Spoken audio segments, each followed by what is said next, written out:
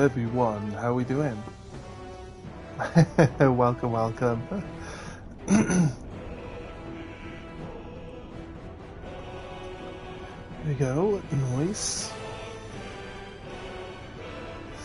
Tap that in. Give me 2 seconds while I set up. We're going to continue.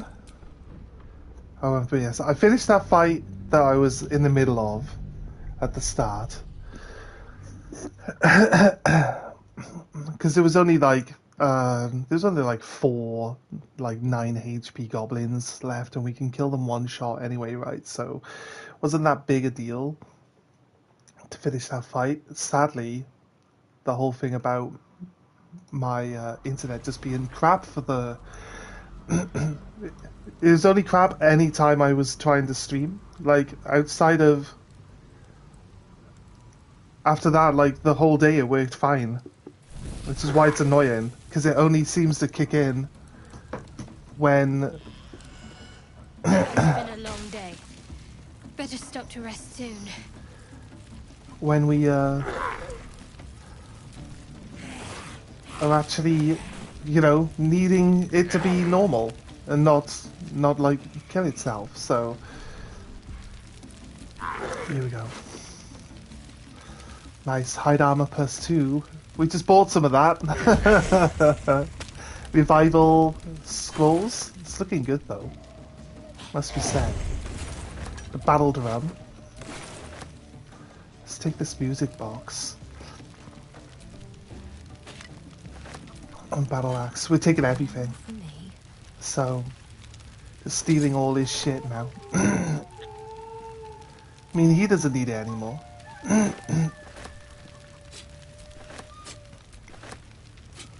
A metal shield, 2 armor, nice. You think the metal shield... I'd assume actually, saying like you think the metal shield would give you more armor than a normal wooden shield, but probably along the lines of how much space it actually covers, instead of just being like what the shield is made out of, right?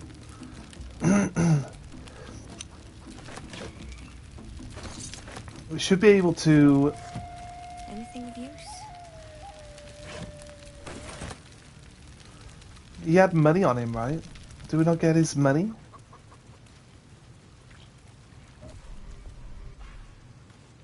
Corolla. She had 300 gold on her. That's the money I paid for the... Did I pay? I don't remember paying for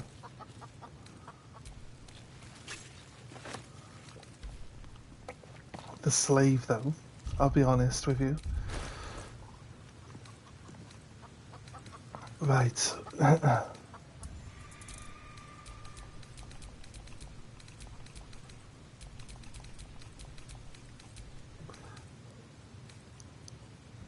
This was enchanted and it's good. Dexterity saving throw checks and checks. Ambushes. Gain +1 bonus to initiative roll. So that's what we were going to give to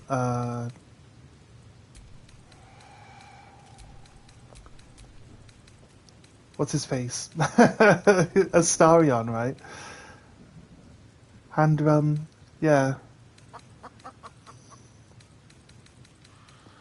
This quest item though,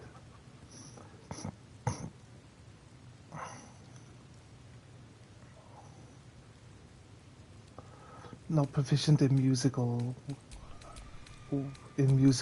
instruments. Right.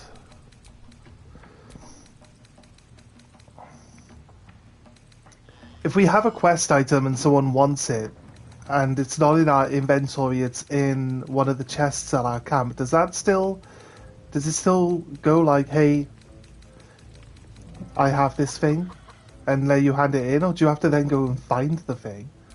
Because, oh shit, I pressed the wrong button. Come on.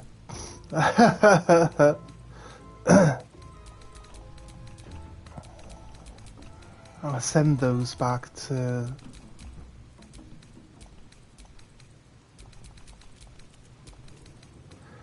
camp as well. Letter from Ethel.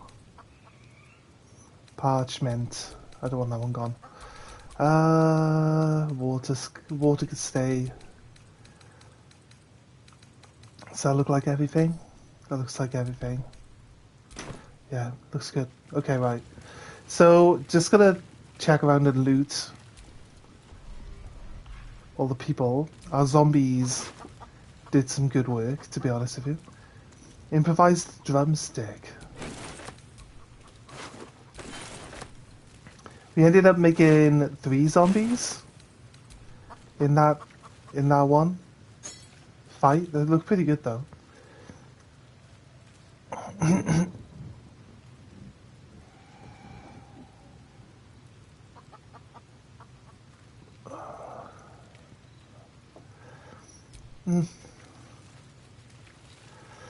You'd think like if you were to use a drum, it would then give you like the extra slot for roasted dwarf belly. I like that you can sell it, but you can't, like, it doesn't count as supplies. Not yet, we're off to the tower. We should at least get to the tower by the end of today's stream, at least. Tin cups.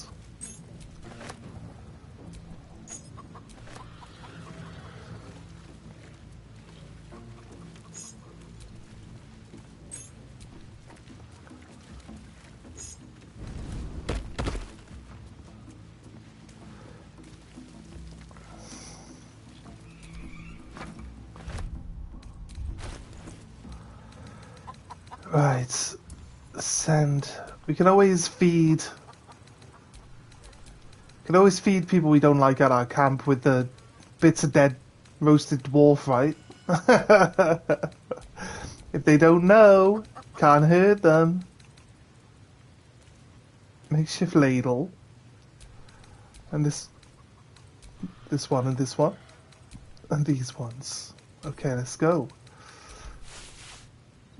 Oh, come on. Why? At least tell me why you don't send it.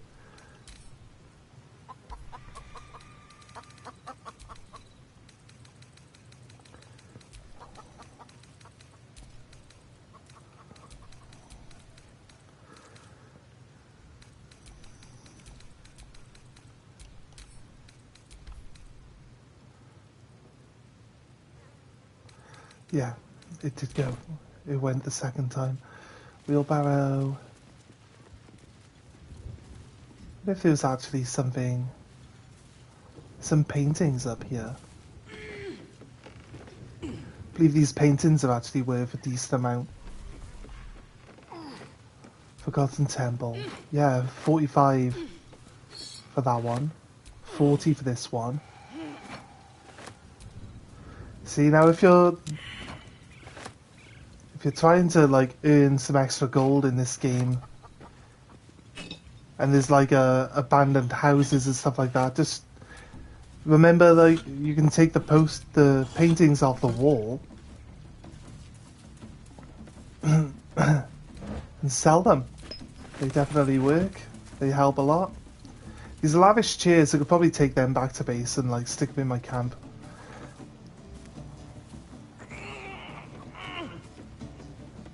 They see the struggle so much. Enough sitting around. Let's go hurt someone. That might be worth a look.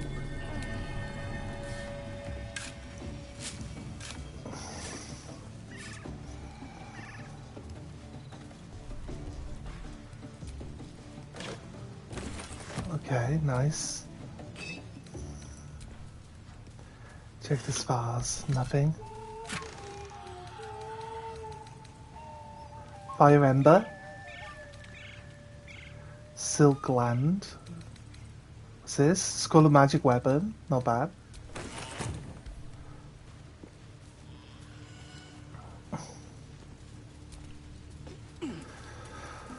Alright. So the goblins. There was a goblin up on top of this like tower bit in the middle. Over here. And when I attacked him, he actually Let's have a look. just like disappeared, right? Just disappeared. It's kind of weird. Didn't quite know why he would just randomly disappear like that, but take it. Large bowl's worth 5. Goblin scimitar, just laying on the floor. Large bottle. Bugs of beer are worth 1 camp supply. I think like they're worth.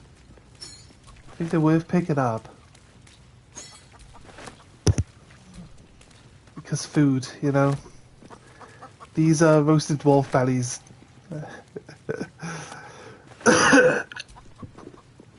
How big was this dwarf? We got like nine pallets of ribs out of him. It's crazy. Wait, all these pieces on the all the pieces on the barbecue. Oh wait, that one says pork leg. This is all pork. We can eat this stuff. We aren't eating dwarf if we grab this stuff. Lice, loads of camp supplies here.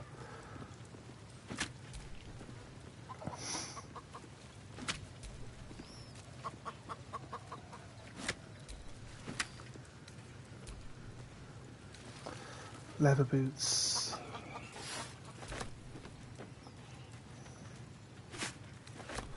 Pile of bones. Nothing. Dwarf belly. See? There's a bit of a dwarf. There's a bit of a dwarf. There's a bit more. There's some more dwarf. Okay, right. The dwarf is still about. Sorry, Breg. You're dead. Sorry, mate. You died. You got exploded. Don't know if that's worse than just dying. If you get exploded, but surely we can tell this chicken that it's safe now. Have talk with animal.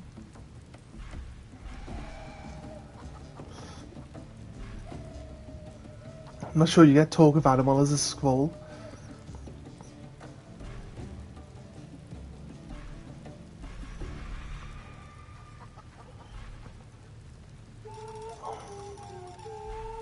No.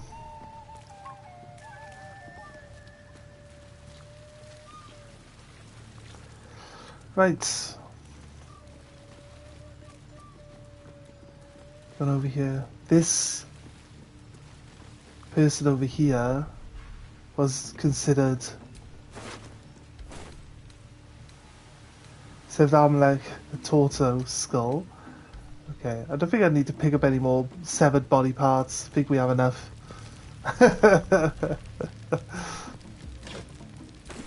Nice. Nice. This goblin over here, did he end up?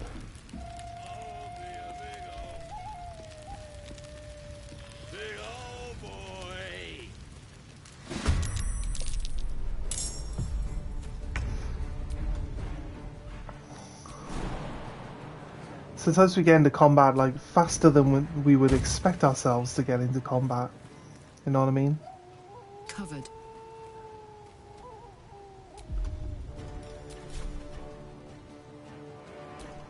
$11 health. Oh. Our first attack. Our first person killed him. Ah, a job for Starion. Open this treasure chest, please. And guidance, go.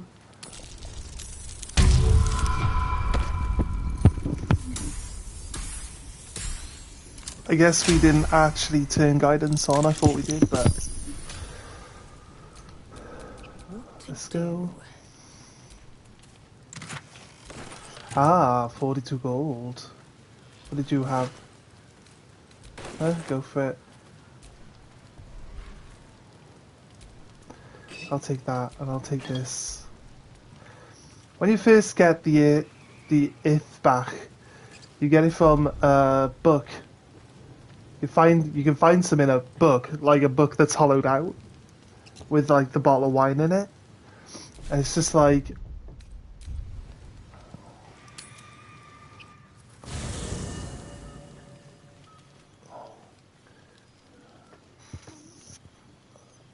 My character's become naked again, okay. It's gonna be tricky. Let's go find us some clothes.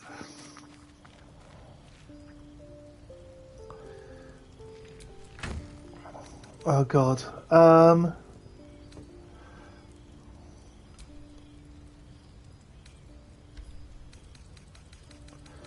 Let's see. Casual clothing should be a bit lower than the armor, right?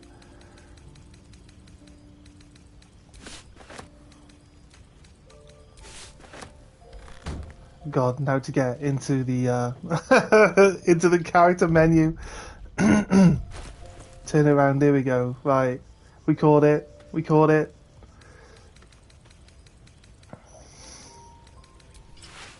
There you go. She got some shoes on now, at least. There we go. There we go. We had some clothing on. Why did it unequip our clothing then? Look, my sandals are still here.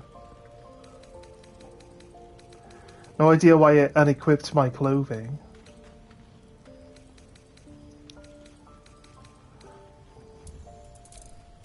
Must be one of those things.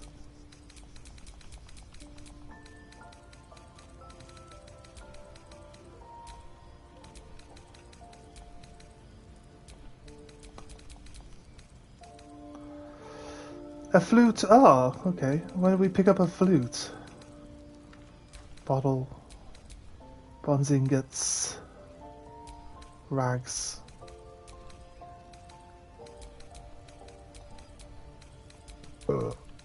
Pardon me.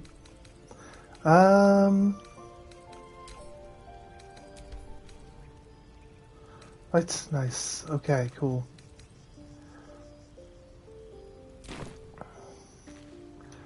Oh god, crisis averted. I'm not naked anymore.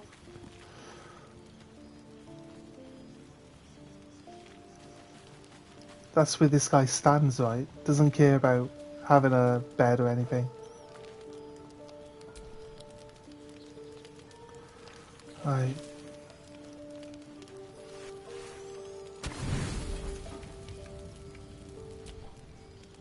Full vest.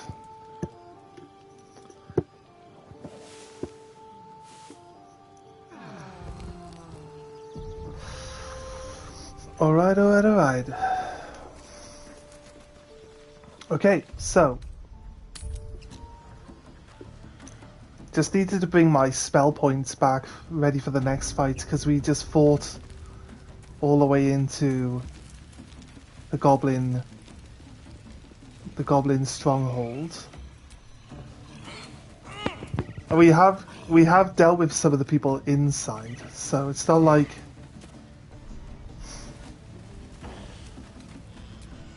grab this. There's something up here. Can we jump?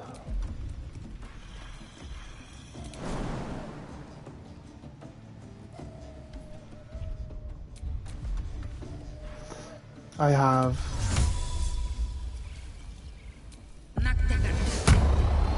this. Oh god. You can just press up on the D-pad to jump. Why? Looks like booze got the better of them. They're practically unconscious. And as per usual, Astarion is literally the only guy that can't make this type of jump. Right, what I'm going to do is split him off. I'm going to try work out if there's like a way of getting him up here.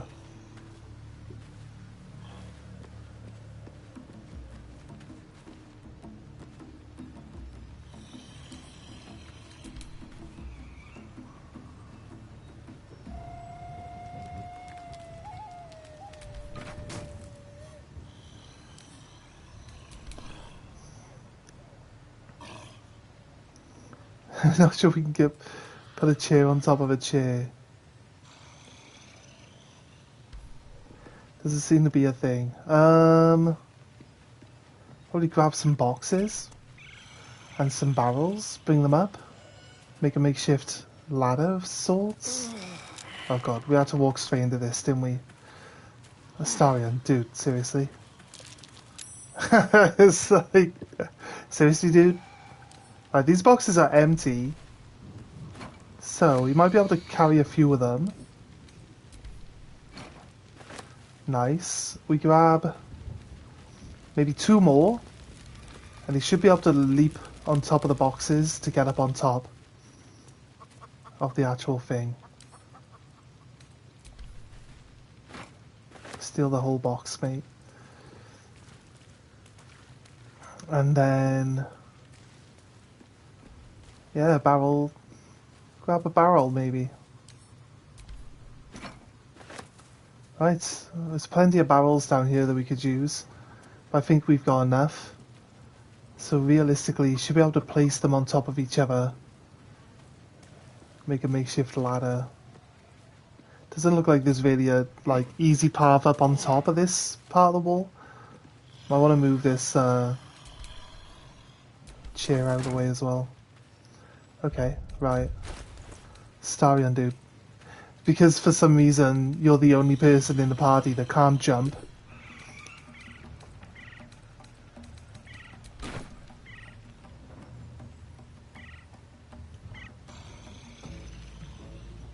Took me ages to learn how to rotate items, so not as intuitive as you might think.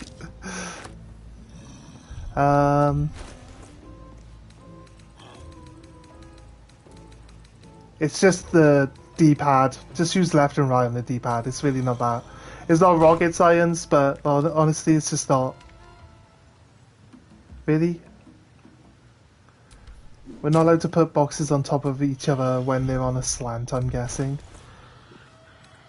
It's not showing me. That noise is the dragon flying around, right? Place in world. Oh wait, we can get it on top. That was a small box. You might be able to jump from there, but I think another box. We bought another one. Might as well place it rather than finding out that we can't jump on top of it. Here, look, see, I can do this. Then we press up on the D-pad. Oh wait, his path is interrupted. What do you mean?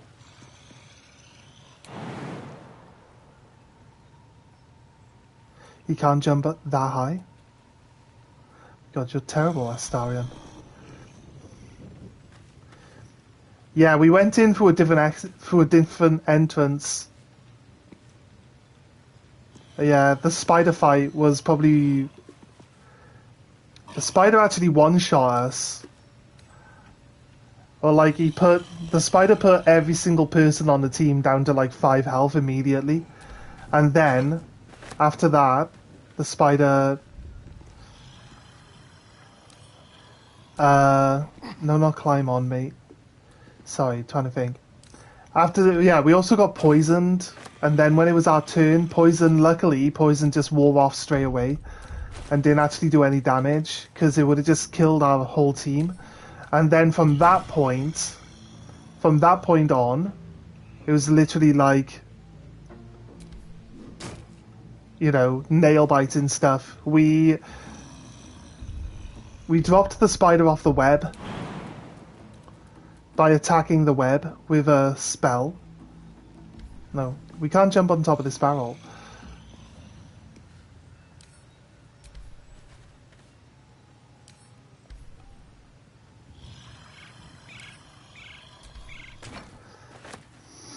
Maybe the barrel's not... Oh god. Let's climb on.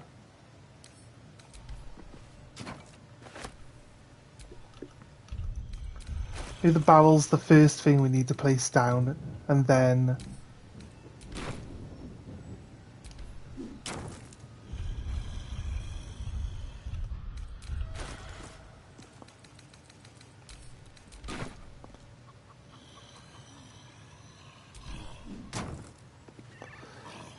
Right.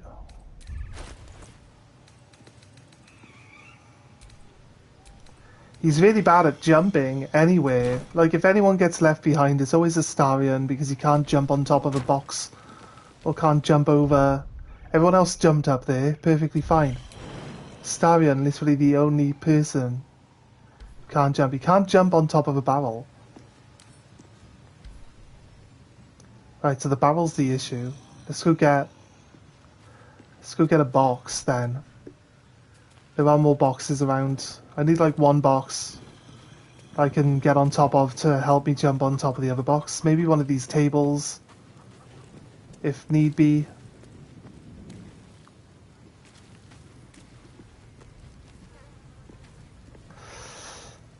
I think you can go around where the chicken chase is. Oh, I reckon.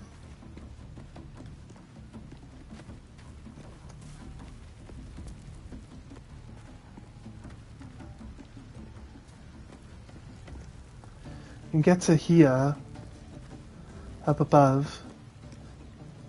Can't jump over that. Maybe there's a... It doesn't look like there's any way up. I don't know, I might be not looking hard enough, but doesn't seem to be a way up. Oh, that is a box. Steel. This? 100 IQ strat, respec Asterion into strength, yeah. I don't think that's 100 IQ strat. I think that's probably... you know what? I kind of use him as my combat guy, so... To be honest with you.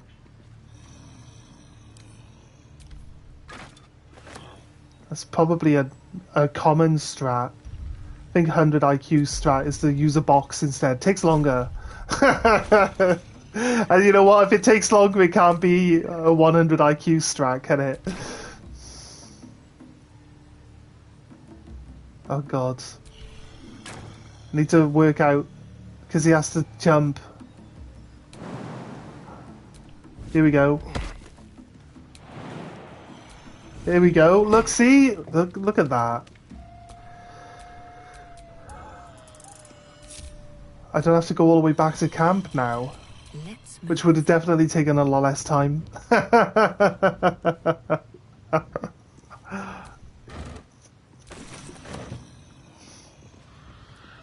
Right, I attacked a goblin that was up here with magic missile, and he just disappeared. So I was kind of like, what's going on with that? Guy just disappeared. The iconic tab name. I'll be honest with you, I was going to change the name, but then I just couldn't think of anything. So I was just like, just keep the same one, it's fine. Keep the starter name. It's our first playthrough, it might as well come across like our first playthrough 100%, right? It's convenient that all this stuff blocks our way, isn't it? Move this basket. And then on the map shows that we can walk over there, but is there any... There's a tiny little hole. If you shrink yourself, you can get in this little hole just here. I don't know if you guys can see that hole that I'm looking at, but...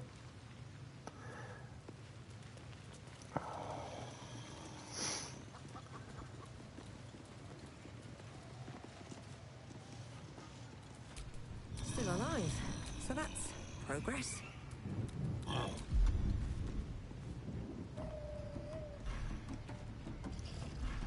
I can never see it when I want to use it. There it is.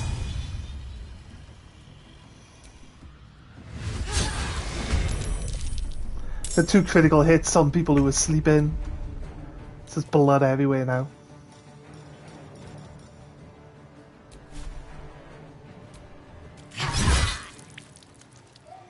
She's so good. Kill this guy. She's raging as well because she just set all the floor on fire. Can't afford to let up. These guys should be disorientated because they just got woke up, right?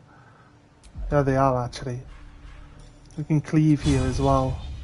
I know she actually has to. I like that you have to move to the right position. The cleave doesn't like automatically move you to where it works best. I guess like that would be annoying though, right? If you crouch before you hit them, I think you get a surprise round where they skip a turn. That would be using your brain. We don't do that around here. Yeah, I have done fights where I've like snuck people round to different positions to start off with. I just like for every fight, I just don't really feel the need for it. You know what I mean? But I get ya. I definitely get ya. See, look, just demolish that guy.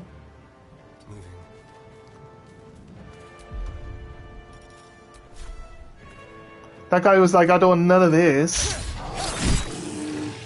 There, see? I thought it was a bit... where are these other two guys hanging around too? See, there's a little hole here, there's a little hole here, so you can like shrink down and like move around through these holes. Oh, there's two guys over there. Right next to an exploding barrel. What a terrible choice.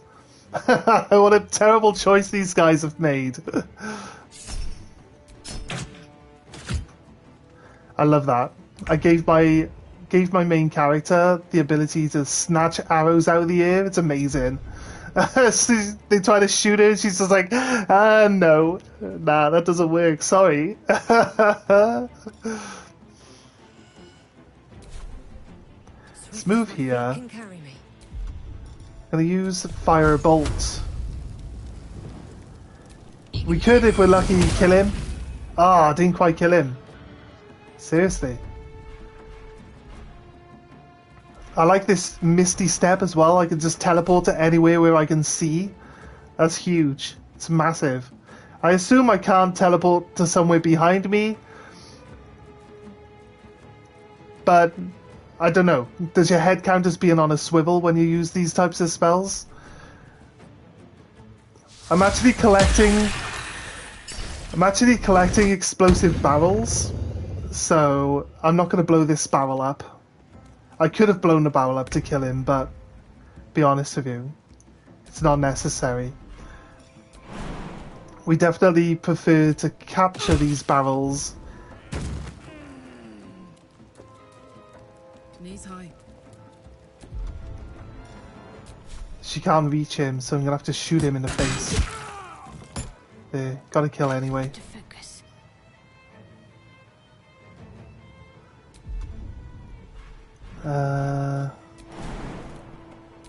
Jump over the flames we put down. Oh wait, no. Have to keep She didn't enrage and put the flames down. She actually... It's a side effect of this sword, isn't it? Like whenever she slaps the ground, she can randomly...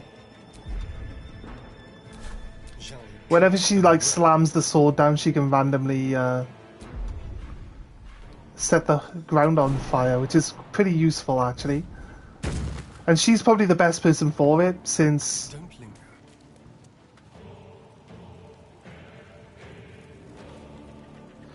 The only reason they have it is because it comes with elves. Ah, I see. Right, you know what? Because I'm always like, why bother using this thing? It's useless. Except 2 to 20 damage nowadays. It's like a one-shot on most of these enemies now, right? Looking ahead. But it's a free magic spell, so for something that's free, if it misses quite often, you know what I mean? I can deal with that because it doesn't cost us any real resources to use it. So if you guys didn't see my defense of the Grove, there's a stream. I think it was day 6. Day 6 or stream part 6 was literally the one that split into 2 because my game crashed. My game crashed when I was talking to the guy Zevlar. When I was talking to Zevlar afterwards, because he decided he wanted to attack me after we killed everyone, and I had to run away from him, and then I had to like give him loads of gold to make him my friend again, but as soon as I gave him all the gold, the game crashed, like it didn't know what was going on or something. And then the game hadn't saved, so we had to do the fight again. And then I decided to utilize my collection of explosive barrels that I'd been saving up. So if you're interested in watching or seeing that, like, I recommend... I did actually make a clip. I could post the clip, the actual clip bit into the chat. It would take me a couple of moments to grab it if you guys are interested. But yeah, or if you go on the Discord, there should be a link to the Discord in the description. Oh no, wait, we're streaming from the PlayStation. I don't think there is a link to the Discord on the PlayStation. There might be. I might have written one out. Just check in the description. If there's a link to Discord and you're interested, I can put clips from streams on there. Any interesting things we do is going to show up on there then, at least. You can keep track of all the fun stuff that you miss. But yeah, we decided to go with a different idea and use up all our explosive barrels. Just to see how quickly we can get the fight done, and oh my god, it's crazy. A bit of a spoiler by telling you what we set up, but still, it was a crazy setup. It took a while to set it up, but it's still fun. So part 6, I think part 6, like, there's like a part 1 and part 2 of part 6. The part 2 one is where we redid it. So, a crude mace.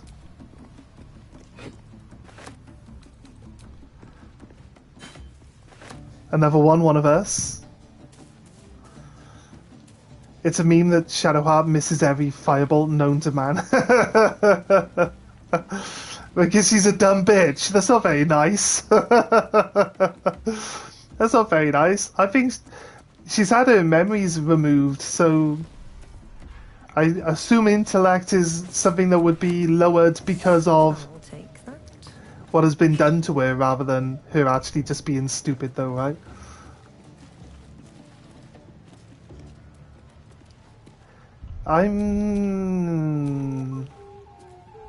There's nothing behind this wall. Oh, is there? Looks like there's a path. It's not very deep, but can we attack this?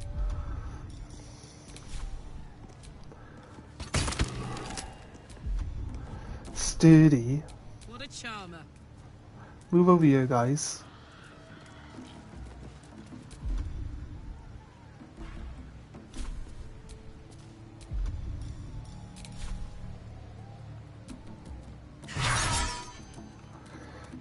I know.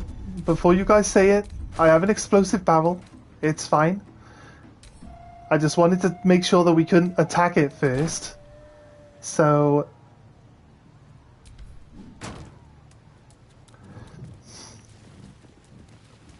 what is her intellect stat? She's had all her memories removed, so whether she's probably got the mind of a child. Whatever comes. Realistically. Intellect 8, yeah. It's... Keep a blade close. Astarion's pretty intelligent, right? It could have. So Astarion's not too bad. But yeah, she's definitely got 8, the lowest. I'll be honest with you though, I built a secondary character that's just completely strength. But this explosion did not damage the wall. Okay, well that's that plan dealt with. I wonder... she's just a golden retriever. Wait, do you think Scratch has higher intellect than the two of those added together?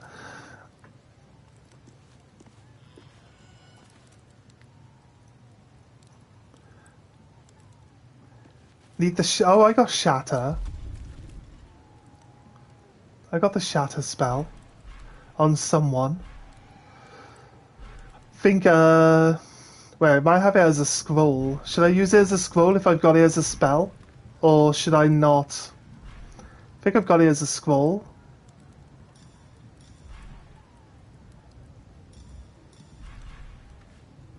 I know what it looks like. It's a skull with like an impact like hit looking on it.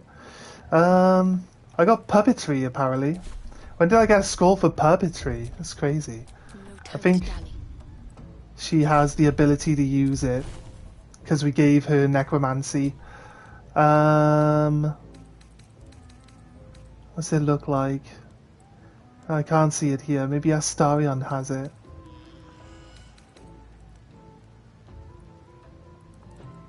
Maybe Astarion then. Someone's got necromancy. He doesn't have any spells. Alright, definitely, right, it's Gale then. It's goddamn Gale. It's a thunder spell? Not a necrotic one? That's fair, if you say so. Yeah, definitely Gale. Gale is, yeah, okay, you remember that we gave Gale necromancy, not ahead. shadow, I'm yeah. listening. And join me. Nothing would give me greater I'm pleasure. 100% sure that I've Which seen varsity someone company am I have stepping in for? Back in the thick of things at last. Oh, how exciting. I'm sure I've seen someone have shatter. And even if Gale doesn't have it, give him a scroll and he can learn it. Yeah, so we could just give Gale all the scrolls now, right? And he can learn all of them.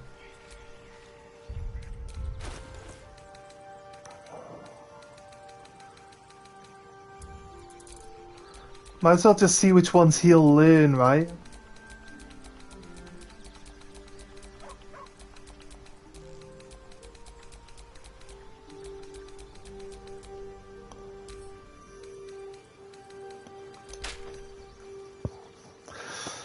Right, then what would we do to learn a spell? Action?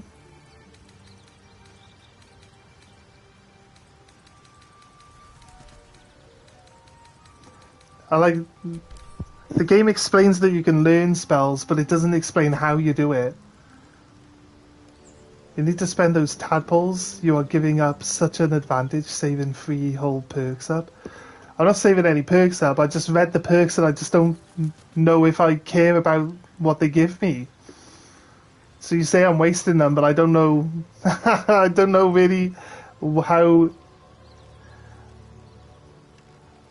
I'm not sure how I want to play my character yet. I feel like we're moving through this game pretty quickly, considering I've been playing it for like 8 days now.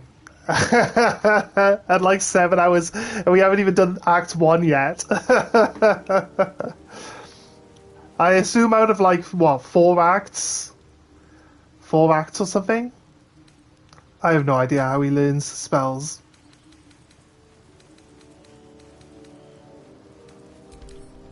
Examine.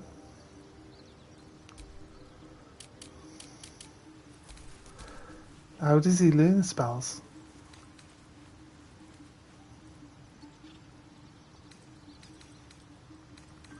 He has a barrel in his inventory. Give it to Karlach.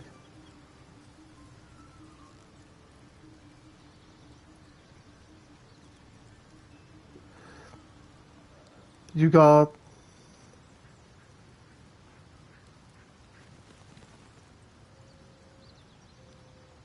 You never really went that... Some scrolls can't learn. Scrolls of aid. It's a miracle, not a spell. Hover over a scroll, he can learn aid. Right.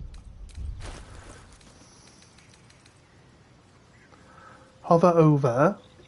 Cast spell. Compare equipment options. Multi-select actions. Long rest.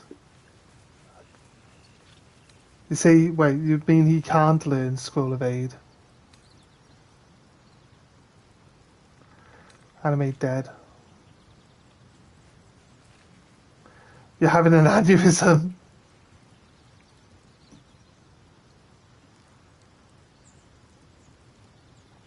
They just said you can't. Did they say you can't? Wait, give me a second, I might have misread it. He can't learn aid, yeah, okay. I misread it. Hover over the scroll. Some of these are like level 1 spells. Like you're saying he can't learn them.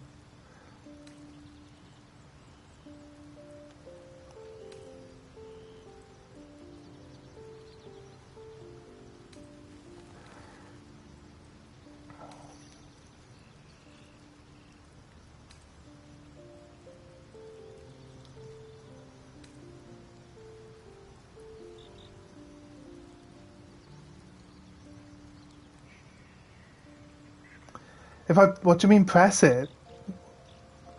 What do you mean press it? There's nothing that says learn spell. Like, what? You telling me to press X and cast? You just DM'd how using a scroll works?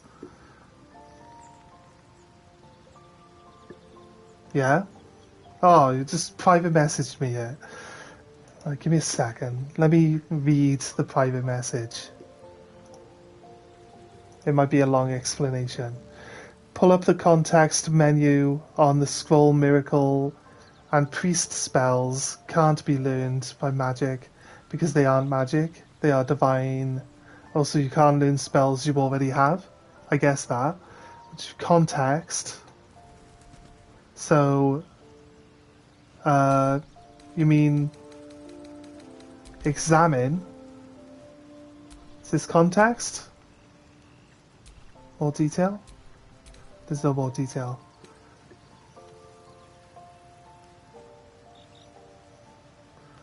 Tooltip on. Just went past it. What do you mean just went past it?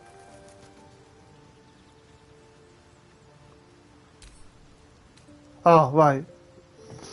Alright. Yeah, I was expecting it would be in this menu, to be honest with you. We just didn't check enough spells to see it. Okay, fair enough. Thank you for guiding me towards working this out. It was probably a lot less problematic than I made it. Right, costs gold though. Does he have to have the gold in his inventory? Right, so we can learn this one because we gave him necromancy, right? Would he be able to learn these spells even if he doesn't have like the type of thing for it? But yeah, right, it tells you you've already learned this spell, look, so if you've got it, at least it still says learn spell. My wizard level is too low. It's expensive, I guess. I guess you wouldn't go around just teaching him every spell, you would just go, like, you just nitpick which ones you want, right? So he learns necromancy for half the normal cost. Ooh, that's good. That's better. Bad RNG. Clicked the only spell he couldn't learn. Yeah, well, imagine that. Imagine that. I'd be like, but you can't learn spells. You see? That's exactly what I was like, wasn't it? So, but you can't learn spells, guys. What are you on about? You can't. Like, literally, any other spell would have told us that he could learn it. I clicked the only spell out of all of them that doesn't have a learn spell section. Alright, we got two. Actually, he's already got this, but there was a second one there. Like, literally every single spell has learn spell on it. The only one that doesn't is this. That's the one we clicked on.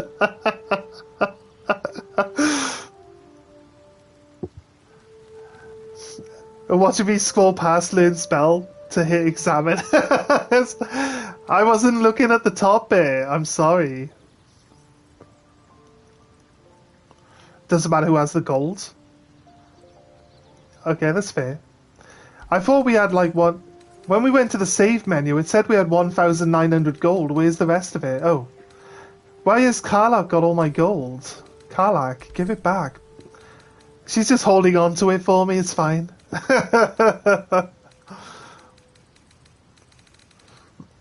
Alright, 1,900 is how much gold we have. Do you think it's worth teaching him all of these spells? Like, it's better to have options, right? And since he's a wizard, I don't have to prepare them. Is that how it works? Like, they're all available all the time? I don't have to prepare them? Because he's a wizard. Actually, there's an easy way of working that out. Just go to his spellbook. No, we do have to prepare them. He might just have more available than Shadow does. Only if you're going to use it. It does make sense, mate. It does make sense that you only really spend your money on the stuff you do have to prep. Yeah, I'm sorry, guys. Might be a little frustrating talking to me sometimes. But I do know how to check some of these things. So, I think this grease spell is really useful. We haven't used it since that one time we used it right at the start when we got it, but I think it's very useful. I think magic missile's pretty great. I like this cloud of daggers. I like that too. He's now got flaming sphere, which looks like it's going to be really, really insanely strong, to be honest with you, since you can move it round and it burns people as it passes over them. Haste looks really good, but I didn't notice Karlak getting like the bonus actions because we've given her the other bonus actions, right? So I didn't notice her getting anything of a massive benefit from this one, so maybe I don't cast it on Karlak because she already takes advantage of gaining bonus actions anyway. So I think it would be better to give it to someone. The extra move distance is pretty nice though. And the extra armor class meant that she was tanking pretty nicely. So, you know what? It's got other benefits to it as well. Yeah, we need Shatter. That's right. Let's prepare a spell. I'm sure. But now I'm looking, we don't have Shatter. Would this one work? Would Thunderwave work? Pushes away all creatures and objects?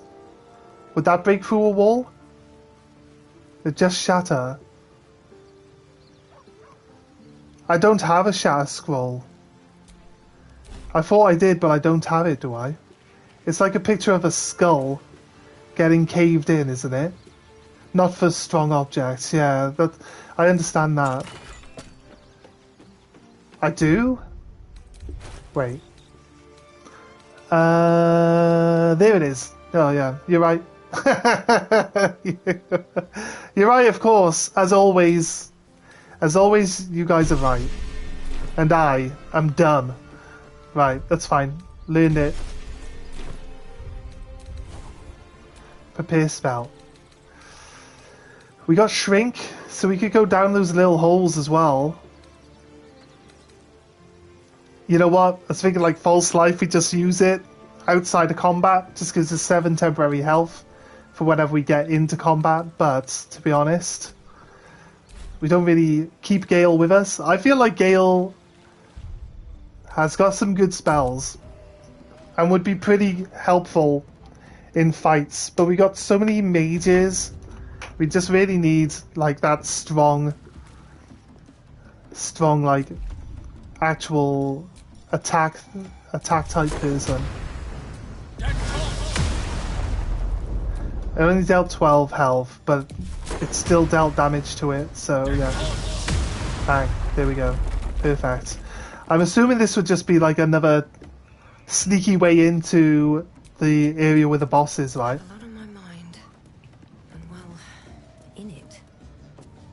It'll wear off outside of combat fast.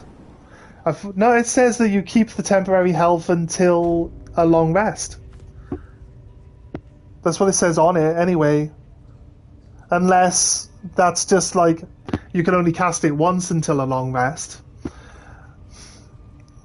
Right, I might not necessarily understand exactly the wording on everything as much as I need to, maybe. You guess they altered the spell?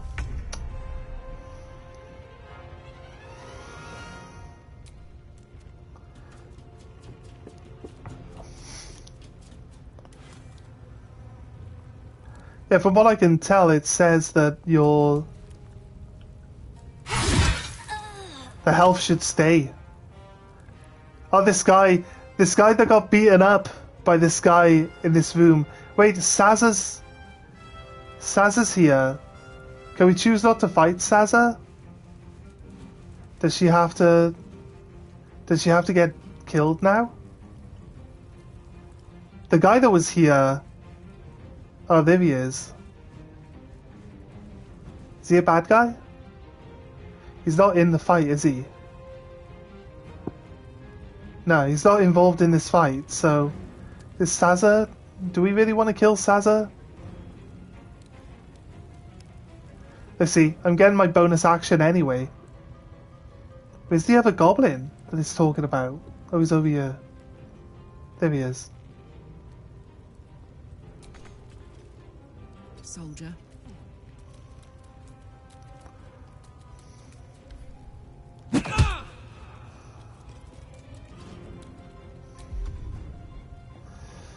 Got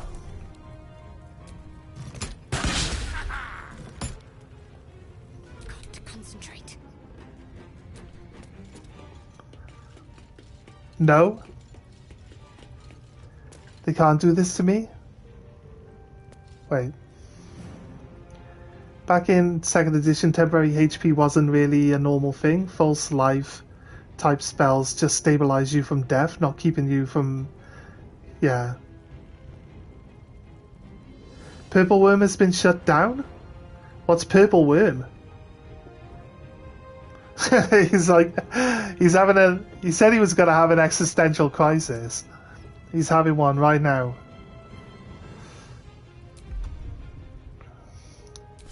I thought we could have... I thought Saza was like a party member.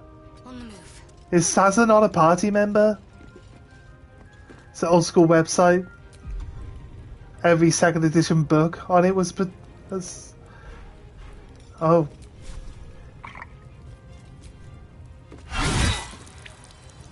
Saza, like, I don't want to kill you, but you attacked me. And I don't know how how to choose not to attack people.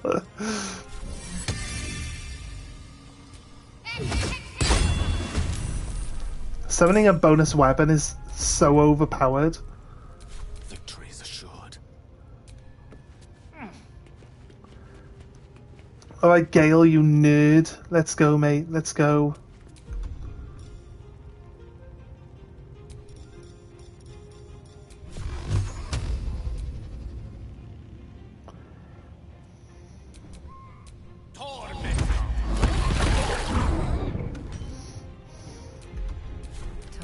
My luck again. Mithara is an optional party member. She's already dead, as you know. Knock her out?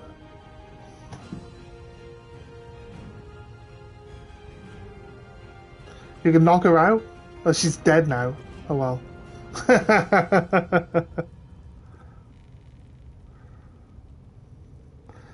Bomb left at the first scroll wheel. Can we... Is Saza supposed to be a party member? Like, I've tried to talk to her before and she just has nothing else to say to me.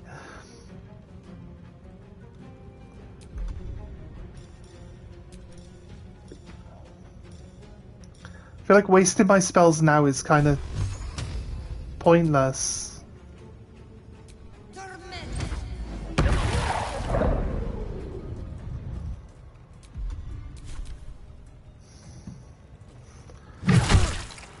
Yeah, I know you mean Saza, yeah.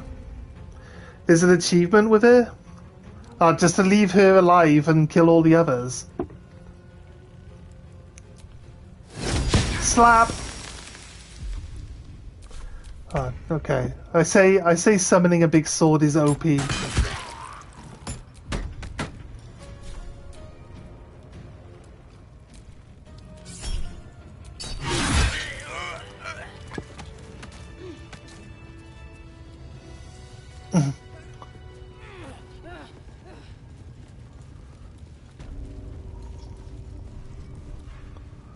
Is a basic poison.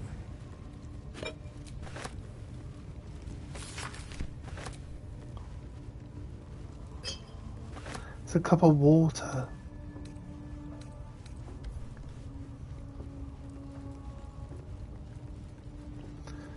Can we get this guy to join us now?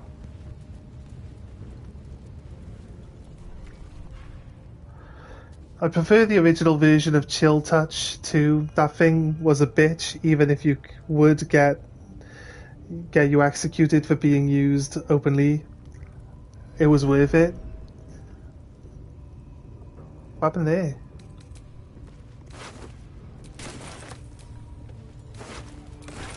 Is that because it's like it's chill touch like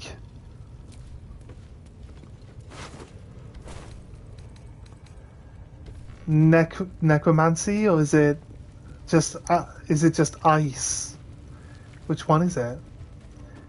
What happens with this dude then? Does this dude just ran off somewhere?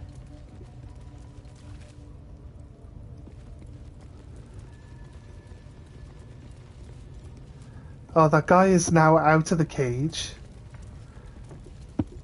Temporarily drains your strength stat in 2nd edition. Every time you get hit by it, you lose strength.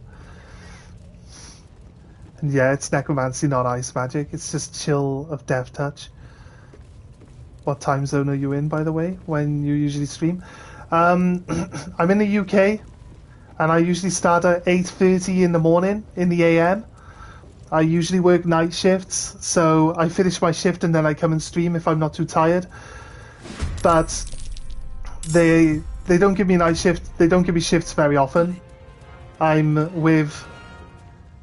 with an agency, so it's not like a guaranteed that I'm going to be working. So most of the time I can stream in the morning, and we can be pretty consistent with it.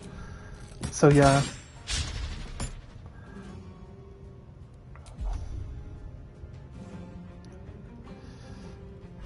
I feel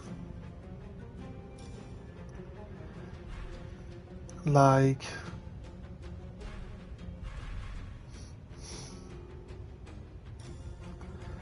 my bonus action. I keep thinking that I'm using something up for my attacks, but I'm not using something up. It's my attack. It's my bonus action becoming a main attack, isn't it? It's 1 AM. Heading there. Was it? What are you, like, East Coast or West Coast in the US? Is it? Possibly. Or Australia. It's not Australia. Australia's not that close to us in time. It's about 12 hours or so for Australia on average.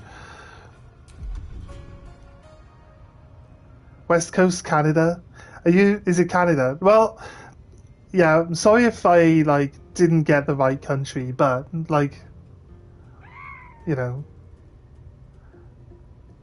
it's ahead by 8 or 9 hours, not behind. I guess you're right. You do, yeah, okay, fair enough. I've been to Australia 3 times, so I should know that you lose half a day when you get off the plane, right? So yeah, I know that. They are ahead. But if it's 12 hours, I'm not really thinking days-wise. I'm thinking just time-wise. They could be, if it's 12 hours, you could say ahead or behind, really. Because they'd be 8 PM there. They're a day ahead, but, it's the same thing, really. Canada and US are PST time zones.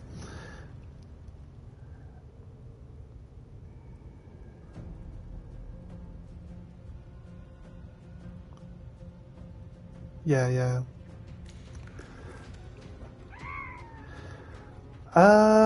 Is that just the west side? Pacific time, right? Is that the west? Because they got 6 hours. There's a 6-hour time difference on the east, right? And there's an 8-hour time difference on the west. In America, right? It's like that. It might not be 2 hours, it might be 3 hours that they have difference. Oh my god, you know what? We've got Gale here, it's so annoying. Out west, that's here. That's where they lose 8 hours. Yeah.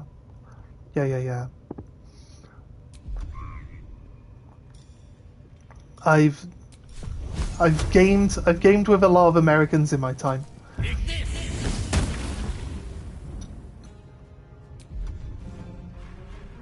So East Coast and West Coast, I've played with people from both regions.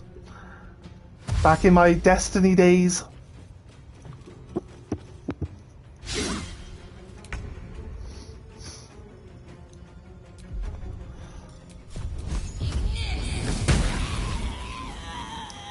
Way to one-shot someone.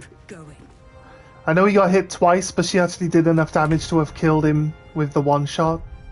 So I'm gonna call it a one-shot.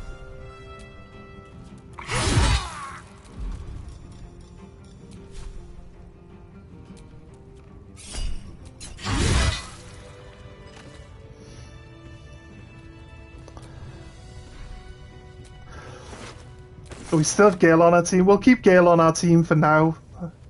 We'll swap back into Astarion if we need to break into anything. Does this orb care about us killing people?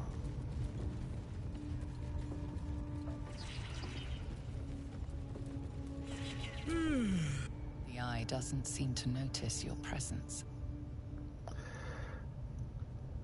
You ruined the joke. I was hoping you'd say it like the song Out West.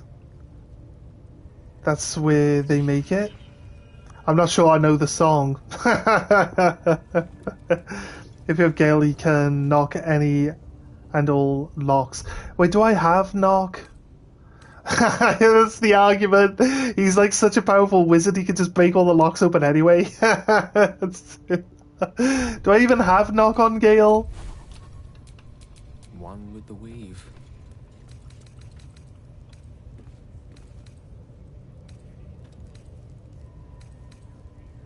He doesn't even have knock, does he?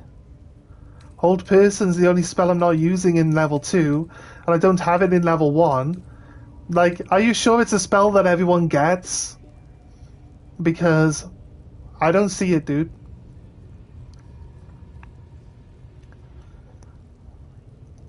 You know what? Right, I'm under the wrong impression. You know where you level up and you pick which spells you want? I'm under the impression that if you don't pick the spells, you can just come into this menu and select them anyway. But if I don't pick the spells, he doesn't learn them, right? You fool! I didn't pick it. I didn't pick it on the level up. I was under the impression that if I don't pick it in the level up, because it makes you assign them, it doesn't make you pick a new spell, it makes you assign a new spell. I was under the impression that they would learn it anyway. So I guess that's on me for not thinking that it was that important.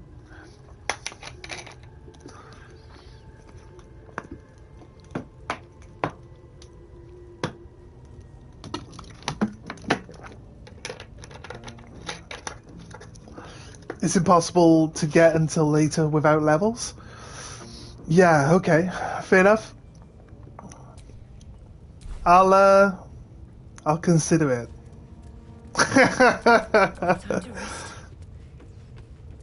I'll have to pick it up, won't I? Because it sounds useful. Although without you guys telling me about it, I wouldn't know to use it, so I kind of like very, very quickly learning things that I would not be using. No, it's already empty. Bottle, stool.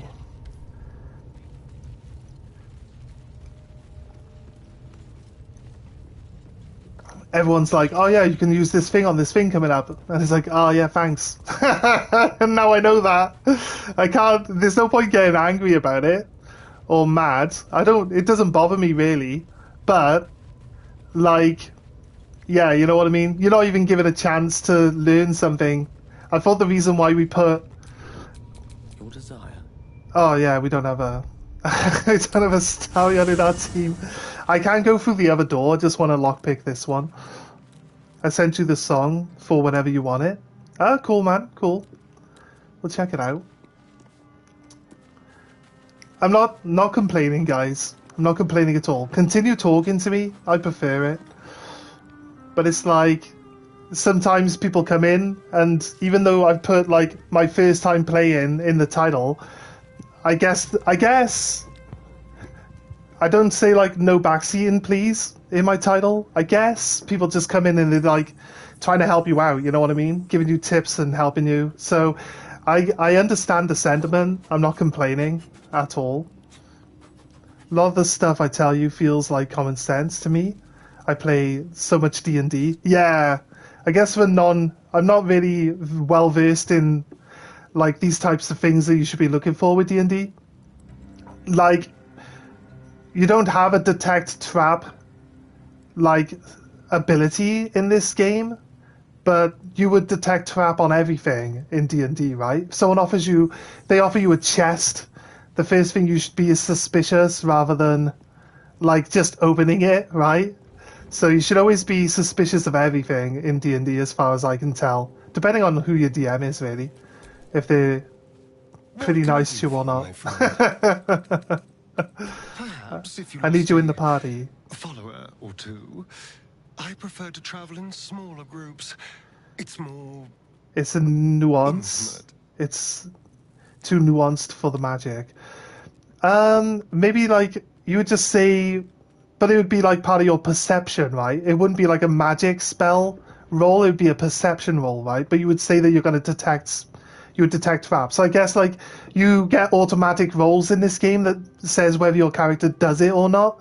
So it's kind of like an auto thing.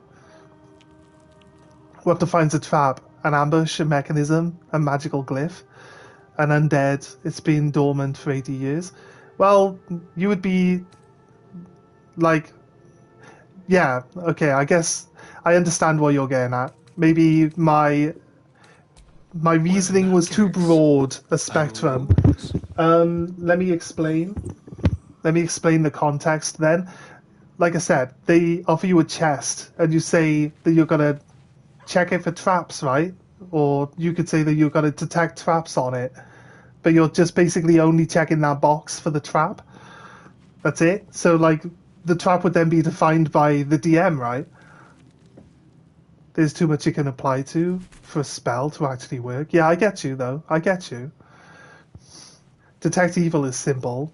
You're detecting anything that's evil. Yeah, that's easy enough. I know what you mean, yeah. Yeah, it's not like a broad spectrum thing. You don't just stand in the middle of the room and just go, detect trap. You would be like, oh, I check the walls of the floors for traps. I check this box for traps. I check the door for traps. Like something specific. Like, you know what I mean?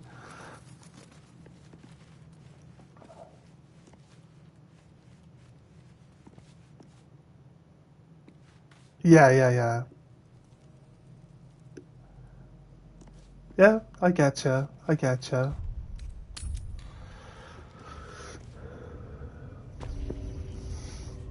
Alright, we could just go through the other door, or we could jump down from above to get through here. But I just wanna... You don't gain any XP for picking the locks though, so there's hardly any reason to do it.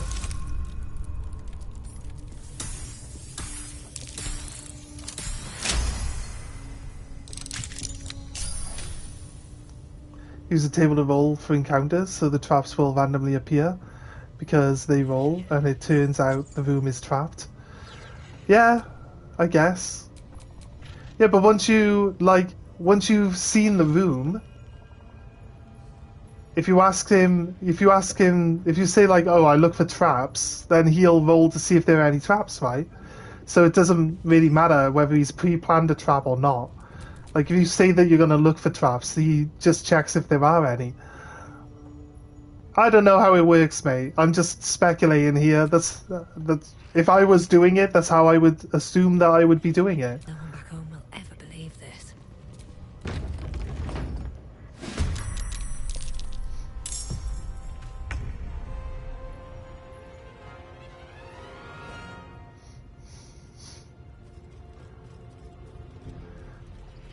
Draw Ragnar. I'm gonna shoot these spiders from up here. They can jump up. They can jump up, right? Are the spiders hostile to the goblins too? Might be worth just shooting a spider again involved in combat. And then having it come up and attack some of the goblins too. Possibly. Unless all the spiders then attack me. In which case I would have to cry, I guess. I guess I would have to cry at that point. We need to get Karlach some sort of jumping skill.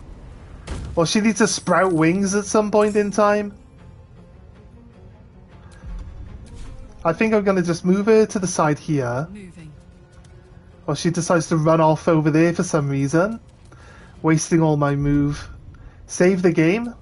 Well, before I get the spiders involved. You're saying.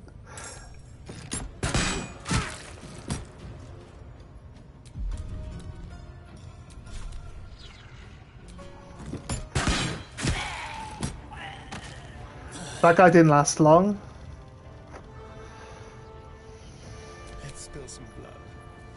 I think we'll be alright. Just like old times.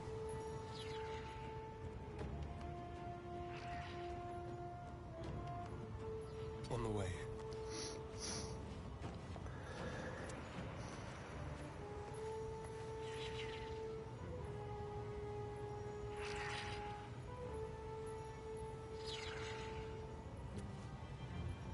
Yeah, that's true. I don't know.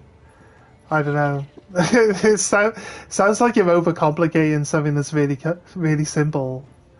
Because every time I'm like, we're just looking for traps, so you're like, yeah, you can look for traps. It's like, yeah, you got to pass your perception roll to see them, though, right?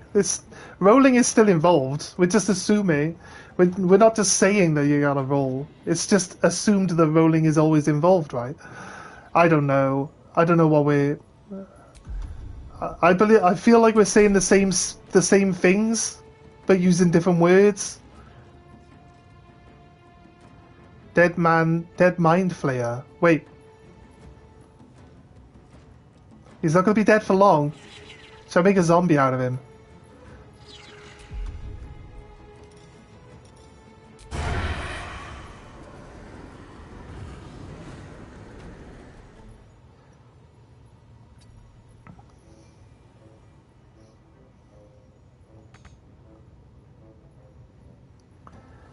I'm ready. Oh, it didn't work. Have to keep going.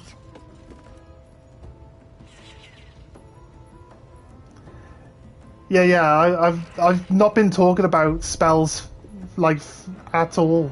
I've not been talking about spells. You keep linking it back to a spell. I'm not talking about spells, mate. I'm just saying looking for traps, like detecting traps. Target's too far. This is a spell. What do you mean? I've got to be like within 5 meters of a corpse to revive it. It doesn't make any sense.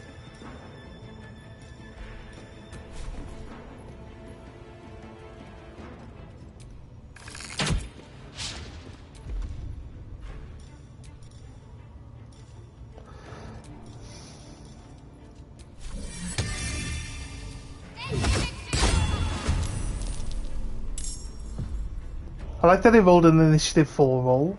It's pretty helpful. Breathing, despite everything.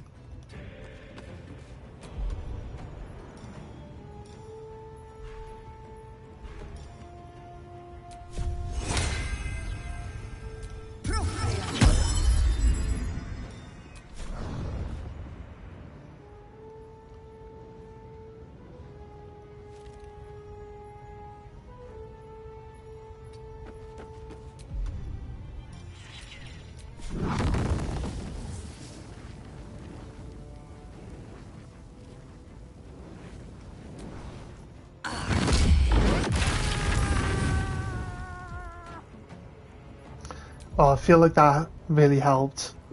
Nearly killed my own summoned sword, though. My own weapon. He threw him. Oh shit. I know what he just did. He dropped us into the spider pit, didn't he?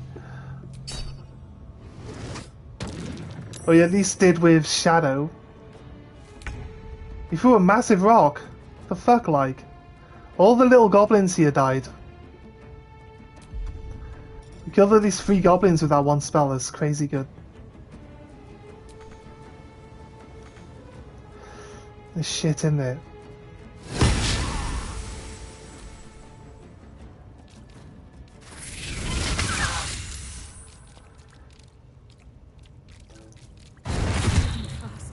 These are not little spiders.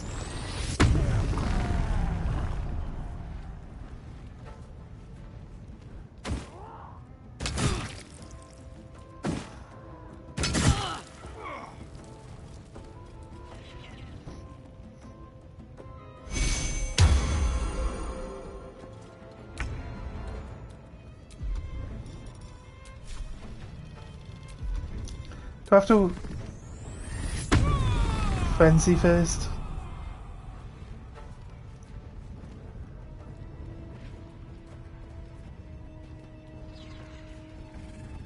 Yeah, shockwave, yeah. Eat it. Why? Wait, why? Someone explain why she just dealt 28 damage to herself. Someone explain that. She might not have dealt 28 damage to herself, because she did get hit with that one arrow just now for 8 damage. But why did she just do 20 damage to herself? Why is it every time I get into combat with people, they're like, nope, I'm gonna kill myself. I'm gonna kill myself half of my health points now. Thanks for playing. We haven't lost a single fight yet, but honestly, starting to like really wonder how you can get through some later fights if like all the time you're gonna just be taking damage when you attack people for no reason whatsoever. Critical miss, nice, thanks dude. Thanks for that, really appreciate it. It's not, because Shadow does it as well. Shadow kills herself when she attacks as well.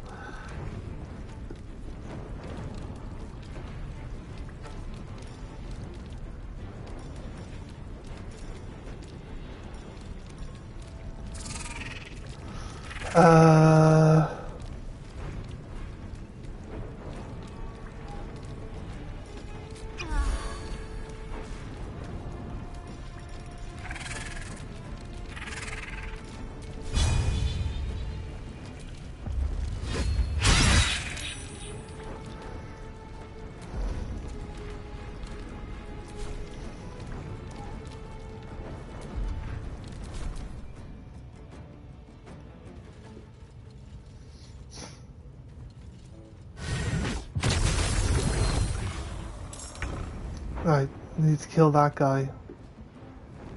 How much health have you got? 15?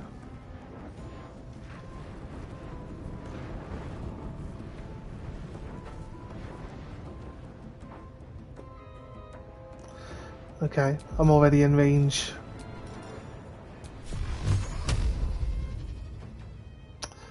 I'm not allowed to fucking move. It's fucking typical. Right.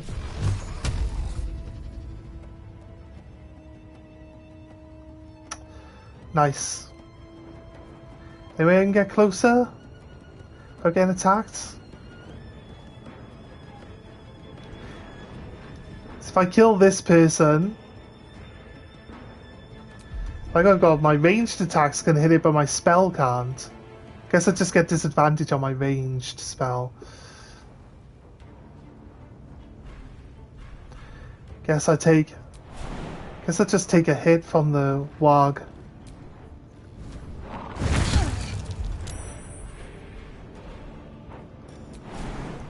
I can't use darkness because then I've just wasted my turn.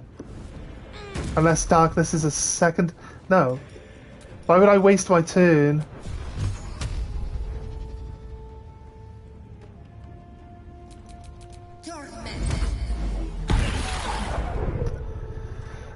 Typical. The spell does the least amount of fucking damage you can possibly fucking do, as per usual.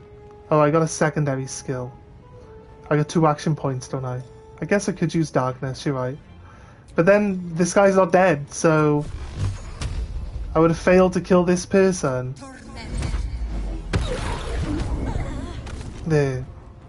2 things killed. I start supporting Shadow from up here now. With my main character.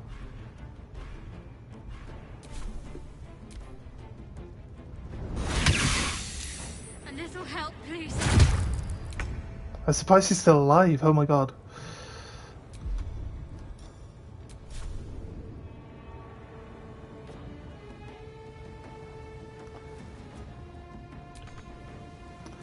Oh, why give me a circle that it can't move to? Come on, game. Why is it a... Oh, you might as well resummon it, right? If they move away from it, you might as well resummon the weapon. Because it's useless. If it's got to chase people, it's useless. Its movement range is so bad. And it's got an ability where it can fly, but it uses all of its movement to do it, and it doesn't go any further than it can just move to anyway. So what's the point of the fly ability? So it can go up instead of around, I guess. But still, it'll just say, I don't have the movement for that, and not let you do it anyway. It's just obsolete. Don't get me wrong, I think it's a good skill.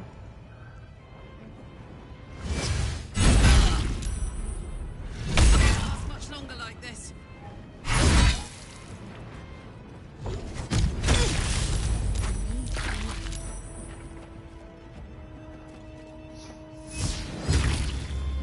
One damage. Oh, wait. Wait. Okay. I've got a plan.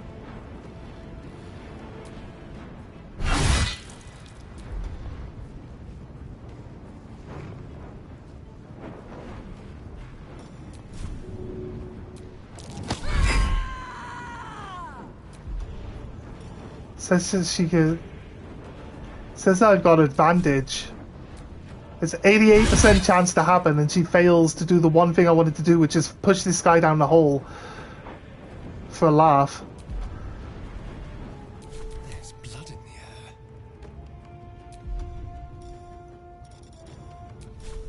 Make it hurt.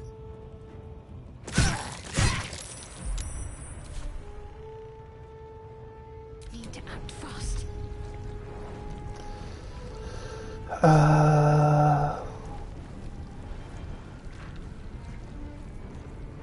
The fuck is this? Oh, it's me. Why am I down there? Wait, why am I down here? Why am I down here? What happened?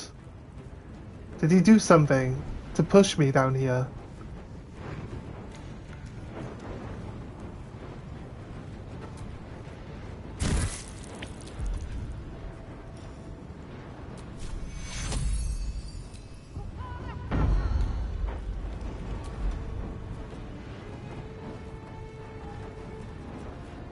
Repulsor? Right, I only saw that it failed to push, Karlach away. I didn't see that it pushed me down the hole. That really doesn't help. Alright. So is this being pushed? Okay, I guess. That's a random weird skill for him to randomly have. I guess. Since they had this giant pit with some spiders in it, it kind of makes sense that he would have something that would stop you from throwing him down the hole. So I guess. I guess it kind of makes sense.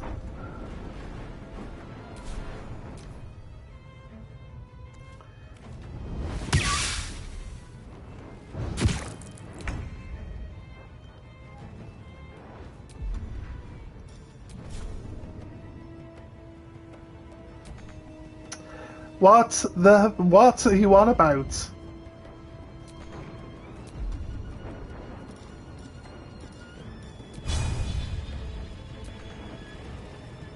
It's never got enough movement.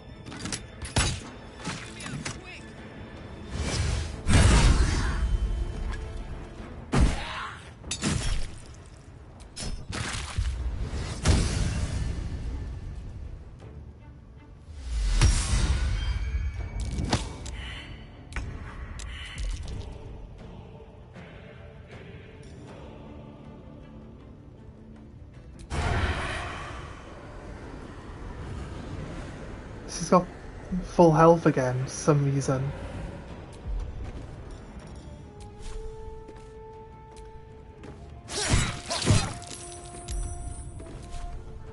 I really hate that his basic action brings in his secondary as well, because I want to do something else.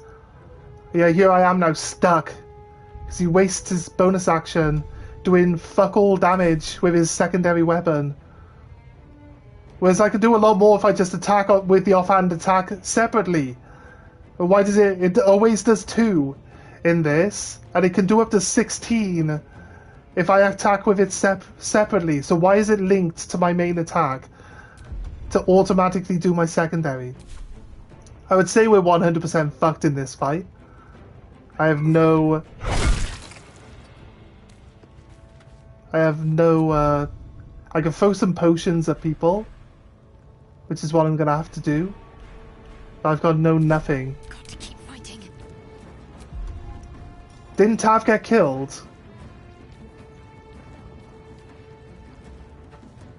I thought Tav died because it offered me the ability to block the attack, but then it didn't let us block the attack. Question is, if I use Bane, then I'm not killing the spider. If I attack the spider, I'm also generally not killing the spider, but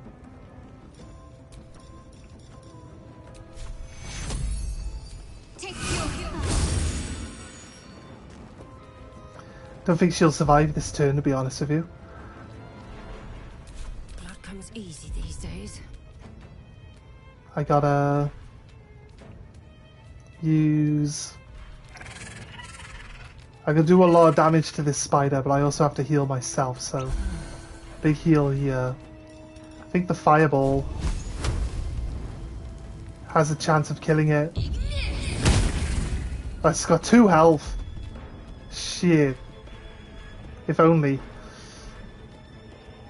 It's close though, right?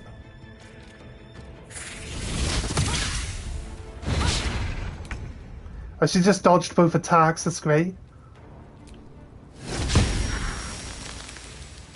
It'd be nice if this weapon actually did something, but...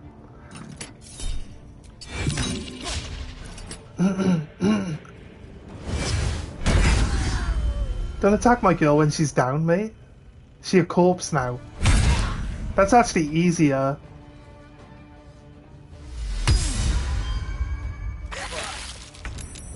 Well, I'm not sure if it's easier as such, but now I can use a revive person skill.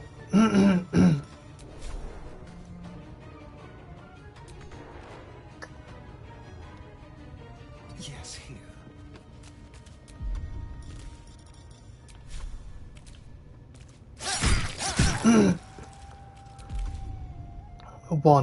One damage. One damage. One damage. Why have secondary offhand attack if he's gonna waste his secondary action when you do his main action? What's the point? And he wastes it because it does no fucking damage.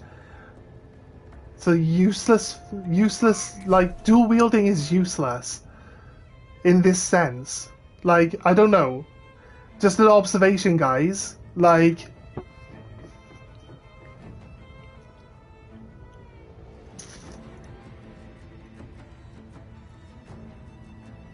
No, I never get advantage when I'm above them. It doesn't make any difference.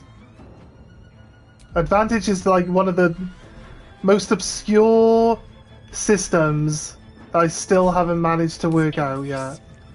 Just being in base to base doesn't make any difference. Tav has a turn. I feel like I should just double heal, and Tav can use magic missile. Take you.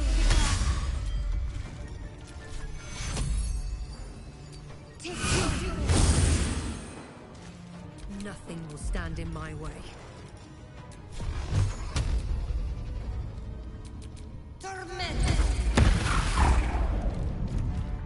And Tav like nearly half killed the other spider as well. So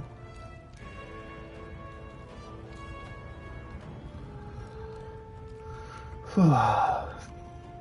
not looking so bad actually.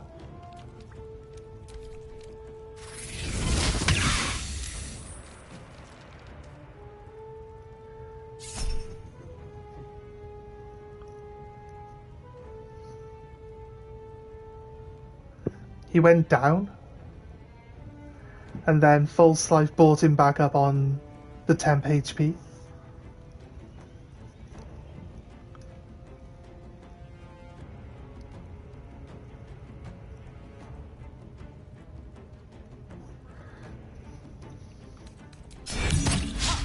Rupture is what's causing her to bleed every turn, right?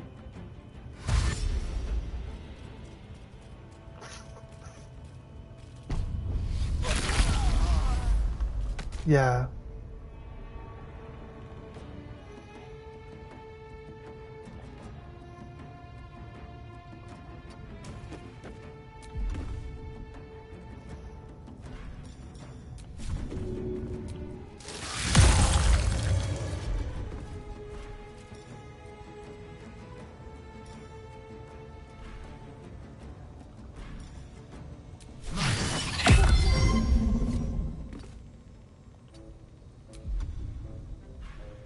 A Blade Ward is something that you automatically cast on yourself. Okay.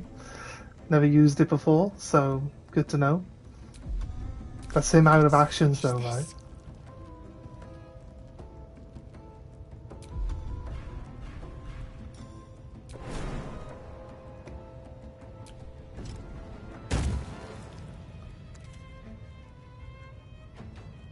Moving.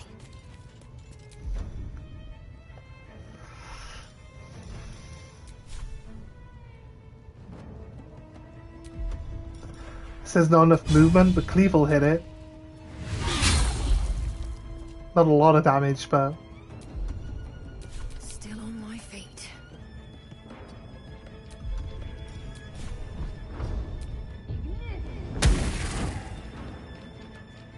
it's on 1 HP. The game just doesn't like letting me get my HP done. With haste. Right, if I use Githyanki jump, I might be able to jump out of this hole. So I think I might be able to just jump straight out, and then I'll use Cold Shadowheart to necromancy this guy maybe into a zombie.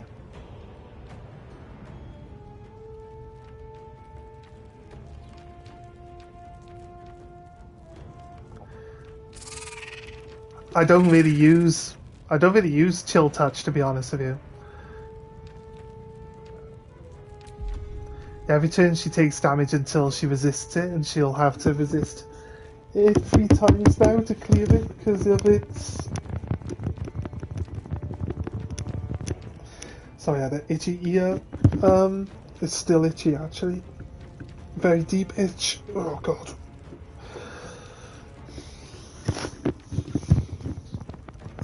False Life brought Tav back is what you're saying. My character did die. I thought my character was dead, and then they weren't. It's like, wait, what? I'm not dead? Yeah,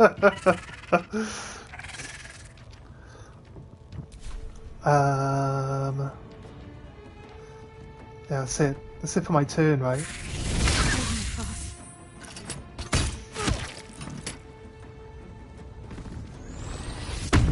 Reactivating his rage.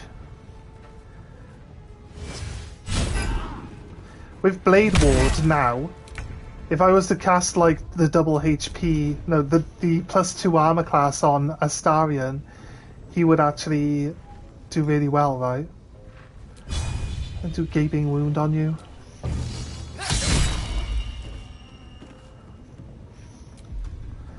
And then double ones.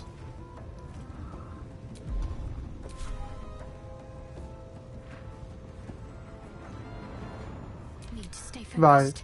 I thought you said that they can have different status effects from different people.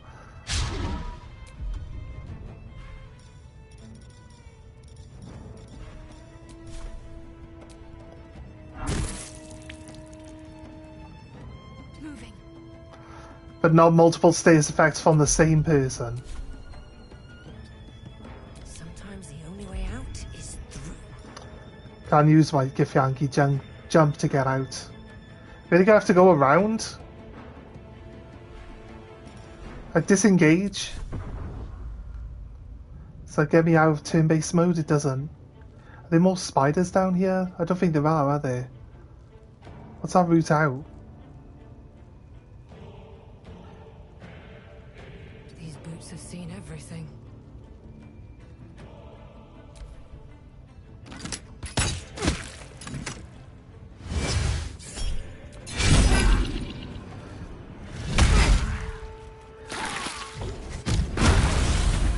Oh, he just killed himself. He just killed himself. He just killed himself, guys. I guess we're not getting any loot from his body, but he just killed himself. Well, that's one way of being the boss, I guess. We just Dark Souled that guy right off the cliff. Yeah, I know, it's not my fault though. He did that to himself.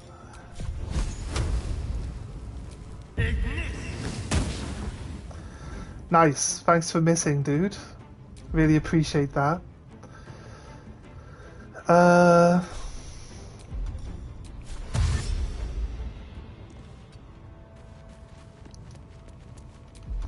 Gave him an item that gives him a bonus jump after he's done a run.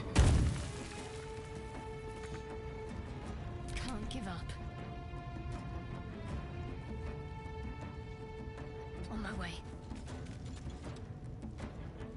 If we flee combat, they go back to camp, but that's not what we want, is Can't it? even catch my breath. Wonder if the gods are watching me. I should have the key for this door, so...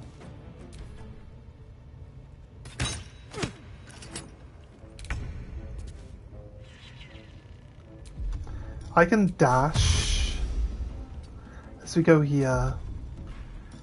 Oh, the jump is not a bonus now, randomly?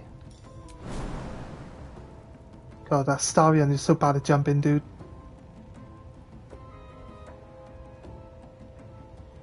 Well, you can't even jump over this tiny gap. Dude, you're useless. We didn't bring any boxes with us to climb on top of.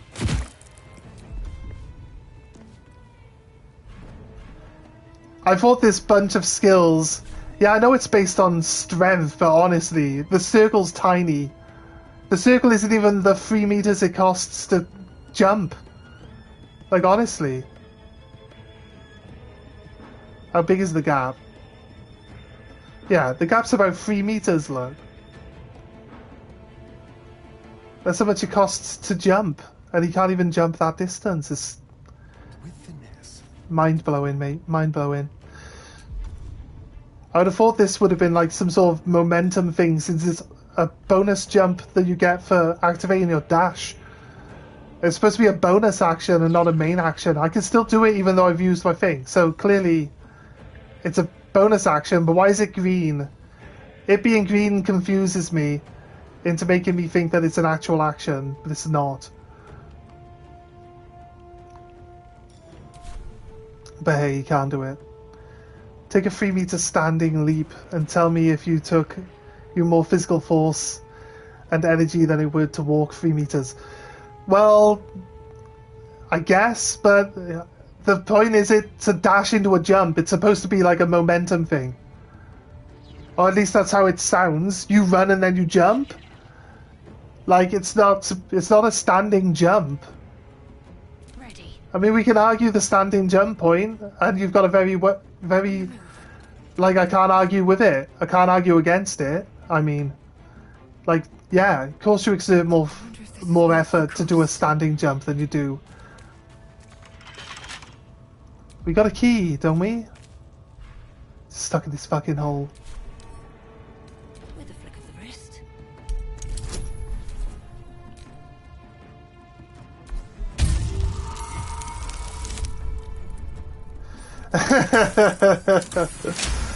I activated. Yeah, it takes time to activate these two separate things, though, right? Come on, like, honestly, it's like D&D. Like, you're gonna say, if someone says they're gonna run and jump, you're gonna assume that they've stopped moving in between the two actions, are you? What happened there? Combat ended? The guy fled? This is what I wanted, to be able to move my character freely so we can get back into it.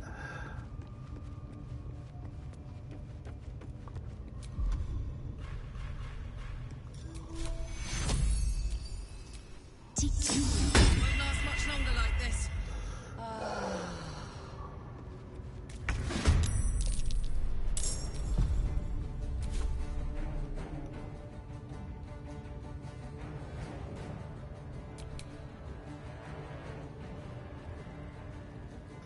Heading there.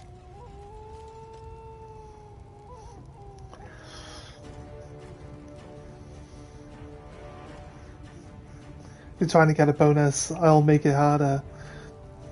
Like, yeah, you can run and jump, but I'll make you take a saving roll to not end up hurting yourself in the process. Baldur's Gate is a video game. There's a limit to the nuance. I can't make up rules like that on the fly.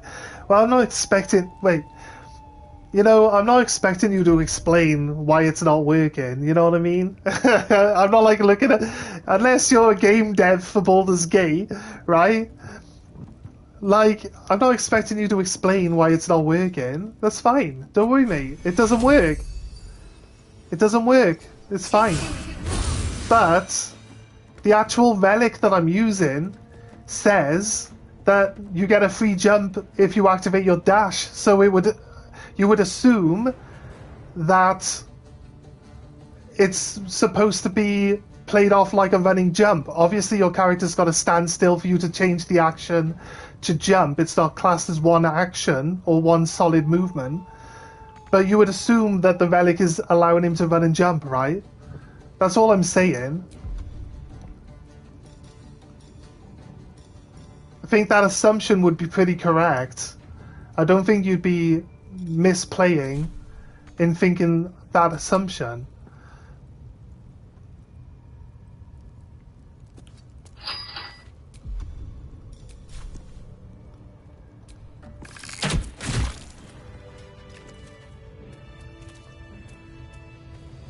Yeah, I get you. I know what you mean. I know what you mean. But yeah, D&D, mind, you're supposed to just use your imagination a little bit. So we're going to just imagine...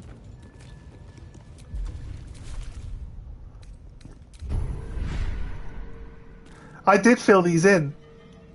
If you remember, I did fill them in. We took Consecrated Blast. But then the game crashed, right? The game crashed. And then we didn't refill them back in. That's all that is. I took Psionic Backlash as well. If you remember, we used it. We used these in the... It didn't tell me what that was doing. It kept telling me what this one was doing when I was looking at that one. Oh, this is the one where you automatically kill them if they're less than 4 health points. But it's not 4, it's 1, 2, 3, 4, 5, 6. Automatically die if they go below 6 HP now. So I can actually use my spell, my multi-hit spell that never misses. I can actually use that to just knock them to a certain degree of HP, and they should automatically die now. I can keep going a little longer. Rather than me having to waste my whole spell on them. So that's cool. That's cool. I guess this Mind Flayer is here we can talk to him, possibly? If we try to talk to the Mind Flayer, is he going to be able to try resurrect himself fully? Or even try eat my brain while he's dead? Wondering. Could get Gale back and have a little talk to this Mind Flayer, I reckon. Why he's here and why he's dead.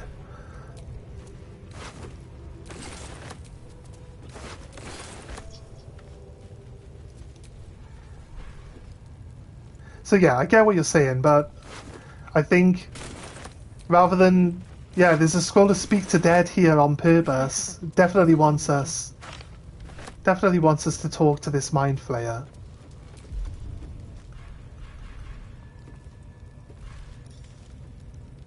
I've got an amulet for it.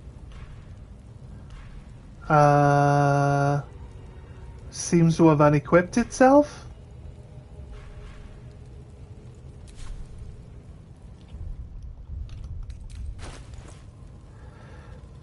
Yeah, for some reason. My necklace has unequipped itself.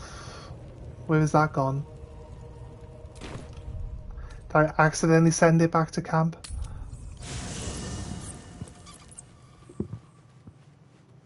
The Mind Flayer's not going to be able to, like, do something to resurrect himself? I don't know what type of powers they have. Psychic powers. I'd have thought bringing him back so you could talk to him might allow him to use his psychic powers. Could possibly even push his mind onto another entity, like puppetry and another entity.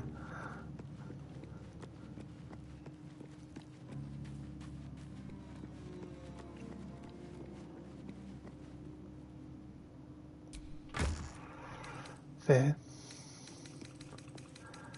Where's my necklace gone?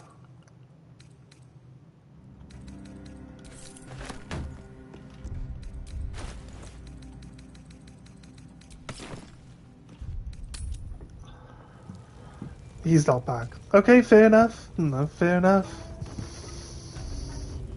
Just, using my imagination here, just talking out loud. You shoot me down all you want, it's fine. As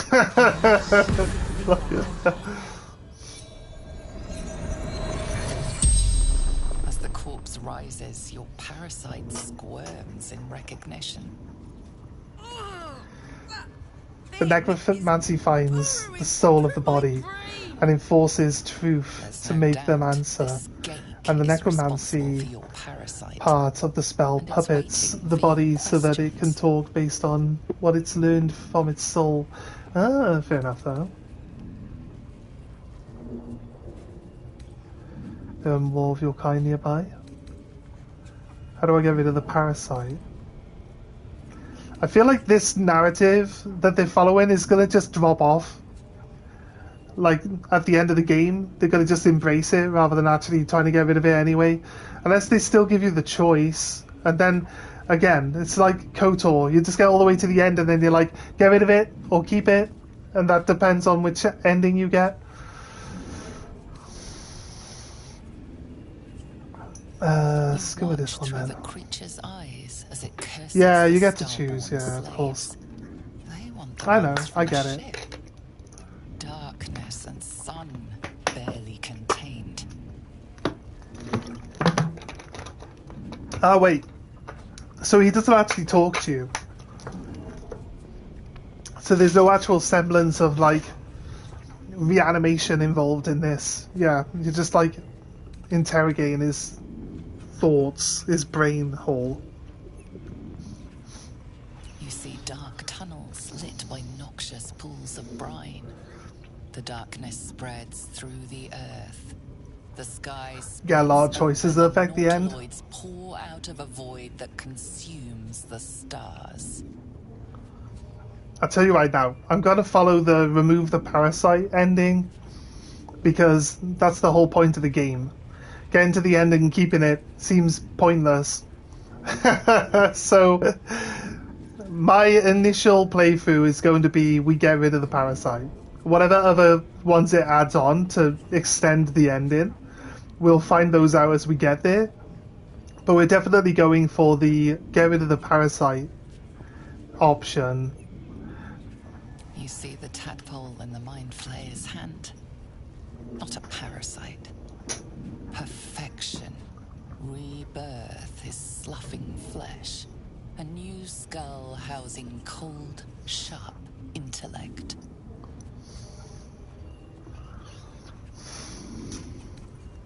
Dark, empty pods flicker across your vision. They demand new flesh. It's one of the reasons necromancy is always considered an evil school of magic. It desecrates soul and body alike and uses negative energy.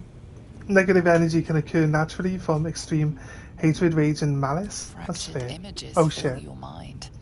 Curved drow blades, crude goblin torches, gnoll teeth dripping blood. You see other mind flayers arranged in a serene circle. Absolute unity. Absolute power. The gate's corpse twitches and collapses again. It will speak no more. Right.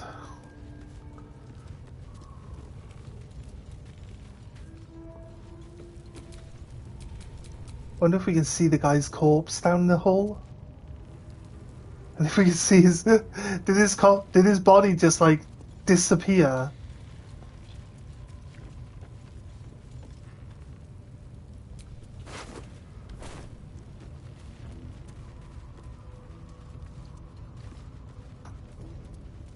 A half-dead one in D&D could wipe this fortress. A half-dead mind flayer. You think... Are they nerfed in this, then? If they use psionics to talk directly to your brain, like, there's not gonna be any goblins that can resist that, right? So I could definitely see that being a thing, 100%. Massively nerfed, yeah. Like, what that we've come across so far could possibly withstand, like, something using brain power to control and manipulate you? Nothing so far, right?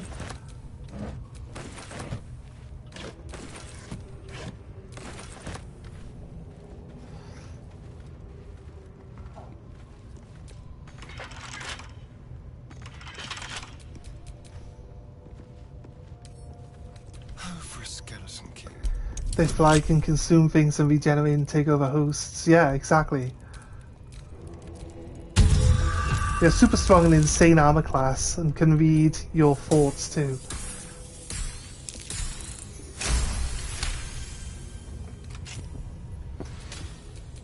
No one stopped me yet.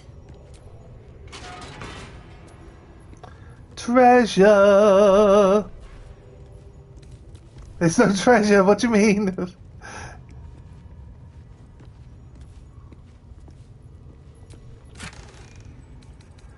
Oof.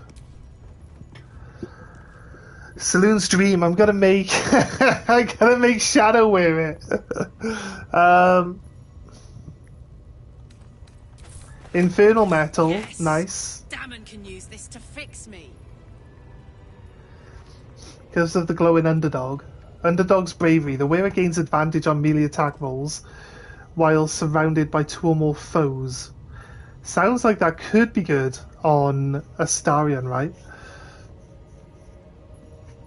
He gets +1 on strength saving rolls, which could be pretty good since he has, like, no real strength. Right, so a +1 could be pretty nice to go against his -1. But I think we've already got a set of gloves on him that we're actually using that has something on it. Swift Strides. When a wearer dashes, it takes a similar action during combat. They gain momentum for 3 turns. Your best of reinforcing your best stats, not your weakest. It's a fair point. It's a fair point from someone who's more experienced than I am, so... Oh, this is counting all of the treasure chests as one pile of boxes. Oh, I'm over encumbered, right? I remember. I was just gonna be like, why am I walking so slowly? How heavy is gold? Gold isn't actually that heavy, surprisingly. This game seems to think gold isn't very heavy.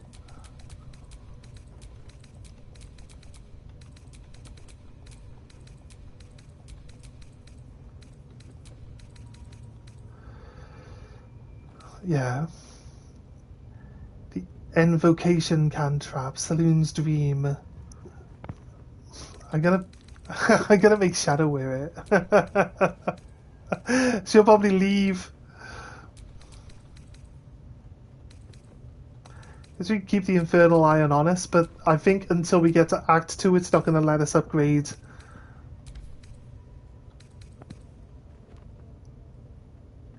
Put you to sleep and you heal. I was just gonna make her wear it because it's a saloon artifact. And not really because, like, of what it does, but yeah, thanks for letting me know what it does. I kind of like this lesser restoration, though, as being the item that she's using. I was just gonna put it on her to just see if she goes, no, I'm not wearing that. Fuck you. That's basically it. That's all I was gonna put it on her for.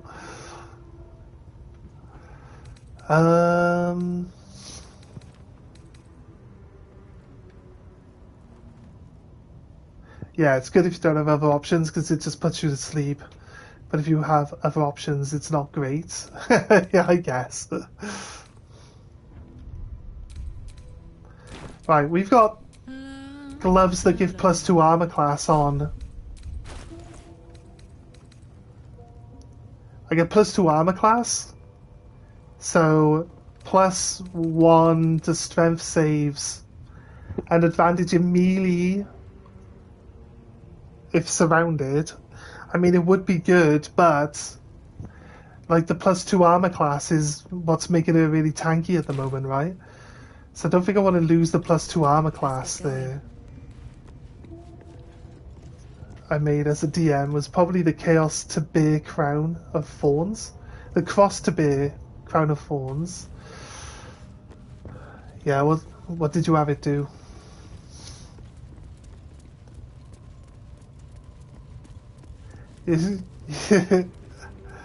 Your players didn't really think strongly enough about the name. Cross to Bear, Crown of Thorns. So it takes damage. You probably can't take it off once you put it on. And you constantly take damage from it. Gonna find me a new tribe. Alright, okay. That appreciates the old ways. It's gonna have a downside to it though, right? What's the upside? Save the heritage.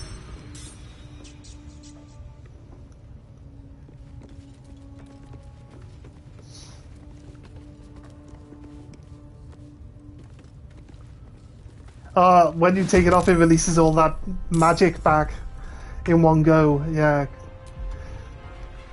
makes sense, mate. There you go. I knew there was some catch in there. In position.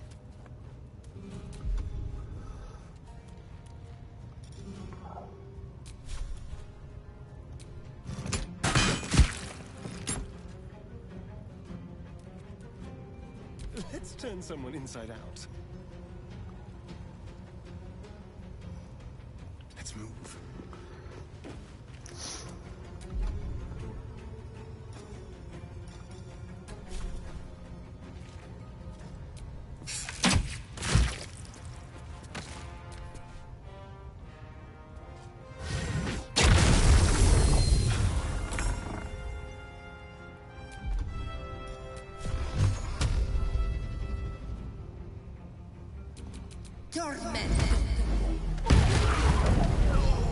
Goodbye. What's that? What was that? Wait, did you see that? You have to bear a burden. Did you see that little, like, octopus thing floating around the dead guy?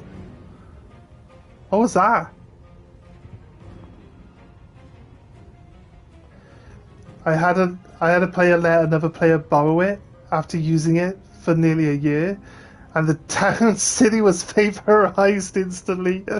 They never realized the drawback and got it identified because they thought they knew the artifact, just never wondered why I named it really ominously looking crown. Something so ominous that hinted that you would bear a burden.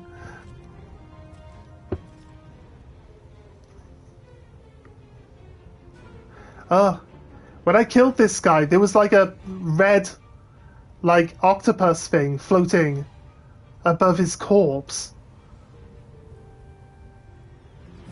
Very well. It had 4 tentacles.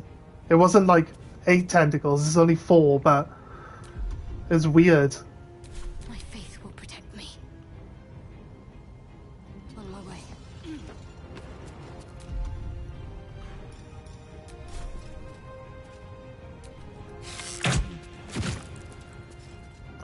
Magic missile.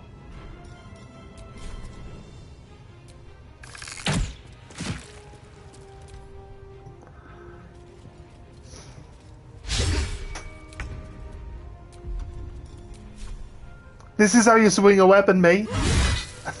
Just split him in half, like.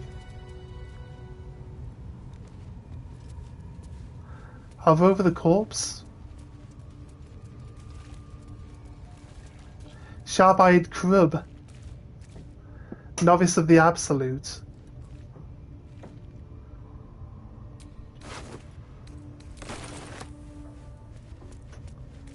But they're all Novice of the I'm Absolute. done. I can't wait to sleep.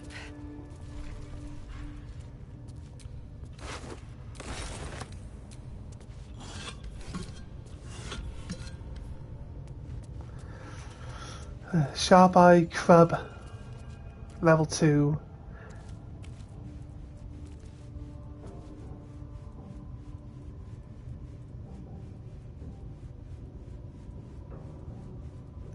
Yeah, possible.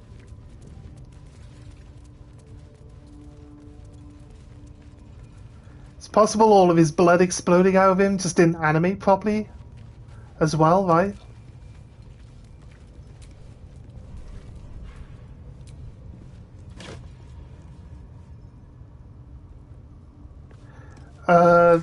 No, it's only I was only using a level 1, so it's only 3 shots. Open up.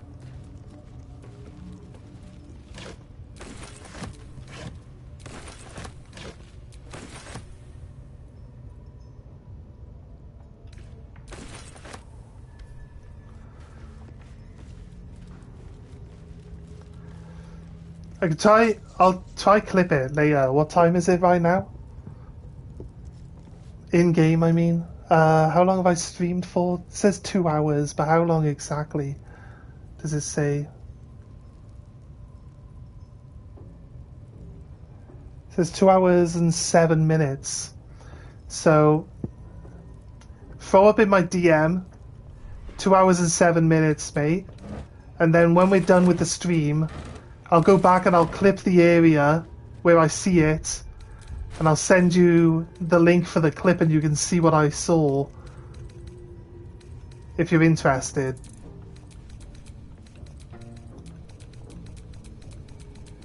Because it looked a bit weird, to be honest with you. It's probably nothing, it's probably just some sort of graphical error.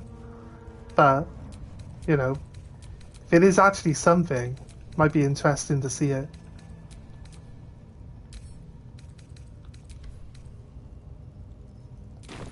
You know what it is now?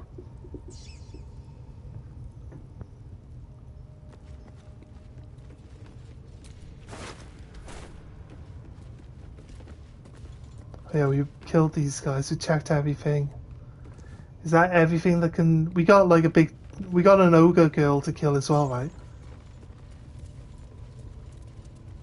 I killed him, he had a summon out, yeah.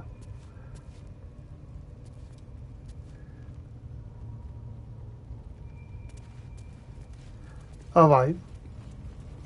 So it's like, because he had a summon out, there was like that little extra effect that went on, right? That's fair. It says we can talk to her as well. I killed her though. I guess Gale didn't kill her. So...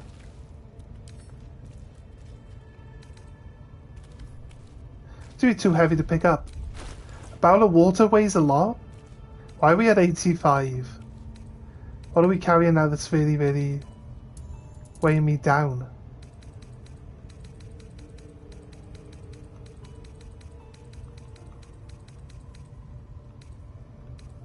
I'm not carrying anything extra. That should weigh 85.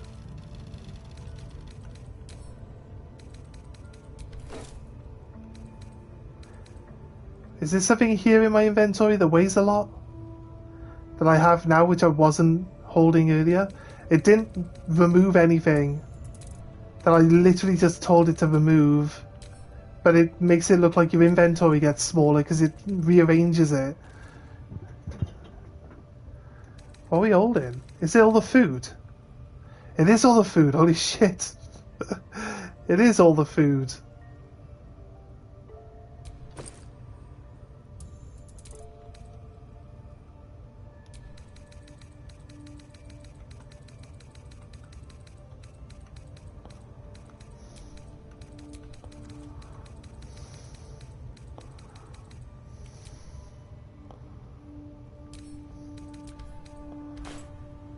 There we go. Alright.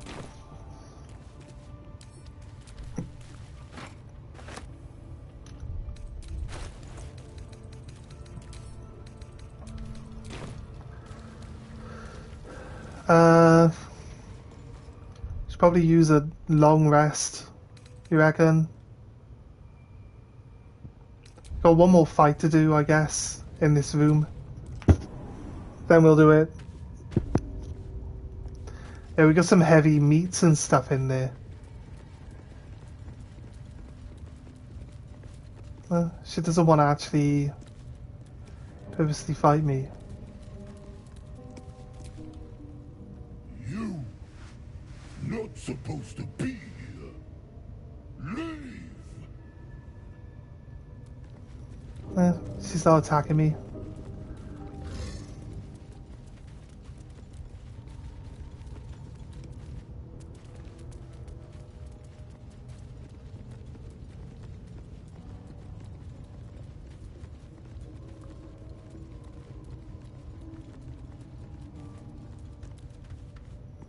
Yeah, we picked the lock anyway, didn't we? Didn't work out the puzzle, just picked the lock anyway. Kill her for the loot! That's not very nice, is it? Just kill her for the loot. What loot could she possibly have? Her weapon's not going to be something I can carry. Use grease on her! It's just...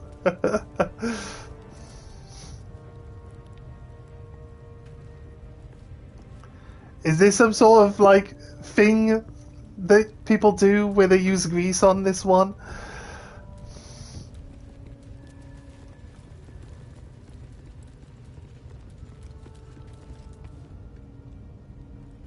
She got that double wide prison wallet.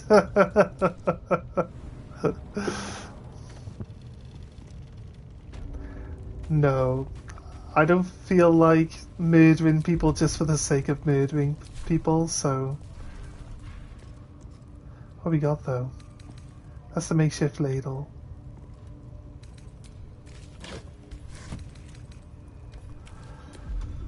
Right, let's, do a long rest.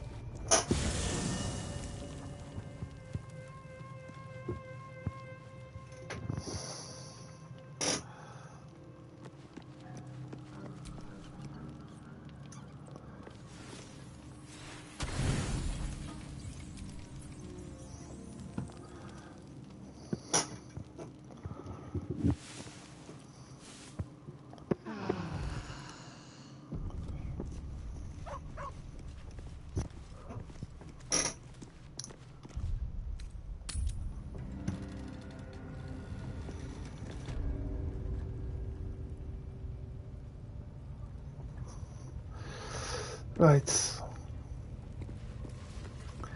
I think we get some progression then, right? Go into the under... Go check out the Underdeep first.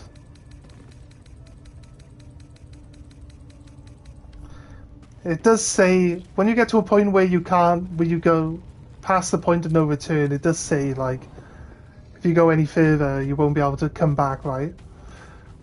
Like it normally warns in games.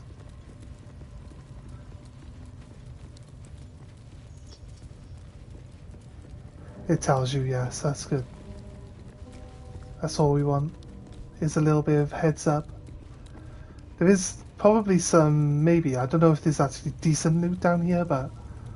Alright, no, that's what this area down here was, the entrance, right.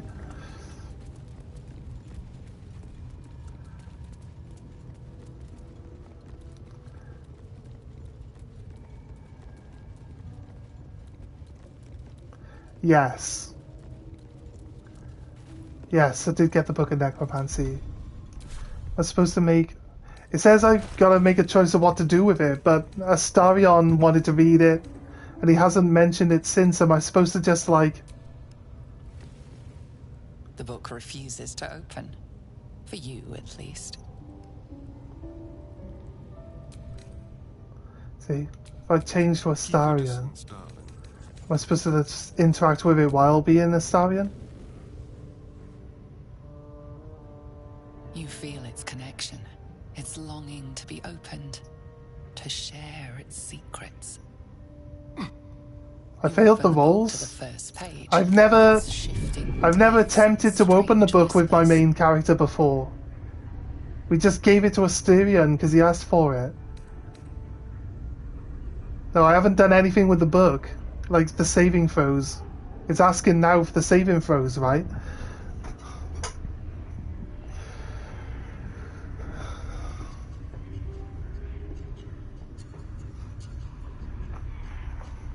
I can't learn magic.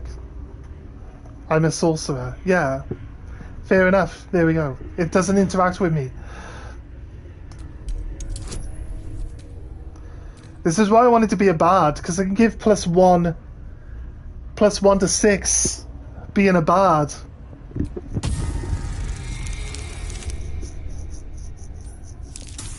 We got guidance with shadow, and then I can give, so we can give basically a bonus of +10 if it rolls high. Dart beneath your eyes, warping and twisting. Your head throbs, but you almost understand. I was just waiting for the game to just acknowledge that we still have the book again. But I guess it's something we have to do ourselves. So I don't mind you mentioning it in this sense, because I wouldn't have known to check. We got some inspiration though, so we should be able to inspire some extra rerolls here.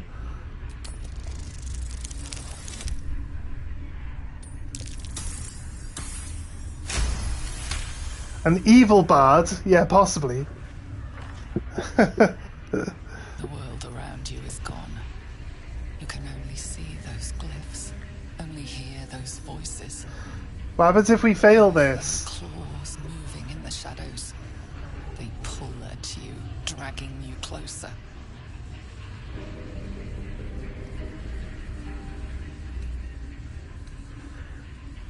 Embrace it and turn the page. Wisdom.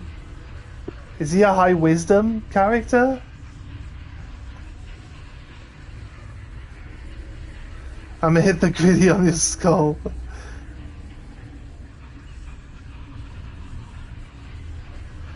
You can melee rock on Halson? I don't know what any of that means.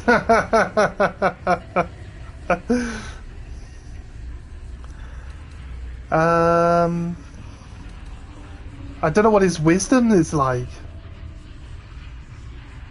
He's not a strength build.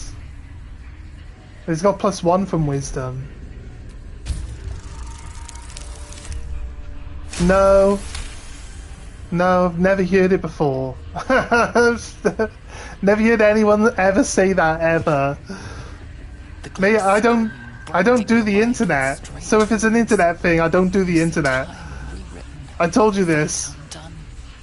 Your future thrumming with power. The book snaps closed. We actually passed all of them with a 20 on the end there. What profane knowledge is now seared inside of you should never have known. It's a dance move you're sending me in my DM, so I'll check it out. Alright, crazy. Right, what did that just do?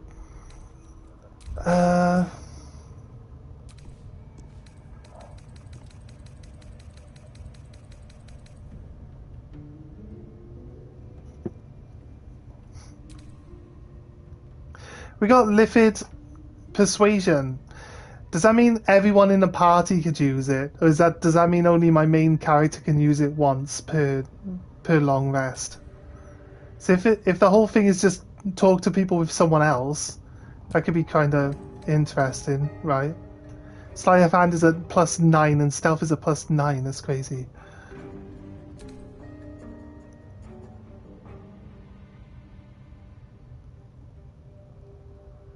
It's just who you give the tadpoles to. Okay, that's easiest way of explaining that. I appreciate that. It hasn't specifically given me any sort of hint as to what reading this book did. Can I choose to read it again? You've seen much of the book, but its most powerful secrets are guarded by indecipherable glyphs. Without a key, they may be locked away forever. Found a key. Close the book. Okay. Need to find. So it's like now we've just unlocked being able to read the book, but we don't actually understand the book. Can't give up now. I guess is what we've done. Try giving it to Gale. Why, he'll just start licking it. Don't know if we need to see that. Well, can multiple people try reading this book?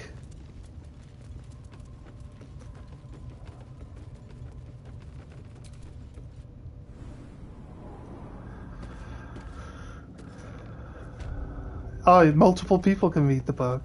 Okay.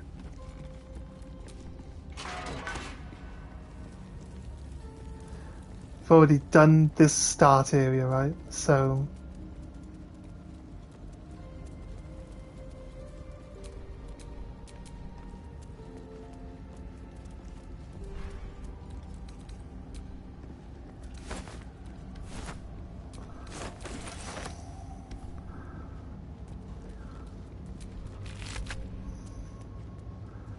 Minotaur got melted by the door. Oh, we haven't actually stepped down into this area before, so...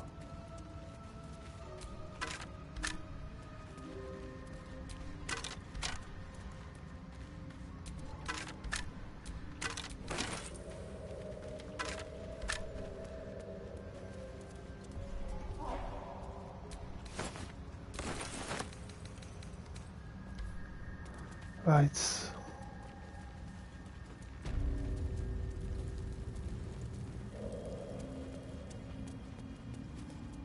Alright, okay.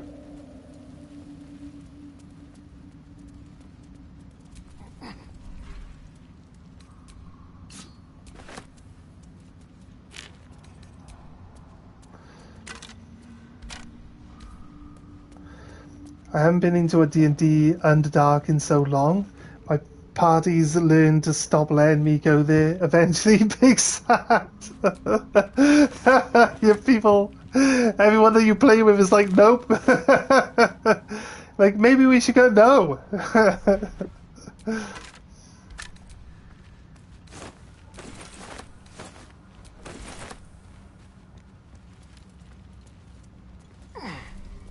This guy got crushed by a giant rock. Poor guy.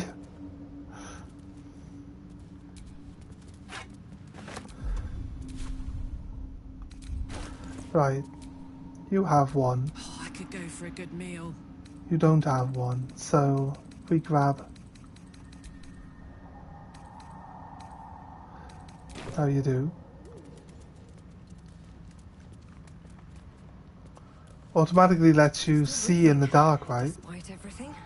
There's like a little glow that we can see in front of ourselves. As you can see, as I move, you can see it on the rock. I think that's caused by the torch, right? And or if you've got the ability to see in the dark. Whatever's in the air, it tastes foul.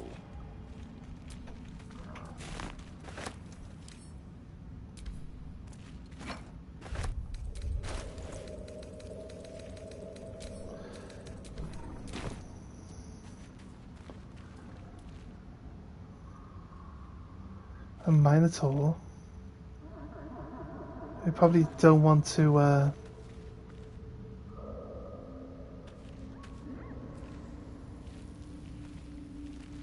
Yeah, I can hear it moving around, yeah.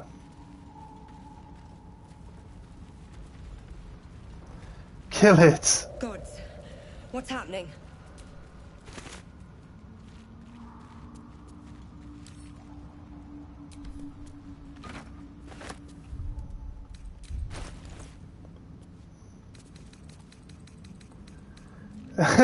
Turn its feet to glue as it watches. A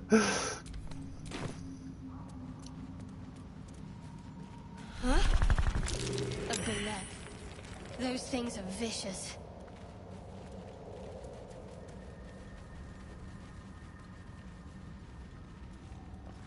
Alright, so we got something under the ground.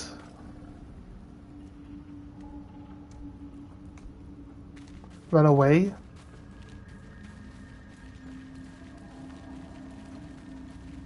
From the creature underground.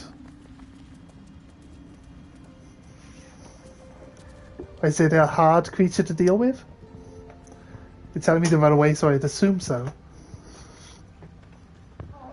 I guess it's a land shark.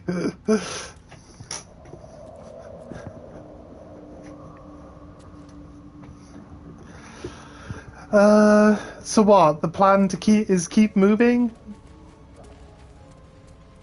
A boulette. I'm just not sure if we like the idea of this purple mist at the moment.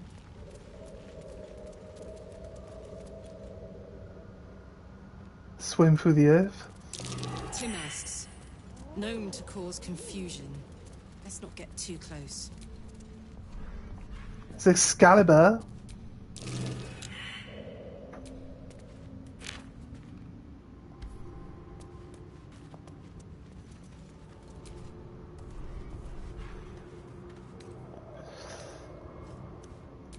I already know where it's going, so I'll just use Karlach to pull it out.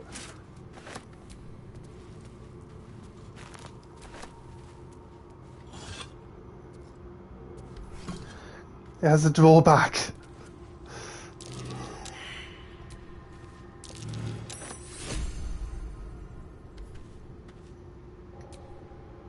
Wait. Shadow was staring at it. The Shadow want it? Slender drow blade impales the stone before you, keeping a silent vigil.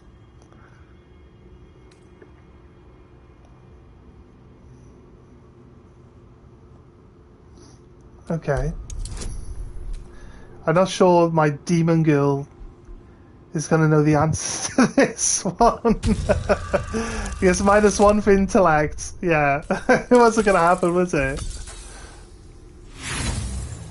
We still get to use strength on it though, right? I can't recall anything this esoteric. There are too many rituals about swords to count. You get to use both, don't you? See? You get to use both, mate. Just wanted to know what lore we would get if we passed the religion one.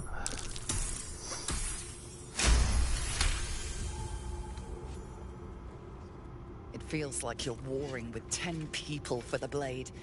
With another hard yank, the weapon slips free from the stone. Can we dual wield with another greatsword? We're gonna have the big fire one. You're too used to mean DMs. Yeah, this game lets you try both options if you fail the first one. Yeah, it's fine, mate. It's fine. It's a blue sword, so it should be better than my green one, but it isn't. Isn't better than my green sword, because my green sword's got fire, it's got extra damage from the fire. You know? Wait, it's a long sword. This is just a long sword? It looked like a great sword. This is just a normal little puny sword. Anyone can use it. Bad choices tend to get punished violently when you've played as long as I have, because the DMs expect you to not make choices that let you die. Yeah, that's true.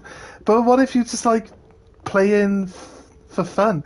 I like doing shit for a laugh, and that's the thing. If I had a mean DM, I would just get punished, and my guys would just probably end up dead constantly because I want to do fun things. It's the reason why I lose Blood Bowl.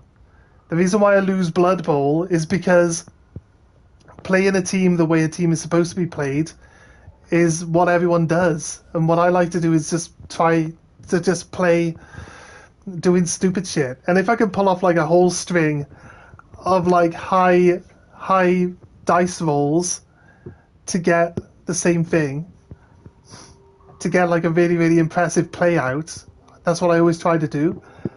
I go for that more often than just playing the safe option. Like, there's plenty of times where I could have scored, where I then just do like stupid little things just to mess around with the dice. and end up losing my entire turn. Like, it's circumstantial. The DMs let you have fun, but in certain moments they can get harsh. Plus, I usually solo play, which means I really have backup in case anything goes wrong. That's fair. Do you solo play because it lets you just do what you want? Are you playing the AI? You playing the AI dungeon thing? My housemate plays that because he can play on his own, right?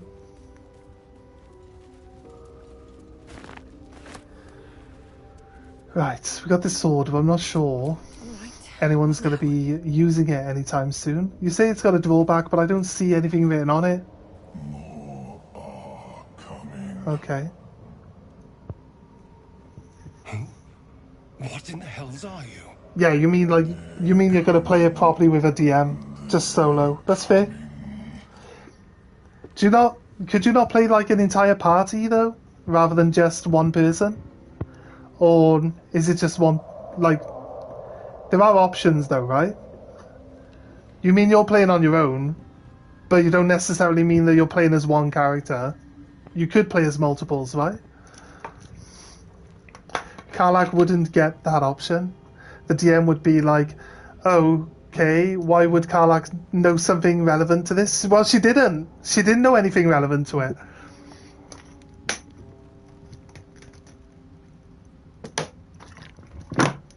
I guess. The game thought that the game suggested that she might have known some sort of religious context for this sword, like somewhere along the line, but like she didn't have the high enough intelligence to get a good enough roll to get in there. It also wanted us to roll a 15, right? Which means she's not well versed in this, but she might have heard something somewhere, and with a high dice roll you'd remember someone talking about it like in the past. You can get NPCs to join up with you, but you usually play solo. That's fair. Playing 4 characters simultaneously is hard. Yeah, I guess. Makes things more interesting, especially at level 1. Means I have to really, really smart and tricky, not just rely on my class. You prefer a dice and magic play style. Yeah, I guess.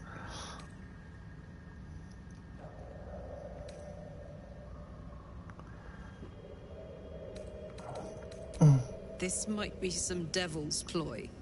Don't listen to it. Because in D&D characters are full people, essentially you'd have to be role-playing all of them. Yeah, I getcha. They're coming. Nice.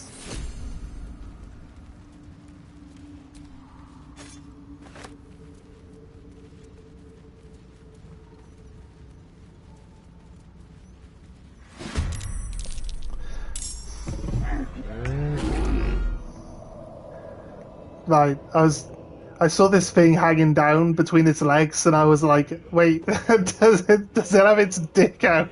And I was like, "No, I don't know if I should check, but it's probably best I find out now." So I had a little peek, but no, you can't. You can't see his dong. That's good. I'm glad.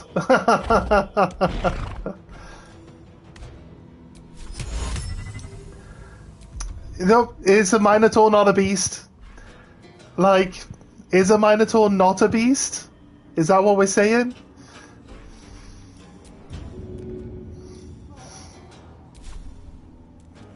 This'll help.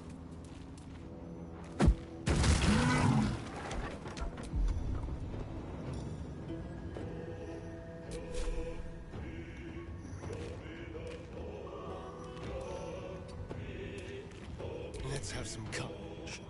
This way. If I attack him with the firebolt, will it blow up the wine on the floor? Is he doused? Doesn't say that he's doused or anything, does it? It has to be fireball and not firebolt. I mean, I can hit the ground with it, right? Or not?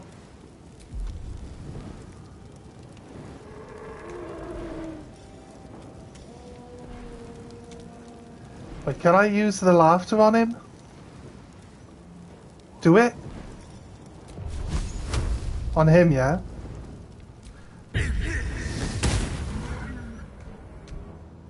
Well, the wine's not explosive, just sets the ground on fire.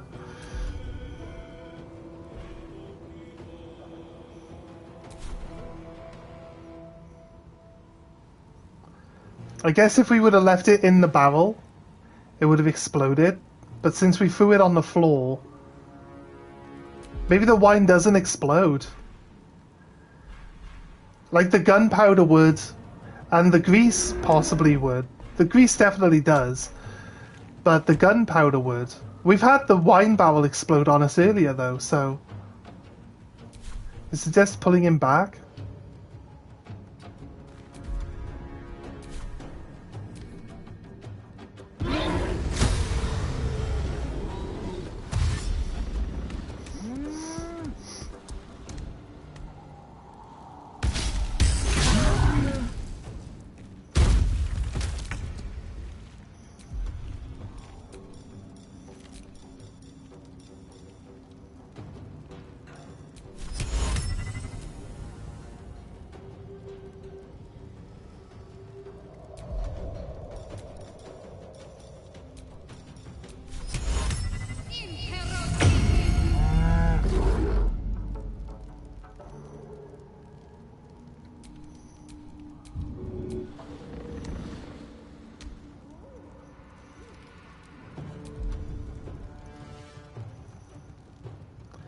I can drop his ass, mate. Now he's got to punch me.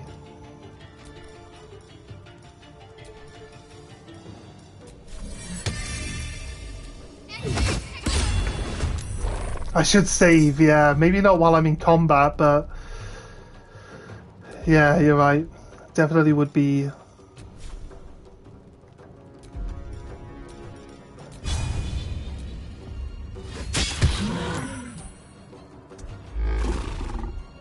What should I do? Never a dull moment.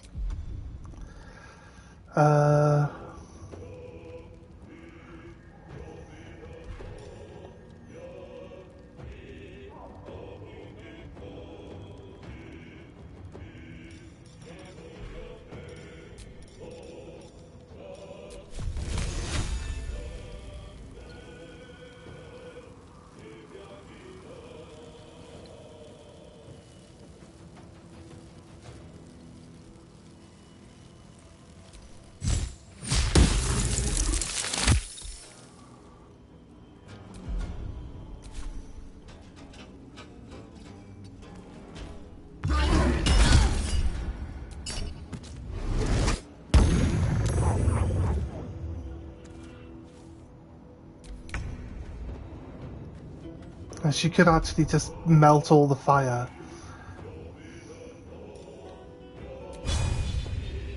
Open up. She did melt all the ice, sorry. Ice is what I meant to say.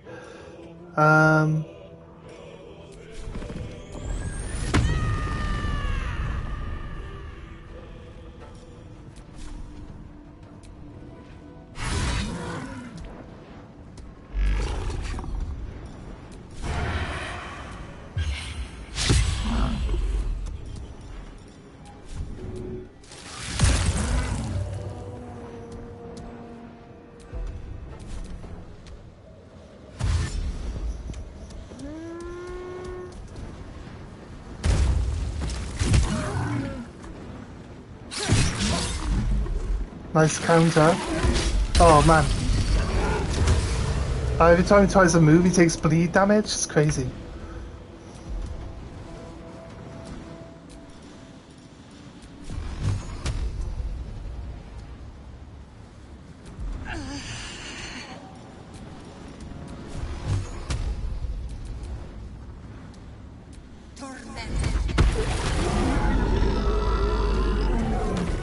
One dead. Oh, there! There, you saw the little thing above his head there? The little octopus, look. It's when I kill people. It's whenever I kill people I get a little octopus symbol. What's that all about? It happened again. It's my livid ability.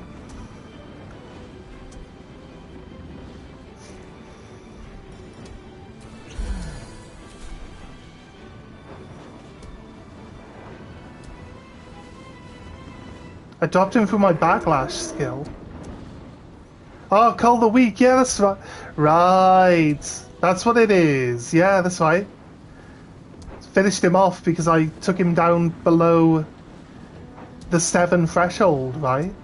I forgot about that.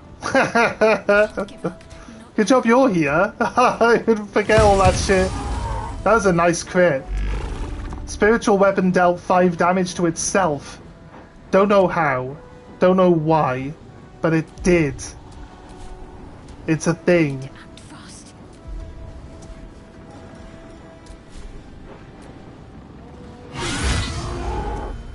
Fuck you, mate. You're dead. Or you will be soon, but not right now. I'm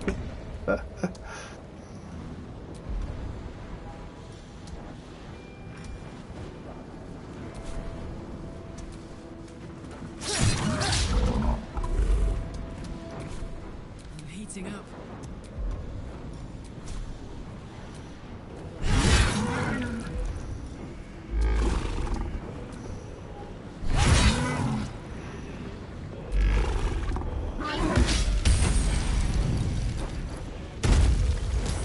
Oh my god, seriously.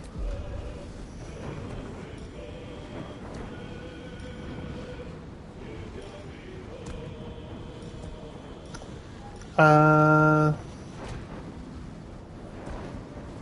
could do like unarmed strike, but why is unarmed strike the thing that my guy will suggest to do? Why is my weapon unequipped? Where's my weapon gone?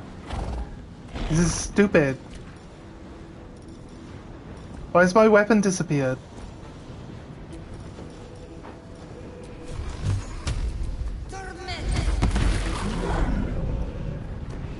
What should I do? Oh man.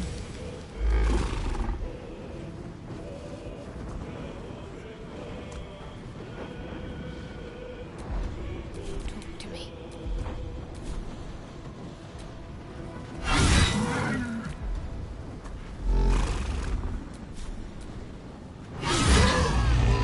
We didn't miss a single attack. Copper for your thoughts.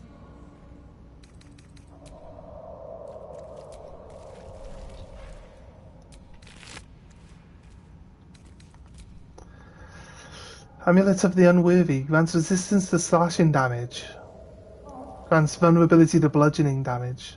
I guess. Sorry. Take. He actually did drop his great club.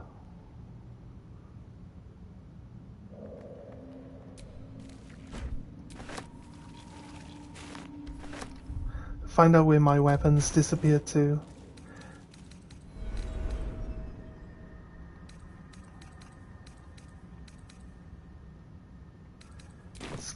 It's been sent back to camp, but I haven't selected my weapon to go back to camp. So it's clearly just sent it back to camp, like, randomly. You know where you, like, tell it to send things, but it doesn't send the actual things that you've asked it to send? But your inventory seems to shrink? That's probably where it went.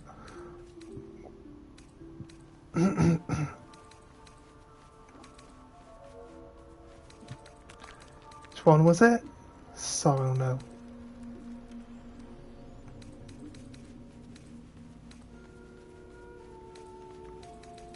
I think this Visions of the Absolute.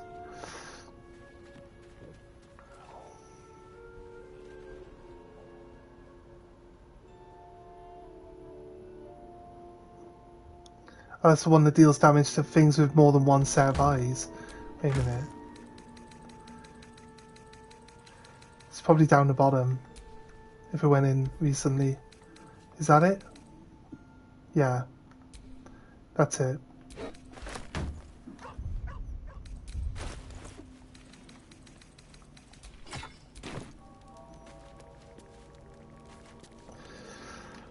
Right, okay.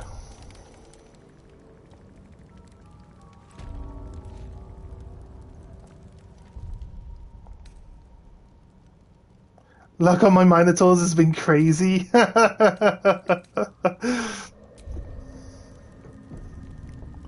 just overpowered, mate. Just overpowered. Well, some rest's better than none.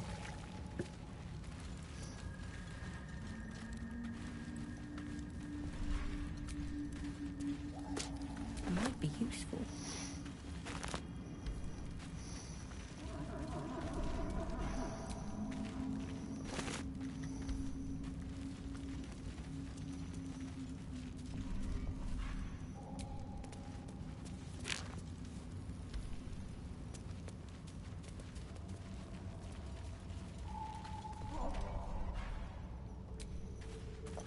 Let's check out.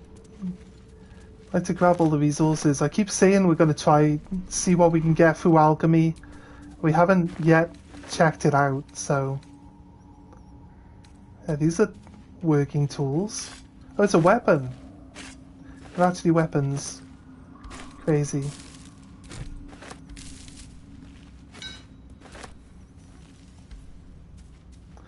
Oh, the glowing bulb is just a torch.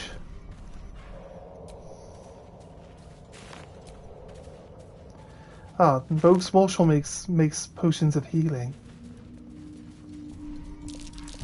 Best avoid that trap.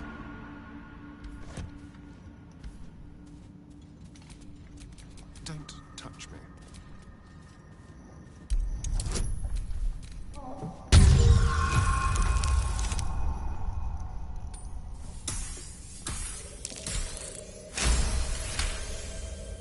Try not to get mutilated by the brulee if possible. A trap. Someone doesn't Oh like shit. visitors. Stop it! Fucking annoying piece of shit. Why? For fuck's sake.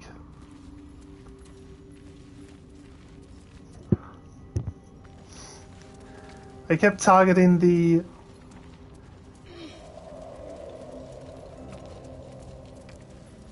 I would click to disarm the trap and it would change to use the fucking rope ladder.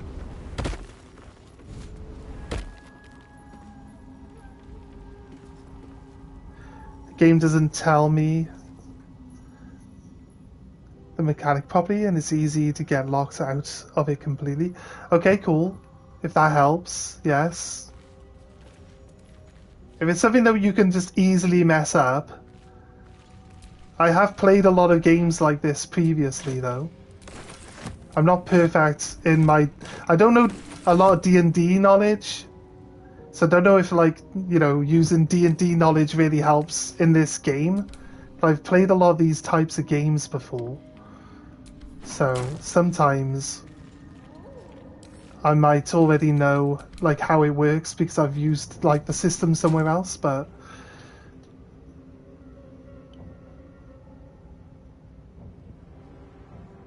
it's Boo, not Bull. Boo, a boule. I've got a long road ahead. I mean, if you're gonna like nitpick at how I say things, you're gonna have a really bad day. Because like I don't say things properly, just in general.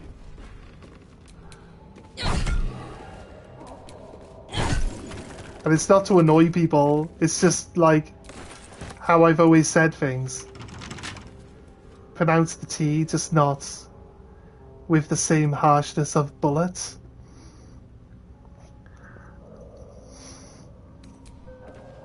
You use like the French soft T, basically, right? What now? Just trying to emulate how I heard them say it in the game. Reading it's really hard to get pronunciation from reading, right? I'm not annoyed by you mispronouncing, I'm just offering the correction for free to ignore it. It's just the way people say things. Like, I'm never going to remember to say it the way they stops you correcting me. You know what I mean? I'm going to hear... I didn't quite hear them say it, but when I hear them say it, then I'll know how to say it. And that's usually how I do things. But I have only got partial hearing, so I can mishear things a lot. And certain words I learned to read before I learned... No, I learned to read before I heard people say them. So, stuff like paladin. Like, I say paladin. A lot of people say paladin, right? It's just... I learned the word before I heard anyone else ever say it. So, I read it as paladin. And that's how it's always been. And that's how it always will be. So, like, fair. The Zentarim symbol. So I'm just gonna copy what I hear other people say and how I hear other people say it. That's usually what I go by. If it's a new word to me anyway. So I've never come across a boule or a ballet. So however they say it. I need to hear them say it a few more times before I get it right. No, I'm just explaining. I'm just explaining, dude. Because that's where it comes from, right? That's where it comes from.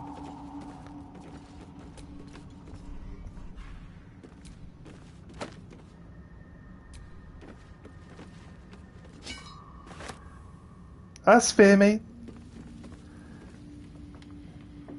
It's just pronunciation. Like, some people like pronounce the T's, some people don't pronounce the U's.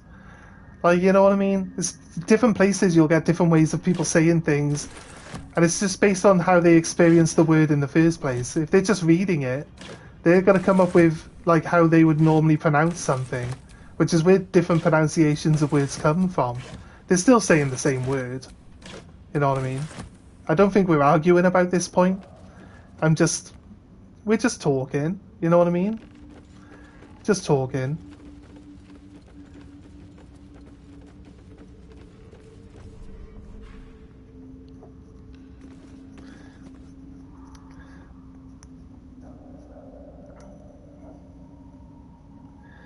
Yeah, that's fair, mate. That's fine, mate, that's fine. It's alright, English is like 3 or 4 languages that all got smashed together. That's what I keep saying, yeah. Exactly. And people say stuff about pronunciation in English. It's like, you know, that's why we're different parts of England, people say the same word differently. In different parts of England, you'll get different pronunciations of stuff. Because, like, it's just a mixed match of a bunch of other languages thrown together. And then it changes, the pronunciation of the words change over time, and most of the spelling stays the same, which is why people don't understand how some things are spelt in English. Because they're spelt in the way that they were originally spelt. What a day. Chuckles in Southern, you need to hear us talk. Yeah, exactly, right?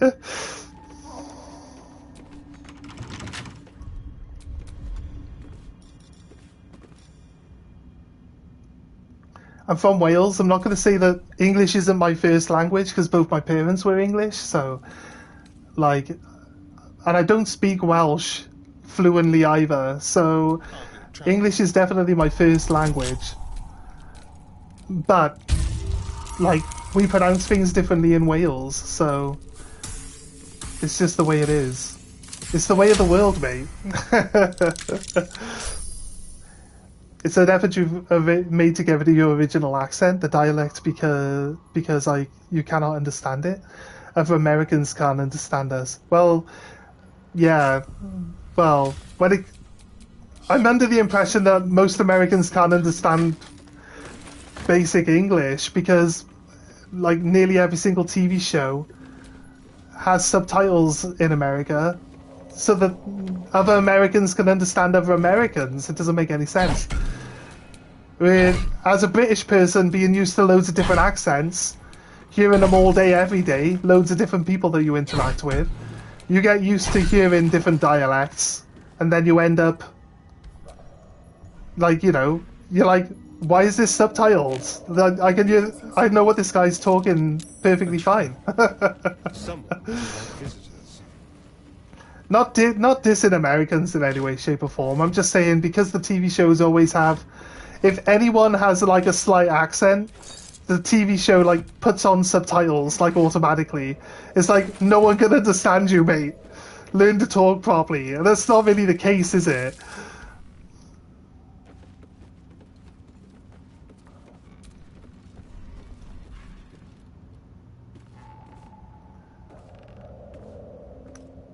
Subtitles are common for deaf people. Yeah, well, I'm basically deaf, to be honest with you.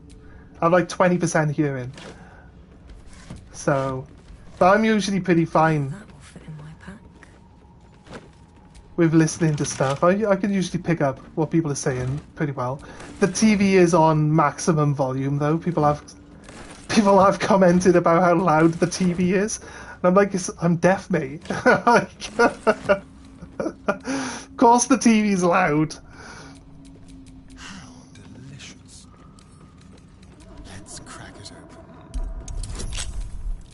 open.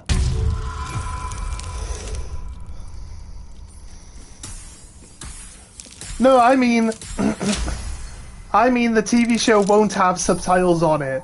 And then when certain people talk, because they've got heavy accents, still American but heavy accents, they put subtitles on them. Like they're hard to understand. They're not really hard to understand, you just gotta listen to what they're saying. That's all it is. It's not really, like I said, At least things have stayed interesting. I see the subtitles, but I usually don't need to read them, is what I'm getting at. But that's me. I don't know if that applies to everyone. I'm just saying, like, we have a very wide range of accents in the UK. And you'll encounter multiples of them every day, so you get used to hearing other people talking with, like, different ways for the same stuff. The Scottish people are really hard to understand. They talk really fast.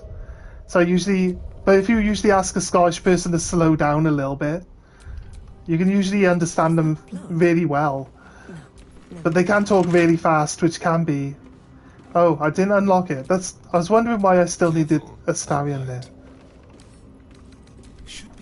We only broke the lock. We only removed the trap, like. Try going to Somalia and try to understand. I'm fixing down to... Okay. I mean, they wouldn't write it like that, would they? I understand what you're getting at. If I heard someone actually saying it, I probably would understand what you're saying. Because like I said, you get used to having to listen. Especially since I've got like partial hearing, so I'm used to trying really hard to hear what people say and try to understand them. But most of the time, even people that talk normally, I have to ask them to repeat themselves multiple times before I really catch it, you know what I mean? Sometimes my brain's just like, no. And if I can't, I always say that lip reading isn't a thing, but if I can't see your mouth, I don't understand what you're saying ever. So lip reading is 100% a thing, right? Your brain definitely picks up on recognizing how people's lips move, and definitely helps you understand what they're saying a lot. Like, I always say it's not a thing, but I know that it is. So if someone turns away from me and starts talking, or if they're in another room or anything like that, I'm always like, I can't hear you. I need to look at your face, mate. Another thing is, like, we gotta wear face masks in work. All the people that talk to me with a face mask on, I'm like, dude, I need to see your lips, mate. I'm not being weird. I just need to see your lips so I can understand you.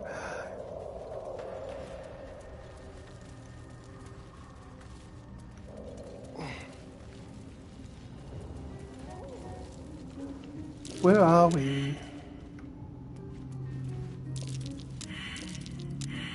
Why are we so bad at these survival roles? I guess it was a trap. Yeah, okay, that's cool. Literally pronounced exactly how it's typed. Which straight up is how the Southerner will pronounce. So I'm going to head on down to Mississippi and set up. You know what? You know what? It's kinda like the Mississippi. The Mississippi. I just wasn't sure if like that would have been Mississippi, but like the Mississippi and set up. Yeah. You know what? I think if you said that and I heard you say it, I would know what you meant. Alright, these mushrooms are blowing up. Is there like a dig spot here? Oh, she's gone mad.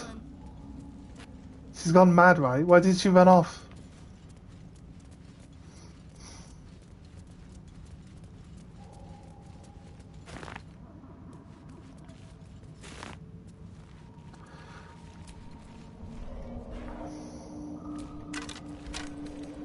A bone cap. Pile of bones.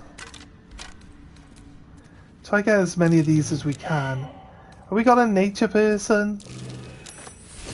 My person doesn't fail massively, but it'd be nicer if we didn't fail most of them. I feel like it's a precious commodity and that there's only so much of it. If you're failing to pick it up, then you're losing out on having what could possibly be potentially something pretty good.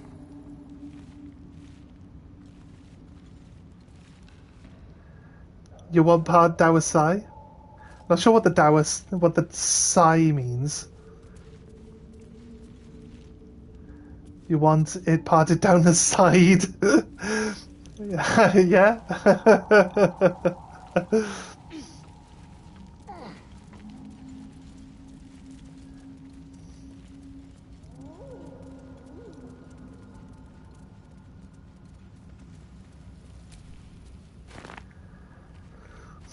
Yeah, that's like, what do we say that? What's the term for? Is it colloquialism? Is it colloquialism?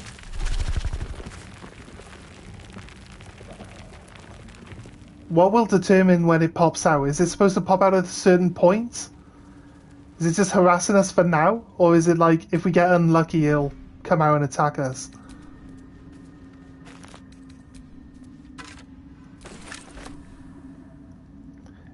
It's just, yeah, native dialect. Yeah, dialect's another word for it, right?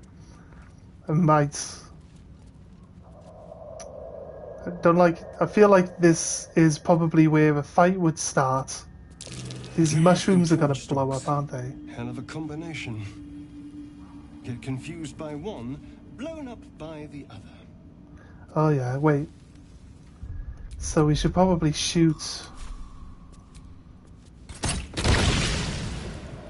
to like permanently destroy everything. Sounds like a plan to me. Could have maybe drawn some enemies into this region and like use them to kill the enemies, but to be honest with you, we'll probably just end up stuck in this area ourselves and then not be able to really take advantage of it. Dead Drurga. Corpses. These creatures did battle with Myconid. Like a myceliac. Mycelia is a mushroom, or is the name for, you know, mushrooms in general.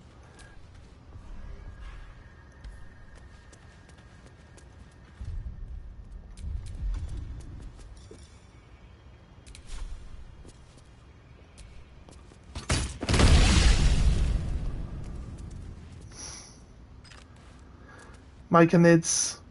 mushroom men, not mushroom men monsters. Yeah, because like my cilia is mushroom, so I get that. Although they aren't always hostile. I feel like these guys are just waiting to attack me, right? I was just about to attack them and you said they might not be hostile. So, you know what? It's fair. God of Rot. Rabagoose! Not Nurgle! They're not creatures of Nurgle, are you sure? There's a living one there. Yeah, no, it's not living. I'm actually rolling most of these nature balls now. Oh look, the mushroom man has mushrooms on him. What, isn't deaf? No, Nurgle's not deaf. Nurgle's not deaf. Nurgle is disease and petulance and rot. That's what Nurgle is. From Warhammer. Unless you're thinking a different Nurgle. I'm talking about Warhammer.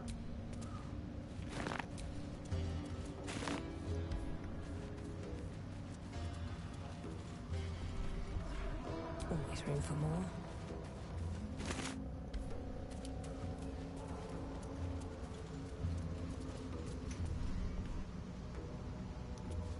You thought I said Merkel? No, not Merkel, sorry, Nurgle. Nurgle, I think. Nurgle? Camp. Close enough. Looks abandoned.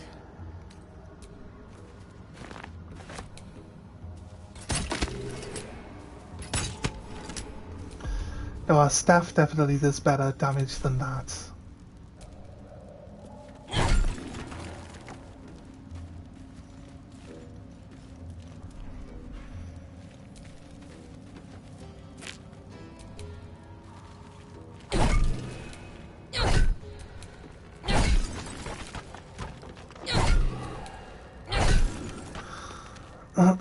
I keep forgetting after we break these to do another search to pick up the gems that they drop. Emerico? Is that how you say that? Say it out loud, everyone on guard. It's Emerico. And you'll know why. Everyone on guard, it's Emerico. A miracle? A miracle. Is it a miracle? Is that how you're supposed to be saying it?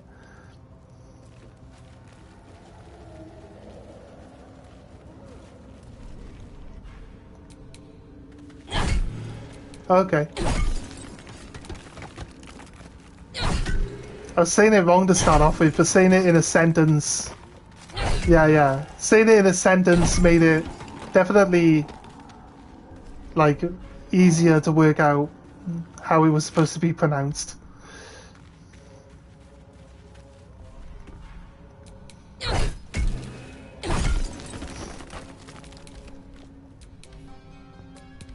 Was a hilarious necromancer? Oh wait, no, there's only one thing.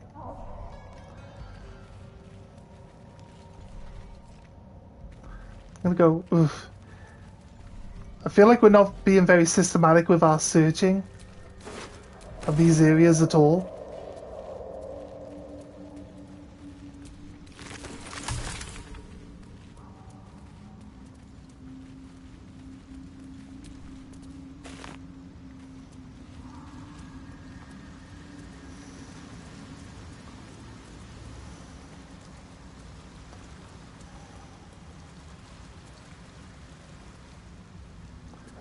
It's an area there, like on top of this ridge we can stand.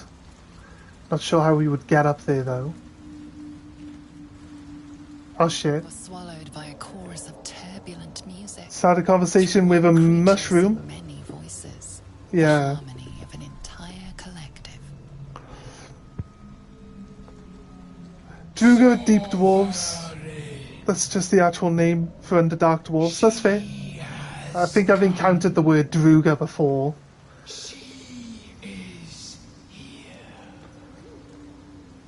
They're also evil, like everything in the Underdark except Rubber Goose.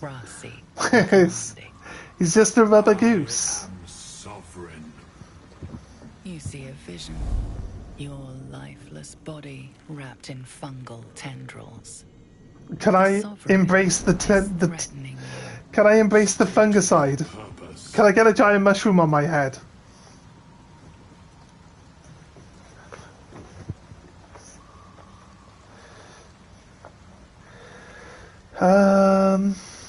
Insight. Oh god, with no bonuses. I need a 5 though. Try it. You might be thinking of Draugr, a Norse kind of undead monster. Wait, yeah, I have played. It's possible. Like I said, I've encountered most of the stuff from D&D before in other games. I played games like Maya Magic. Maya Magic has all the D&D monsters in it, right? And it goes on dice rolls. I'm pretty sure Maya Magic is a D&D based game as well. The really old ones, at least, for sure. You detect a distinct quiver in every note. The Sovereign wants you to understand this part of how it communicates. That's fair. Right. Intimidation.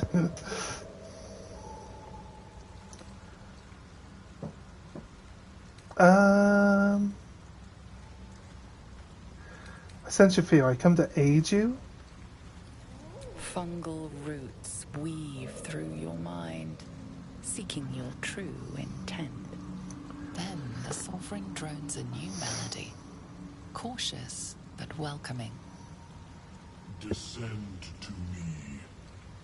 Let us speak in flesh. The persistent music coaxes you forward. Okay. The Sovereign expects you. I've been like ripping up all these mushrooms along the way. I've been murdering his children. And then like the interaction with him is based on like how many mushrooms you have in your inventory by the time you get to him. Whether or not he's happy with you or not. Use a deep hole. Why do I feel like this is terrible?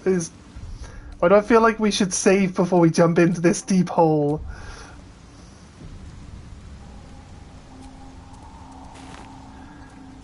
That's got to be the... Like, it's got bones around it. It's got to be like the pit for the sand shark. Sharp, deep and fresh. Someone's marking their territory. I guess. Have you played the older D&D games? Dread Hollow. Guidance is worn off. Oh shit.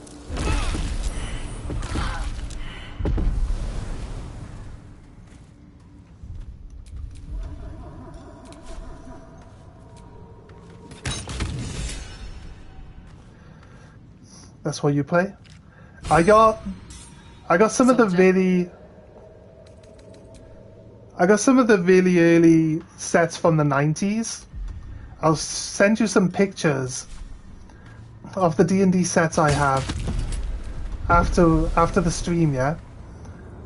And I've never played it, but I've always been interested.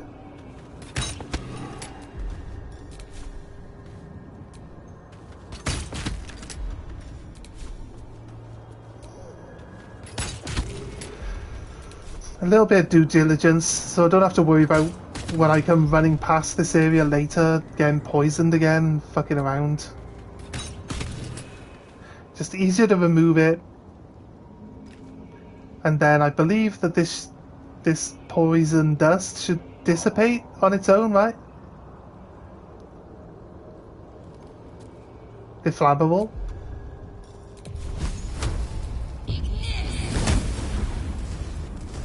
Thanks for telling me how I get rid of the fumes. Those fumes might have stayed there for like for the rest of the playthrough, blocking my way, but now they're gone. So yeah, nice. I appreciate that. What's this thing? Chill runs through you. Hey, Sister Flower, I need this. The fire that burns within is fading.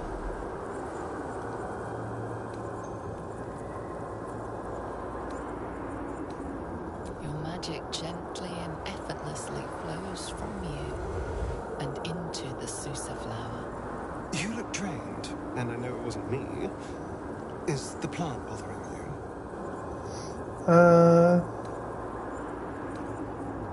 Mind your own damn business. Might I suggest getting it back? I don't travel with you for your personality, you know.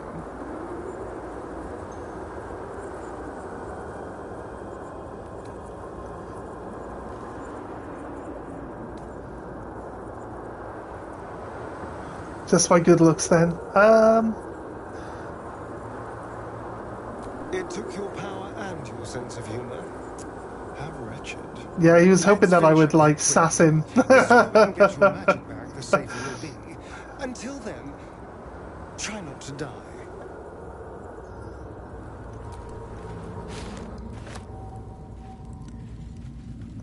Is it removing everyone's like?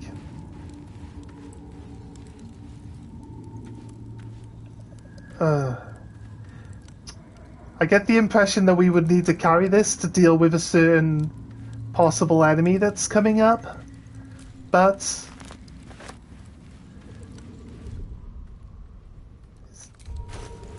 probably just send it back to camp, maybe get it if we end up needing it later, right?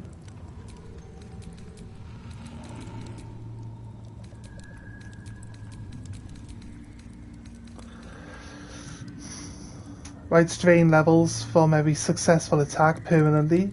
If you get dropped to level 0, it's instant death and you can't be revived from it. Is that a hint that we need this flower to stop the magic from working on me?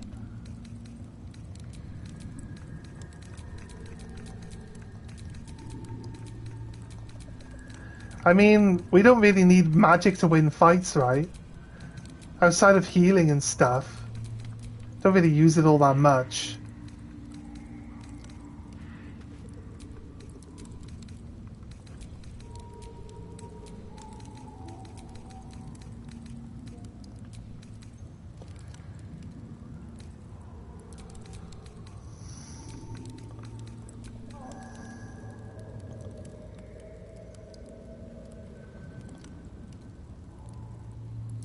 Oh, okay.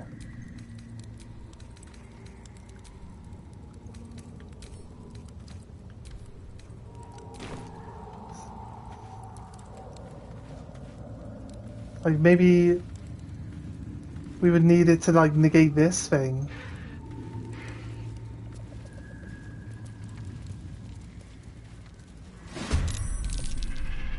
What is it? The hook horror. Is this some sort of turtle bird? I see Dark Crystal from the 90s. Like, it looks like one of the guys from Dark Crystal.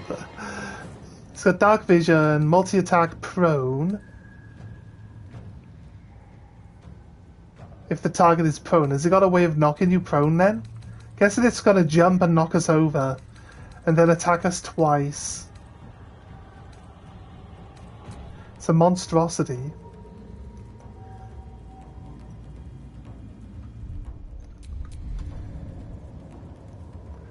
I say we...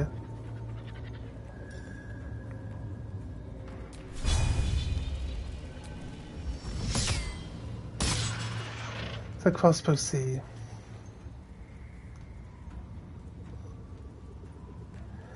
Want to see a monster I probably never thought would exist in D&D? Yeah, crack on. Go for it. They do like to jump a lot. I assume so, since we're up on this ledge and it'd be really hard for it to deal with us if we was to stay up here. Although it did just walk up and down this area, so... Do I have advantage being up above? No. Can I... Let's find some prey. It's not facing this direction yet? What do you mean? It says path interrupted, that's fair, but you're telling me that that I have disadvantage. Like, doesn't know I'm here. See, that's what I mean. Like, I never get advantage. It's not even looking at me. I'm stealthed and I'm on the high ground. I have disadvantage apparently. I do not understand what the fuck it's talking about. But to keep going. How do I have disadvantage? Doesn't make any sense.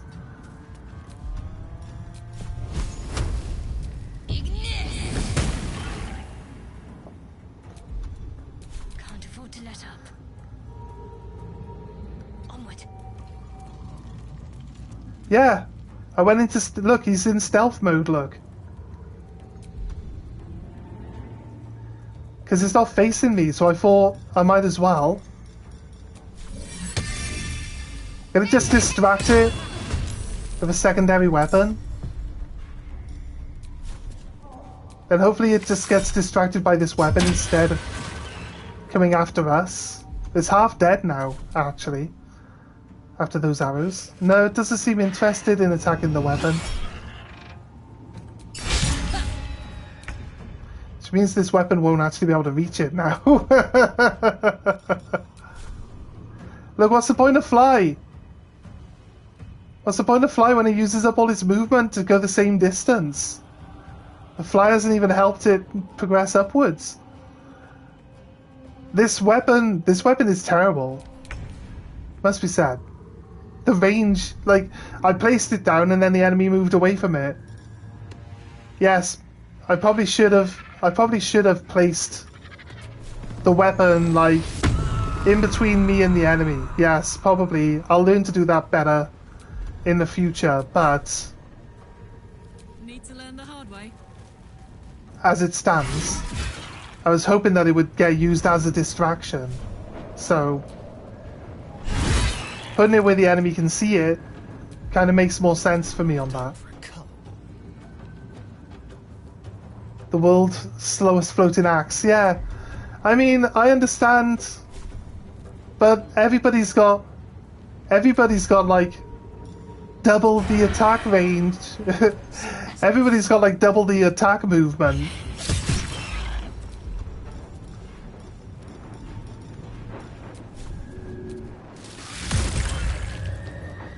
Right, the reason I bite it is because it gets like, it doesn't say on this screen, but it gets like a special effect called bloodied or something, right? Where I get advantage against it, and it gets lower, like, chance of hitting or something. I'm not quite sure, but like, Astrion gains the happy thing, which gives him bonuses. And I thought the enemy at least gains some sort of... I should have used my fireball. Fireball would have definitely killed it. Or at least, you know, done something.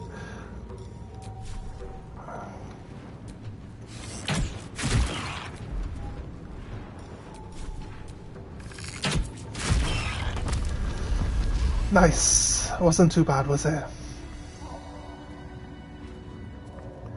At least we have the axe in combat now. Oh, we got a hook. Sublimate of bloodstained hook. It's just like take the blood off the hook. They get bloodless. Yeah, that's it. -1 to every roll. Asterion gets +1 to all his hit rolls. Yeah, it doesn't say it on its stat profile, but it gives you that bonus. Yeah, there we go. Thank you for telling us what it was. This area is huge. I can't wait to do the mountain, actually. We got 2 massive areas to go explore. You know what? Don't really feel like trying to sell people piles of viscera yet. We'll get around to that. What's in combat with us? Oh, this one up here. And there's a... Frillo the Forgotten. Is he evil? He joined combat. Is he a boss then? 41 health tells me he isn't. Is that guy supposed to be aggressive towards us because we haven't even like done anything, have we? We killed the other beast. If we wouldn't have killed, well, I don't know, it attacked us. Like, I don't think I should worry about things that attack me specifically. He's just an enemy.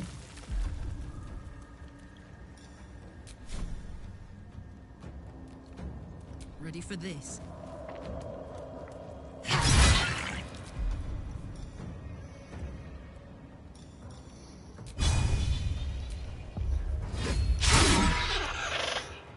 She always misses the improved hits. Always misses the improved ones.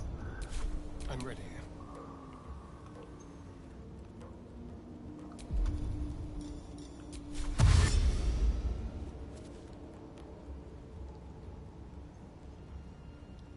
Outmaneuver them.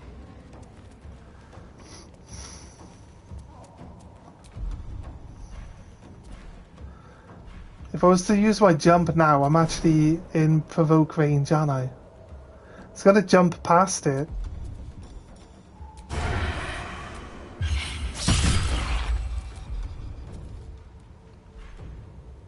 Where do I go from here? Need to find a way forward.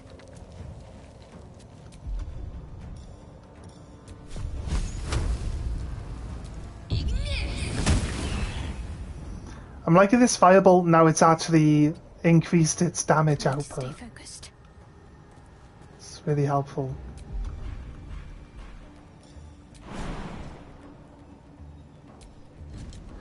It's funny if you can push the hook horror off the edge. Imagine we could. It's probably way too heavy to push it over, right? It doesn't look like it'd be a very stable creature, to be honest with you. 2 legs. Like, this leg design is meant for things to run fast on, but mainly 4-legged creatures with that type of leg design. Probably pretty stable for, like, 2-legged creatures as well, but, like, the double kneed. Technically, it's got double knees, right? It's got 1 knee and then it's got a reverse knee. This is basically the angle of an elongated foot into the pads. I do understand it, but like it's basically acting like two knees that counterbalance each other. Or an arrow of thunder. Yeah? I mean, Carla could give it a try. It's going to be stuck there for a while, right?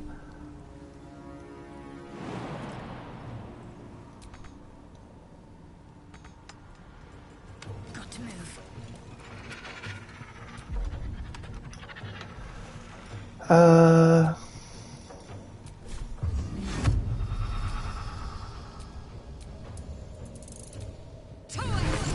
Gonna bane it for now.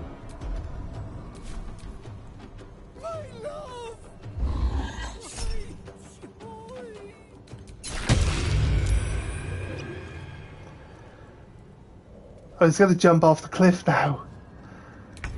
He just cast Featherfall on himself.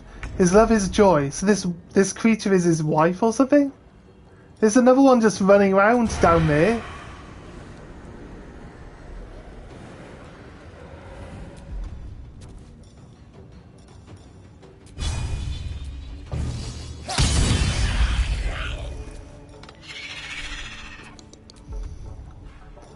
Actually, if we knock it off balance, right, we might be able to push it off the cliff now. It's off balance, right? Or maybe I should have, like, attacked this guy so that the hypnotize went away.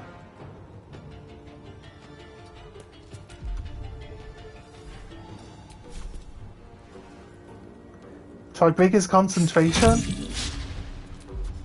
He's shielded.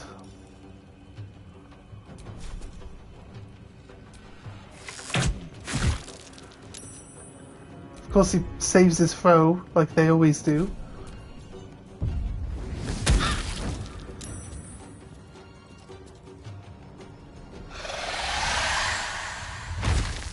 No. He's calling for backup. Might even the odds.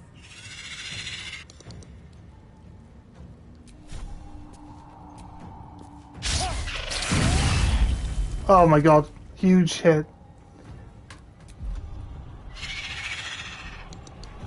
What's the plan?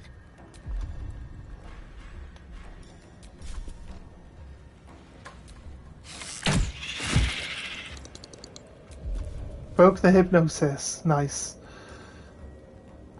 Like how as soon as we got into combat, our like secondary weapon disappeared.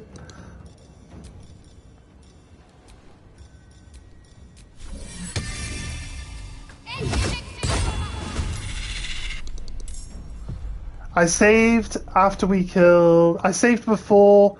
There was a big hole in the ground. I saved by the big hole in the ground. There was maybe a few interactions back, so yeah, you're probably right. Might be worth saving. Not going to argue with that. Smell blood. It's off balance. I should be able to push it off the cliff. That's too heavy to shove. Wait. Did I like... in rage throw it? Can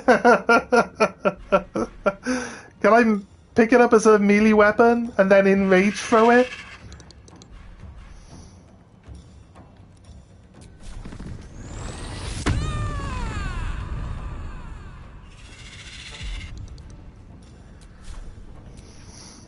Bonk! No surrender. Bonk! Well, so much for peace. Light on my feet. Yeah. I push it to 20 with her next feat. I can rage throw people. It's gonna be funny. This guy.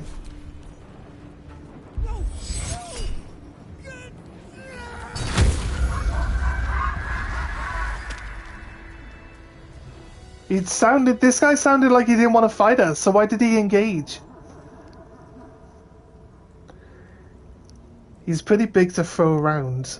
I know 20 strength is enough to throw most people. What's in here? Half-eaten gnome.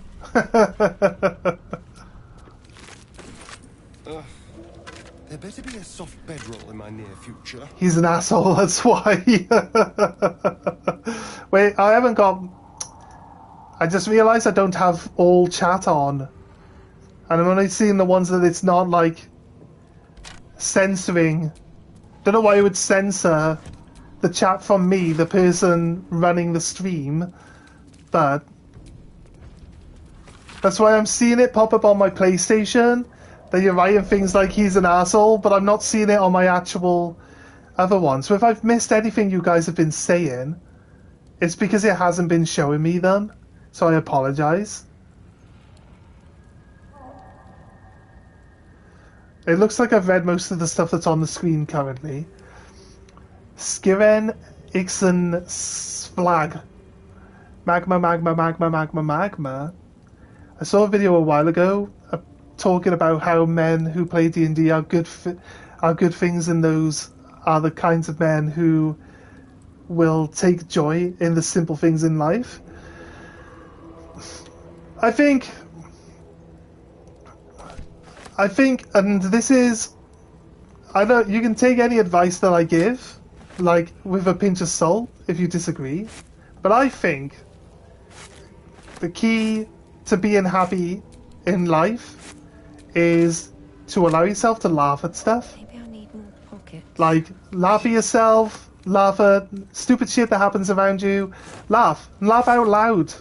Like, you know what I mean? If you allow yourself to laugh out loud, you'd be surprised at how much better you feel about things. And, like, how much happier, like, your days are in general. I have a lot, like, before I learned this for myself, like, you know, life is a lot harder. Having a fight with myself as well as, like, other stuff. But when I started to learn to just laugh out loud, if you find something funny, laugh about it. Like, don't hold back. That can really help. Really helps a lot.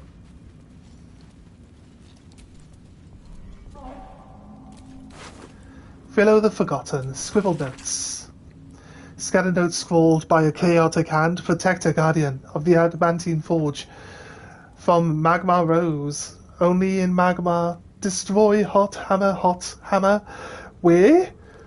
A small map is drawn underneath, marked with numerous X's, and follow the words of the scratch beneath it. Dawn knows. I missed the follow-up for that message. Had a flashback to my conversation. I don't give a fuck if my alignment changes. I cast fireball on that fucking kid. Yeah, but you're enjoying yourself. Yeah, that's fantasy. That's fantasy. And whatever's protecting it can be cracked by like not holding yourself back. What a story. Part of what I'm saying is like not holding yourself back. It really helps. So from up here, it better jump up to me because I'm not fucking going down there.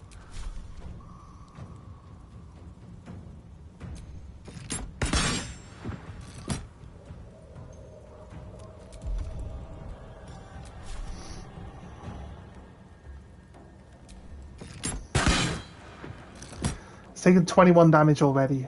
This feels good. I move here. I go cunning hide.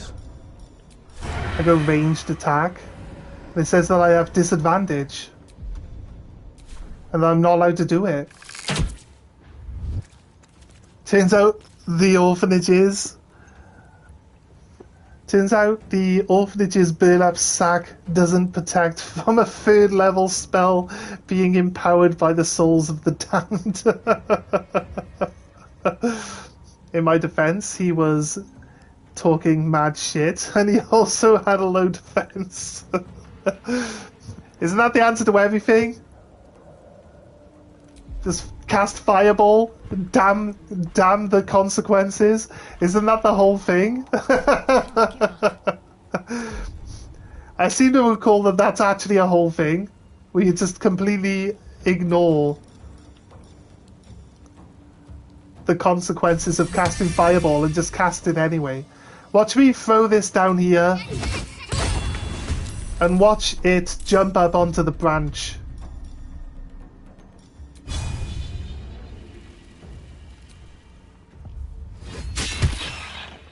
Bleeding, nice. It actually got... its initiative actually dropped in higher than the creatures. I hate this angle because I gotta keep changing the camera. My personal favourite is shrink and enlarge. Pretty much every time a player joined the party, there was an explanation that yes, the low-level transmutation mage is in fact the most lethal of us. Yeah, because it looks big and scary, but you make it really small, and you can step on the fucker. Does it... you say that the strength... what's the strength modifier for being shrunk, then? You said that you get a bit of a modifier for being enlarged. What's the modifier for being small? Nothing important is ever easy.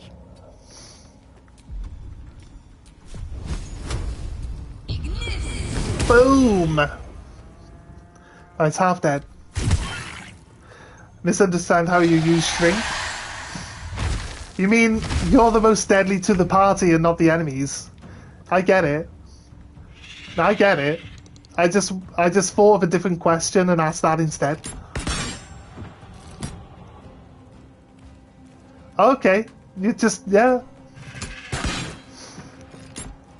Sounds like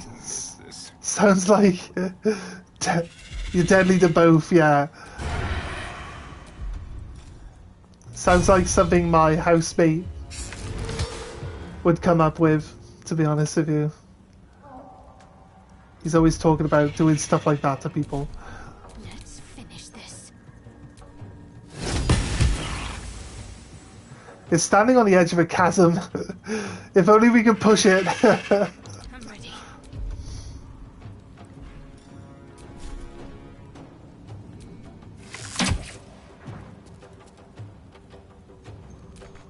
Really? That low? That seems low, if you ask me. Only -1 for being like 1/10 the size you were previously? That sounds really low.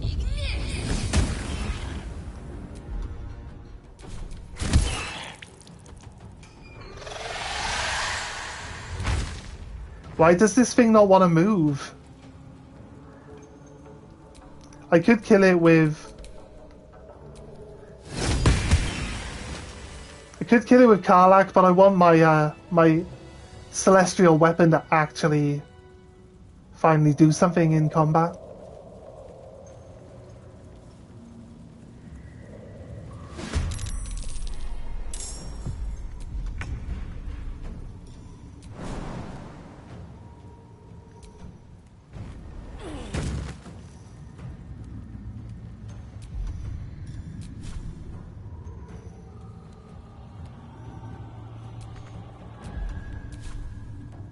Count on me.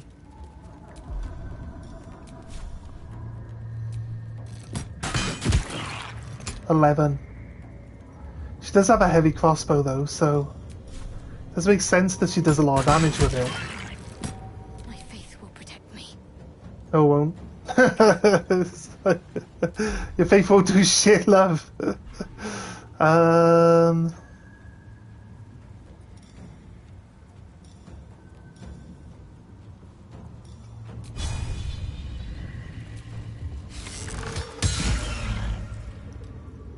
Hamstrung, nice.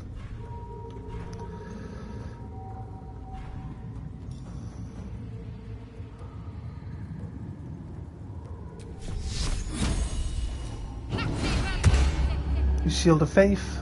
Hungry for the slaughter. I just feel like we're probably gonna Keep them guessing. get hit by this one. Don't quite like your tone. Shrinks your plate mail with you in it. Yeah, exactly. Shrinks his mouth. Like really small. There you go. Can't hear you now, mate.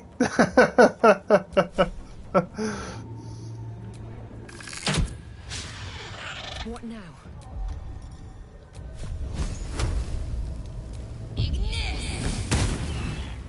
It's just a disadvantage on strength checks while being reduced. Well, fair enough. Fair enough. I guess that is a -1 then. Or disadvantage, you gotta roll 2 dice and take the lowest one, right?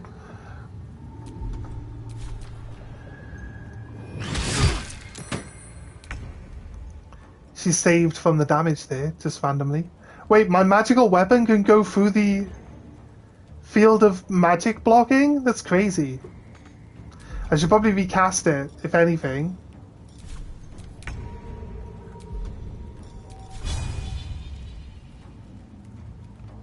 Boom! Wham! Go again. Wham! Well, fucking just kick the shit out of this guy. Go again. Wham! 1, but it is dazed.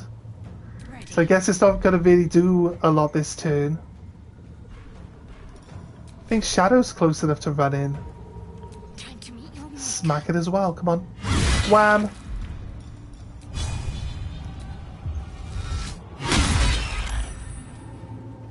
Go for the throat.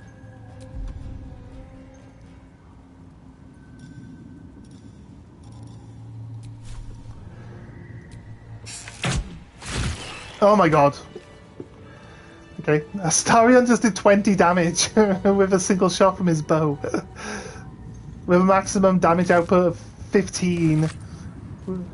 He did 20 damage, it's crazy. Pick it up. Doink.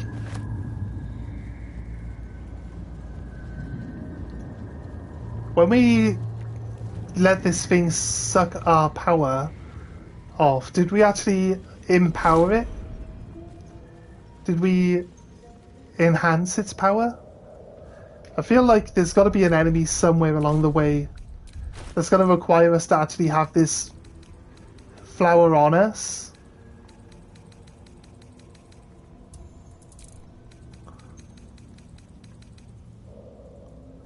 Ice crystal.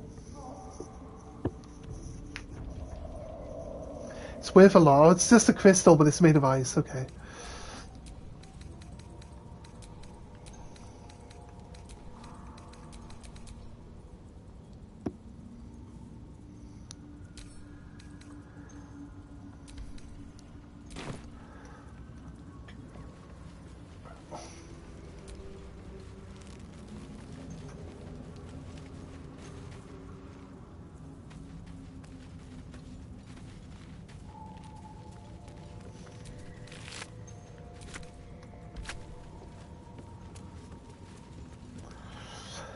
So when it comes to actually playing D&D, like, I'd like to play some at some point in time, but like it's very easy to like put me off. So it's like if someone's trying to like over sexualize everything, like we were playing a game and someone started doing that, and like that was it. I was out of the game. And then other ones where like people are being selfish and like we had a group that we were playing with, and we were all just like sharing the loot, and we're like doing all this, and then someone else joined, and they were like, I secretly, sneakily try to put treasure in my pockets. They're just trying to steal from people all the time. It's just like, what the fuck are you doing? Like, it just puts me off, and I just don't want to play then. So I didn't play that campaign anymore either. It's like, honestly, like, I don't think it's possible for me to play with people because I don't know. Like, I haven't played a game. I haven't really fully experienced it before, and like, I'd like to just go through the motions, learn the game a little bit better before I've got to deal with, like, you know, other people doing all the stuff that other people do, like trying to ruin the games and everything, or being assholes to the DM or something. You know what I mean? So I don't know. I don't know if it's actually auto-saving. There's a grave marker here. I'm gonna make a proper save, and we're gonna do a long rest. So I feel like we'd do a long rest, to be honest with you. Yord's killed someone with their own regeneration band. Crazy. Mogash looks around at the party, shrugs, casts Shrink 4 times on a steel-reinforced door, and throws it at someone. And it grows into a 600-pound chained vault double door. There are ways to deal with players like that, but usually it's the DM's responsibility to handle inter-party trouble like that, and they can't fix it in character. If a new player just joins and starts violating all the party rules and you can't sort it out, the thing is, like instantly everyone didn't want to play anymore and no one played anymore. So he literally got to just take over the whole narrative, and they had to find a new party to play with. Like, literally everyone stopped going. As soon as that person joined, everyone stopped playing. It's not just me, it's everyone. Like, nobody wanted to play with him. Nobody wanted that in the game. But they just carried on with that guy and let everyone else leave. So, yeah, you might say that, but they didn't say, right, we just tell that guy we don't want him here and set up a different game for him to take part in.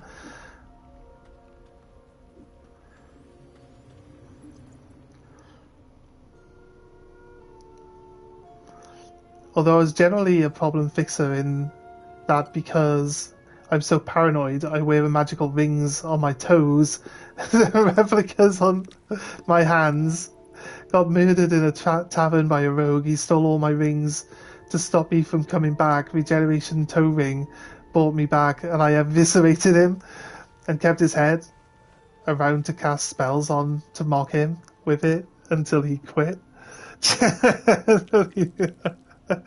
See, that type of behavior, I don't know if I would be able to cope with that either. Like, I guess you'd try to deal with someone who's being a bit of an asshole, but it sounds... Wait, because the flowers are in my chest, They affect me by my chest as well. That's crazy. I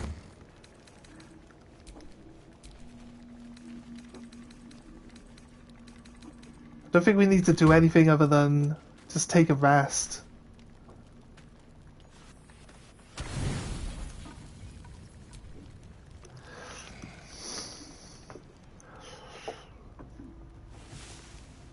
But DMs often make exceptions so players can see how it feels to be on the receiving end of party members fucking you over. I don't behave like that to a party member. I did that to make it clear how fucking annoying it is. Yeah, you're just showing an annoying player like what it's like to have to play with him, right? Did he get the message? Was he easier to play with from that point on? But you said until he left, so obviously he didn't learn his lesson, did he? And then oh, it is called Clive. And then because you was horrible to him, he was probably even more horrible to the next group of people that he went to play with. So I don't think it works. I think it just makes them worse, right? I don't think the guy was being the way he was to stop people from playing. But he didn't even you know, ask about like what we were doing or how we were playing the game. He just started playing it the way he wanted to play it, which is fair. Know what I mean? Can't argue about that. But, you know, you gotta read the room, right? Also, like, his character's like, oh, everyone's like playing like what they want, and he's like, yeah, I'm a sexy mind goblin. That's not the class he was, but he was like, I'm a sexy slut whore, fucking succubus who wants to fuck everyone. It's like, again, like it's another layer that we never got into or even gave him the opportunity to play in front of us. But it's like, yeah, I don't want to have to play with this guy.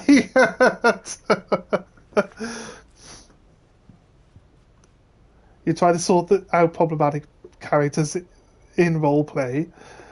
If that doesn't work, players talk to each other. If that doesn't work, the DM handles it.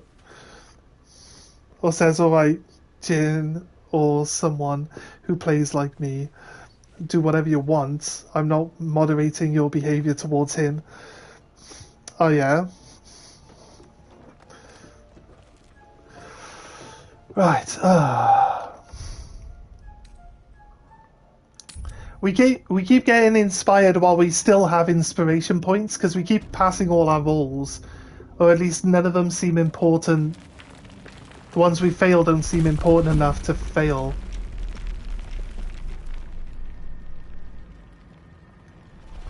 Is it trapped?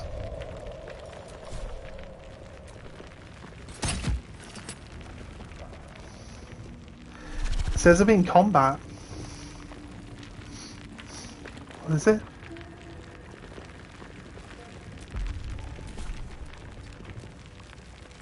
Attention. Guess we gotta just position ourselves. I think there's no point in raging, but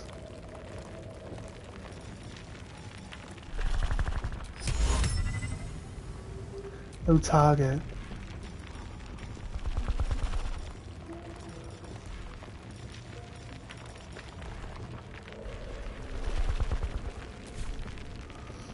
My faith protects me. Because they either shape us as players or they stop bothering your cohesive play. It's gonna blow. There's the shark things here, right? It's gonna like pop up and attack us, right? Because we're in combat. I don't know how big to expect the thing to be, the blast to be, magical weapon. That's on you. This'll help.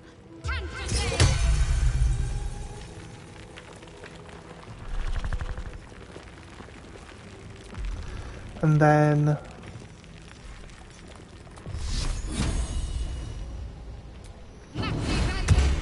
wait, I can't buffer with two things, can I? Mate, honestly, I can't get used to this whole you can't buff someone more than once thing. I don't even think that any of my buffs are even on her now. I think both of them are gone, aren't they? Yeah, you keep saying it. You keep saying it. I'm used to, like, okay, I'm used to playing Final Fantasy where you just buff and buff and buff, and then you're done, right? I'm not used to this. I'm not used to this concentrating keyword. I'm just not used to it. That's what it is. I can't complain, can't argue. I can cry about it. I can cry about it, but it doesn't really help much when it comes down to that, does it? You hate Edition 5 with a passion.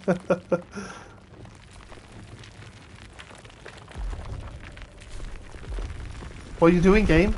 I said end turn.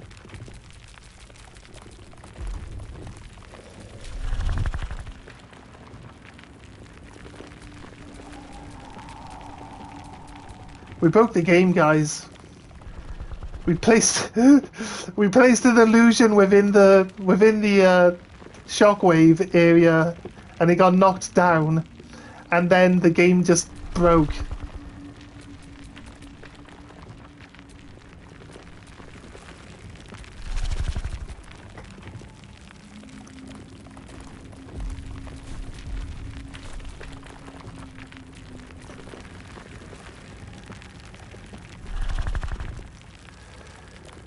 Volvo's Monster Manual?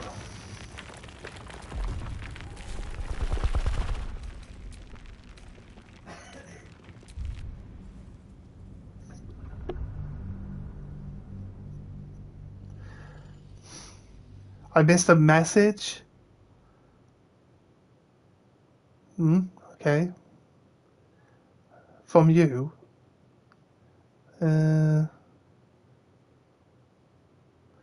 If it's a concentration spell, casting another spell gets rid of the original.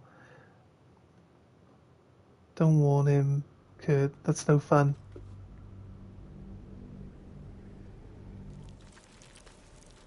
In the chat? I don't think I did. How far back are we going?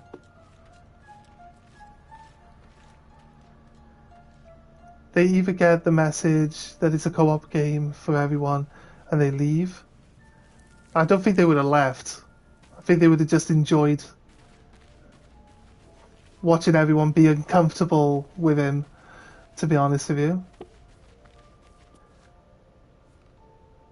You know, I'm not switching between, like, Discord. I got YouTube chat up on my one screen and I've got the game up on the other. I'm not really switching back and forth between the two.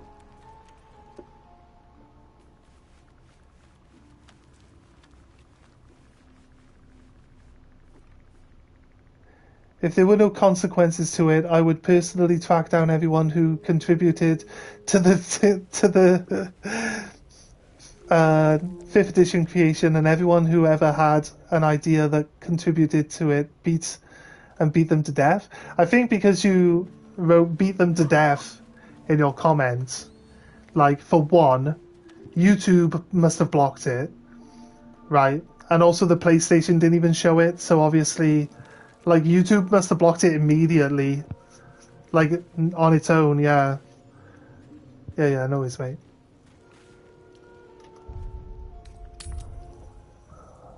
I believe it saved after we did our rest. It might not have. Just gotta check how many spell points I have. I got all my spell points.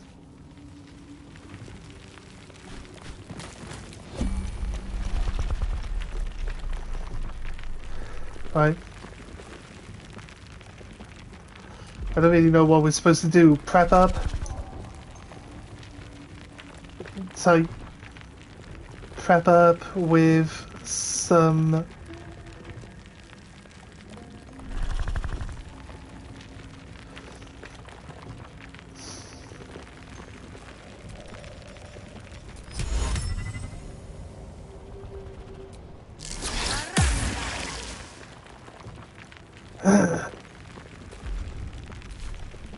What's the story?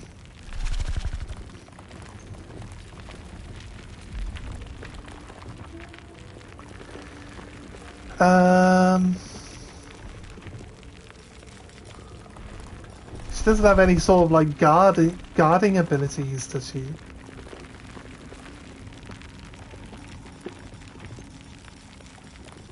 No. I wonder what the next move is.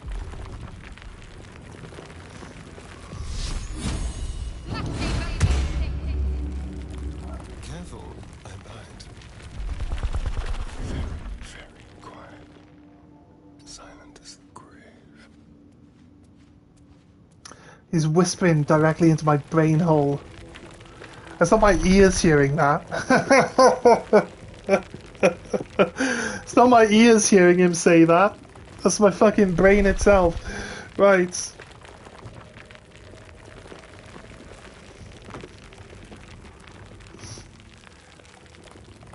The treacherous wretch has ruined YouTube.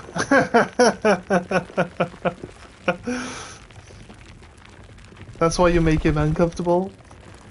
Very few players are going to be good enough to outmaneuver an entire party deciding, alright, fuck you, man. Yeah, I guess. All of us were like first time players though. Like, none of us were going to have the confidence to do that to someone. And that's what I mean. As soon as he joined, everybody stopped playing. That's it, immediately. We finished that session and then no one ever showed up again. Just that guy. They had to find a new party to play with him. I'm only probably one of a few. Here we go.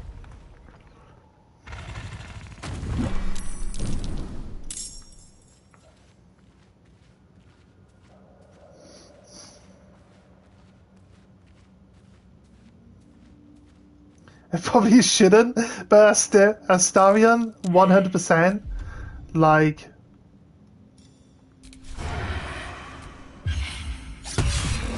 bosses most combats by himself.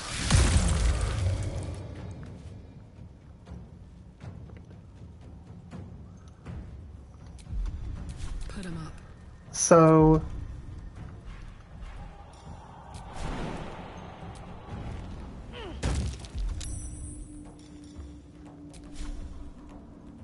Down the hatch.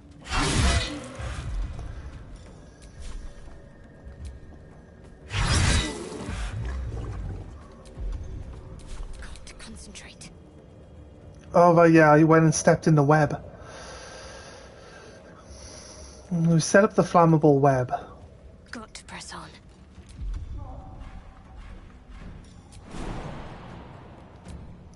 I'm using the concentration spell, which I'm assuming is actually not... It still has Shield of Faith on. Can I use Bane? It's not a concentration... No, it requires concentration. Kind of pointless casting the shield spell then. No target apparently. I can't get close enough to use it. I also hate that.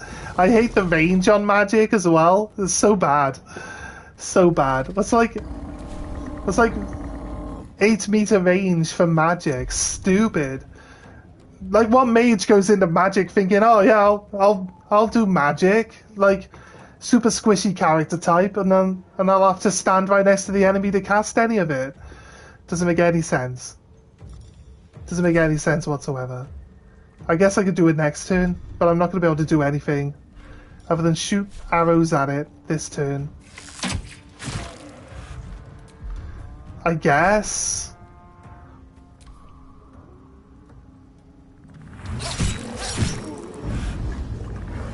She's a cleric. Does she not specialize in magic?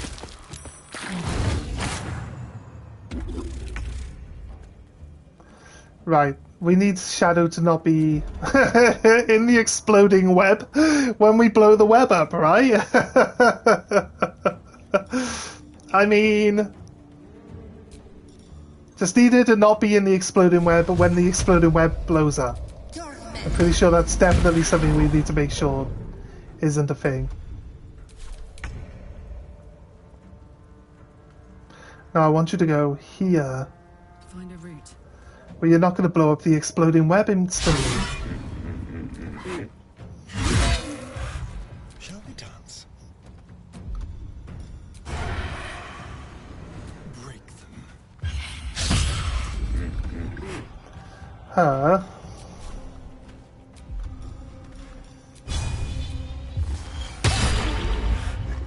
It's off balance, okay.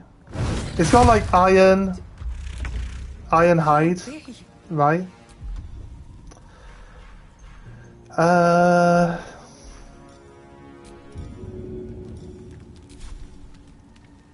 Here goes nothing. Get it back up.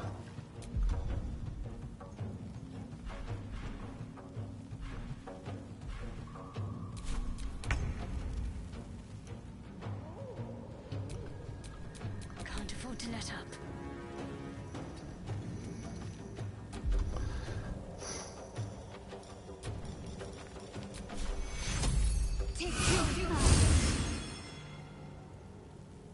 I got this.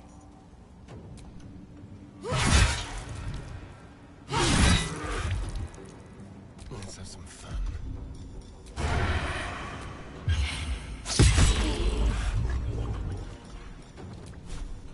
Ruptured. Oh man, come on.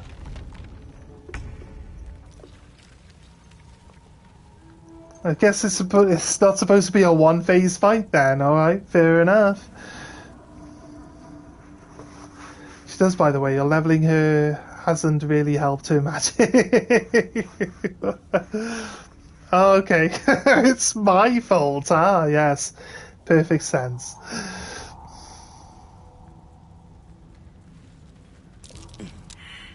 Yeah, I've explained that whenever I play Final Fantasy, I never use magic. The only Final Fantasy game I've ever used magic in was Final Fantasy 13, but only because you got the paradigm shift and you already predetermine which magic spells you want them to use, and they use them like their basic. They use the magic like it's their basic attack. So Final Fantasy 13 is the only Final Fantasy I've ever used magic in. Always avoid using magic in everything. Rock under your feet juts upwards. Let's dig him up Perfectly engraved tombstone and talk to Dead on him. Epitaph. In memory of Myrna, a shining Myrna? light in this dark world. Myrna, May they you said, forever not gaze upon the Myrna. lake you love to play in. Dig up the grave. Oh God. I was only joking, game. Like, you're giving me the option. I feel like it would be not very nice to dig this place up. Or maybe if we would have come here first, dug this up, we might have been able to, like, calm the other guy down. Possibly. I mean, he had a name. You're a GIF, you're not nice. That's a lie. I'm the nice GIF. I'm like the Grinch of the GIFs. Yeah? So, like, the Grinch becomes evil because of all his selfishness and his jealousy. Whereas, if that's the normal nature of the GIF, then I'm the opposite. See, I'm the Grinch of the GIF. I'm the opposite. They don't exist. What do you mean? Okay, fine. I'm a GIF. As you dig, you slowly expose the skeletal remains of a large dog wearing a chunky leather collar. Nice. Dog was into kinky stuff. Large collar. It's got runes all over it. Definitely magic. Though I wonder what they mean. A large dog. Aimed at the tag surrounded by a plethora of indecipherable runes. I can put it on my doggo back at the feel the peer pressure. Oh, I suggested we gotta dig it up. And like it said dig up grave, so to be honest with you, I was going to dig it up anyway.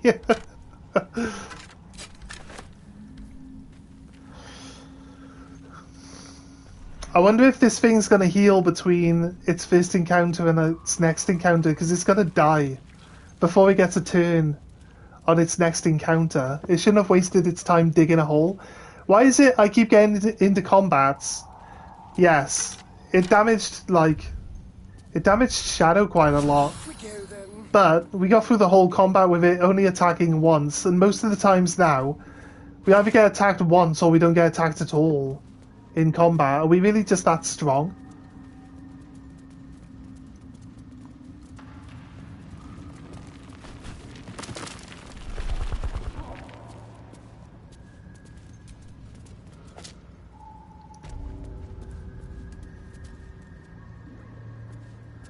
It healed at least 36 HP. That's fair. It'll need it.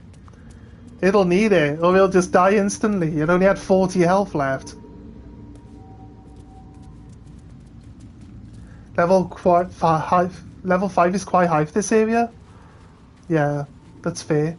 Well, people don't go around making sure they do everything before they come down here. I mean, I've been nice, so I've not been getting all the XP that I could possibly get.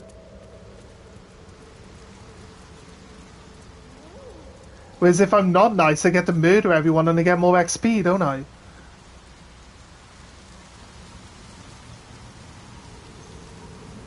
Aye, here's the big hole again. So we've done a big circle. Save.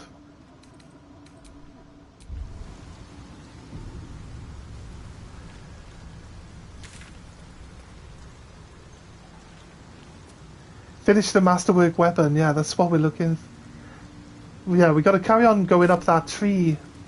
Should we go grab that first? I feel like we should probably grab that first.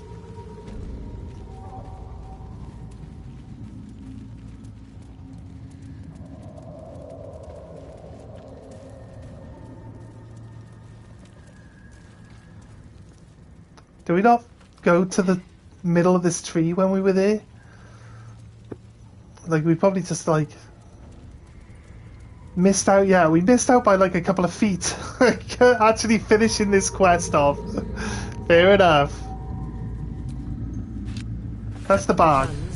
We can now rebuild the weapon, right? To craft it all. Yeah. We've got to... The blacksmith's house should do. Let's go back to where we found all the other stuff. Oh, there was a loading screen coming down this vine for a second there.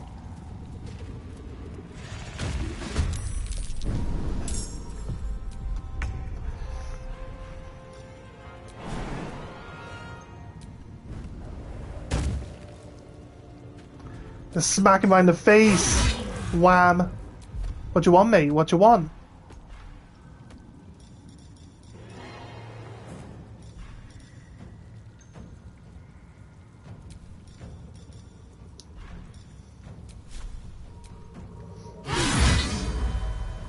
A crit hit. It lost.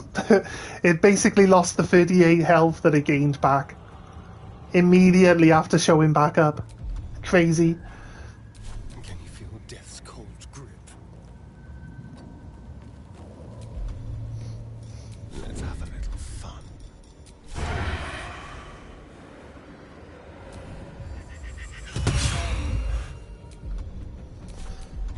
Need to stay focused.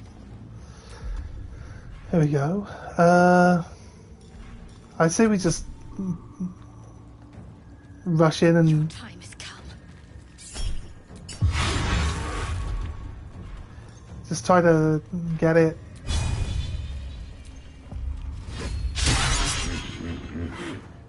She just like... I imagine that she like...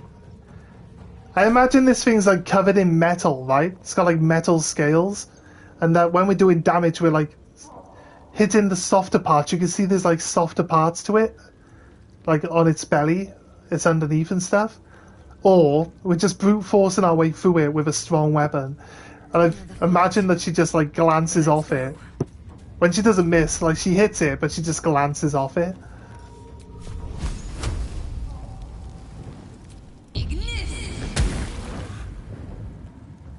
That's 12 damage. It's a shame I don't get an extra turn.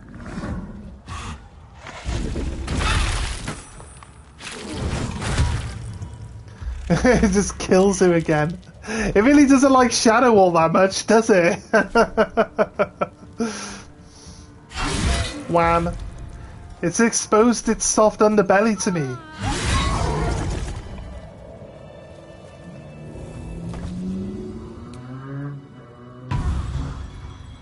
Help her up. Enough sitting around. Let's go hurt someone. Oh my god, what? Blood Guzzler's Garb. It's just uncommon clothing, but it has bonus stays. Grievous Retribution. When an enemy damages the wearer gains wrath for 1 turn. Bang. It's going on Karlach. 100%. Why was it wearing armor? It's one size fits all, right? So I just assume that it was wearing the armor. Come on, let's go. Yeah, she might as well wear it. There you go. It looks like something she should wear as well. It's pretty nice, right? It ain't someone wearing armor. No, it was definitely wearing it itself. It's like pulled it out of its ass.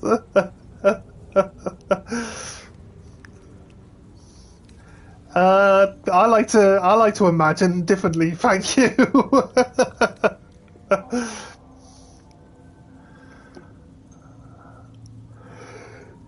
Right, I gained Wrath for 1 turn. Not quite sure what it does, but we can always. Actually, you know what? We can always just look at the examine, then go into more detail. You get +1 bonus to damage with melee weapons for every turn this condition has remaining. Ah, that's the thing. Oh, there was something else which would add like 2 lots of... No, the lightning... Those lightning gloves, right? The lightning gloves that like unarmed combat. They build up like bonus damage on top of... Let's move. Like by building lightning charges. If I remember rightly.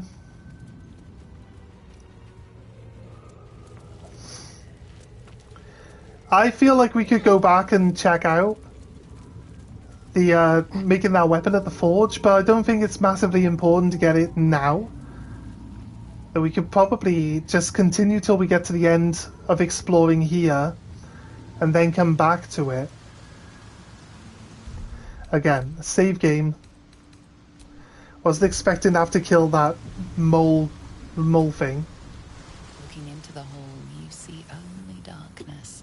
It's impossible to tell how deep it goes by sight alone.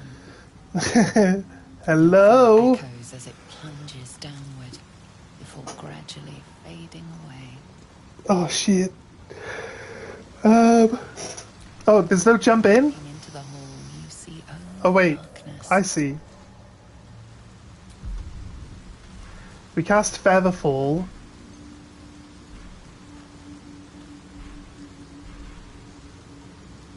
We didn't take our scrolls back off Gale.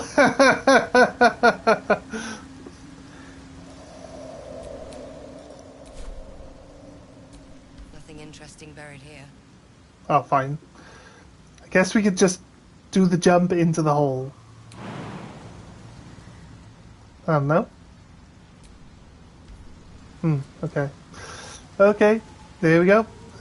I was thinking it was more interesting than it was.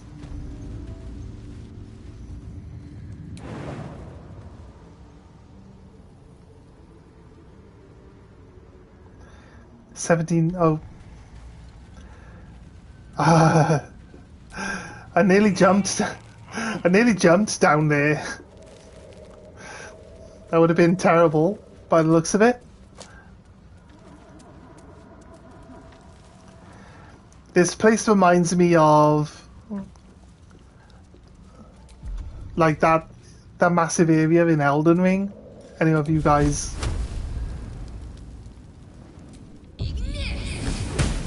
know the area I'm talking about?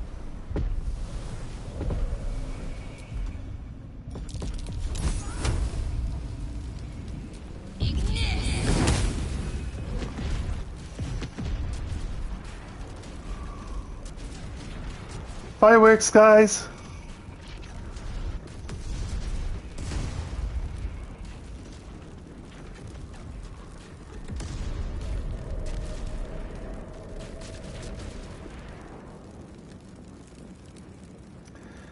Did I save the dude? What dude?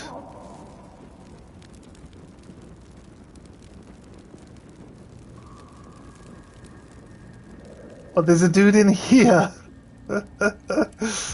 Like, fucking no. If there was a dude within all the mushrooms, no. No, I did not. I didn't know there was a dude.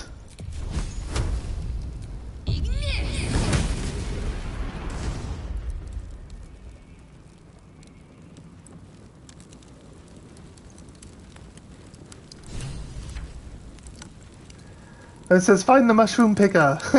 There was a guy down here. Look, I found the mushroom picker, guys. Here he is. Did I have a quest for finding a mushroom picker? I don't recall getting a quest for finding a mushroom picker. Unless it's now added to my journal as a thing, right?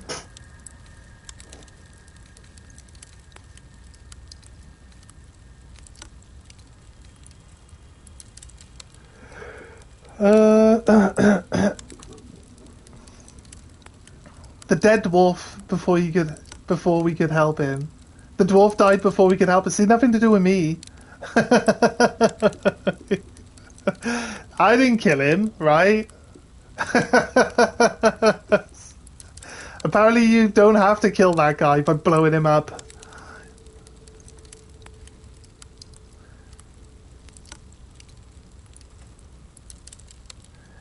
You can save him if you want a gremlin? What do you mean? What does that mean?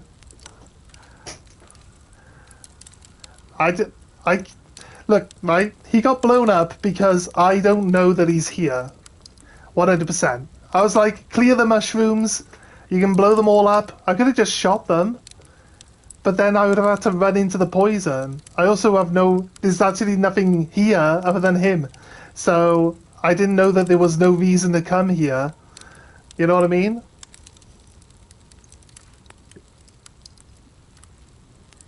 Throwing fire at gaseous areas is gremlin behavior. Are you sure? What? I was just trying to clear my way. It's not my fault. I didn't know he was there.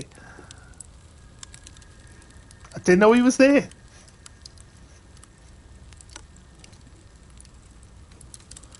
Pale elf. That's, I'm gonna pop to toilet quickly, guys.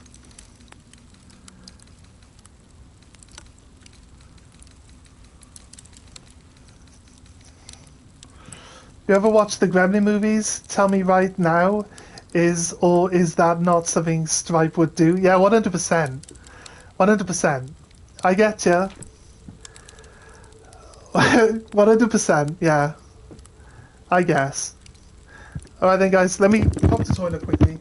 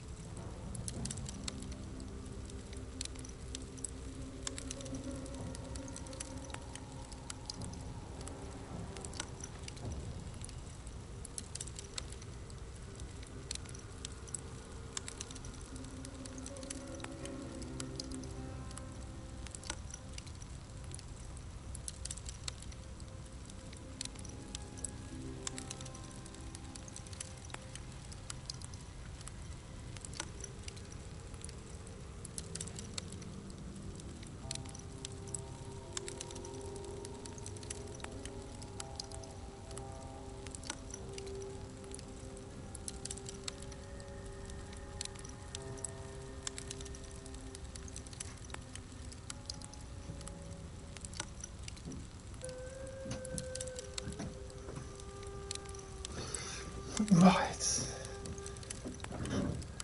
Okay. Right, we're back.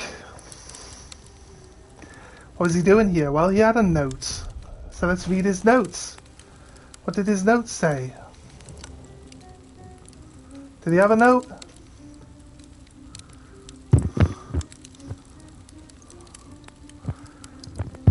I can hear my housemate constantly sneezing downstairs. He had a note, right? Druid note? Dwarven poem? No.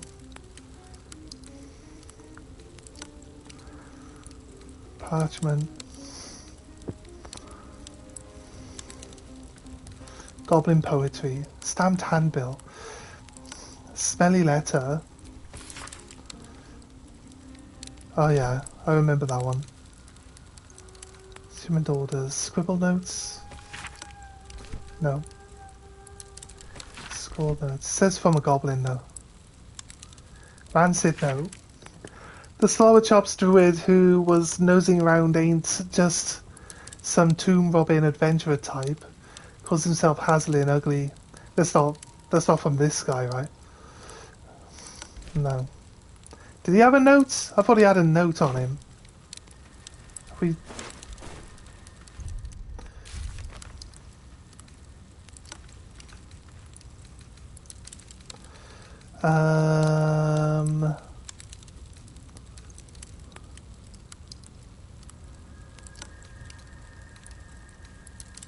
It's not completed, so there's still more things that we got to do with it.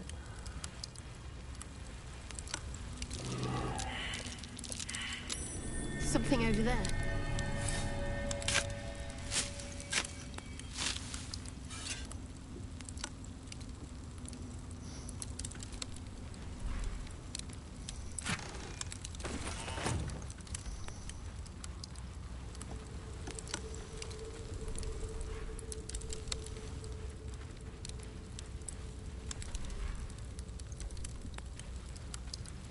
He had a torch.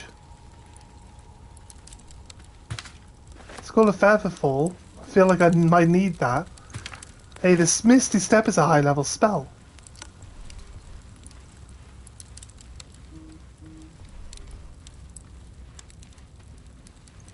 Right, okay. Who knows? Who knows?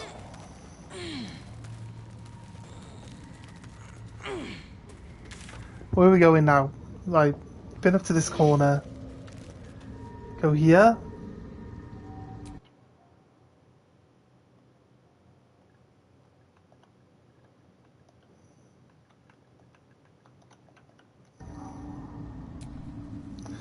Right.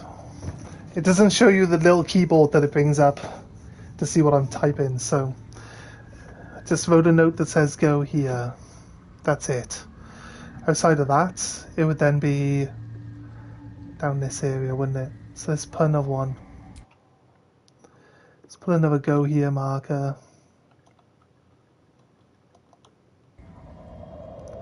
Go to. There we go. Yes. Although they're not really massively obvious on the minimap which ones are your markers. Only slightly different to the markers that are already there. I guess we can go up this way.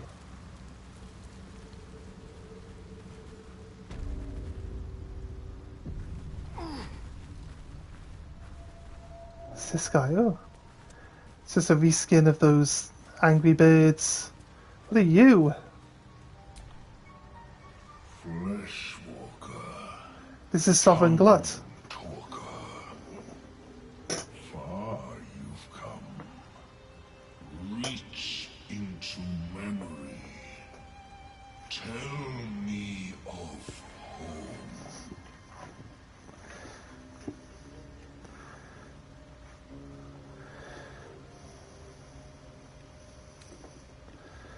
Astral Citadel of Turnaraf at the court of Queen Valkith. That is my place. It reveals its own home in reply. A humid cove filled with decaying myconid corpses. Dwegar destroyed my people. I am a sovereign with no circle. I do not belong here. I am not welcomed here. Oh, fair enough. I grow among them, yet I am not of them. Yeah. I know how you feel, mate. I know exactly how you feel, dude.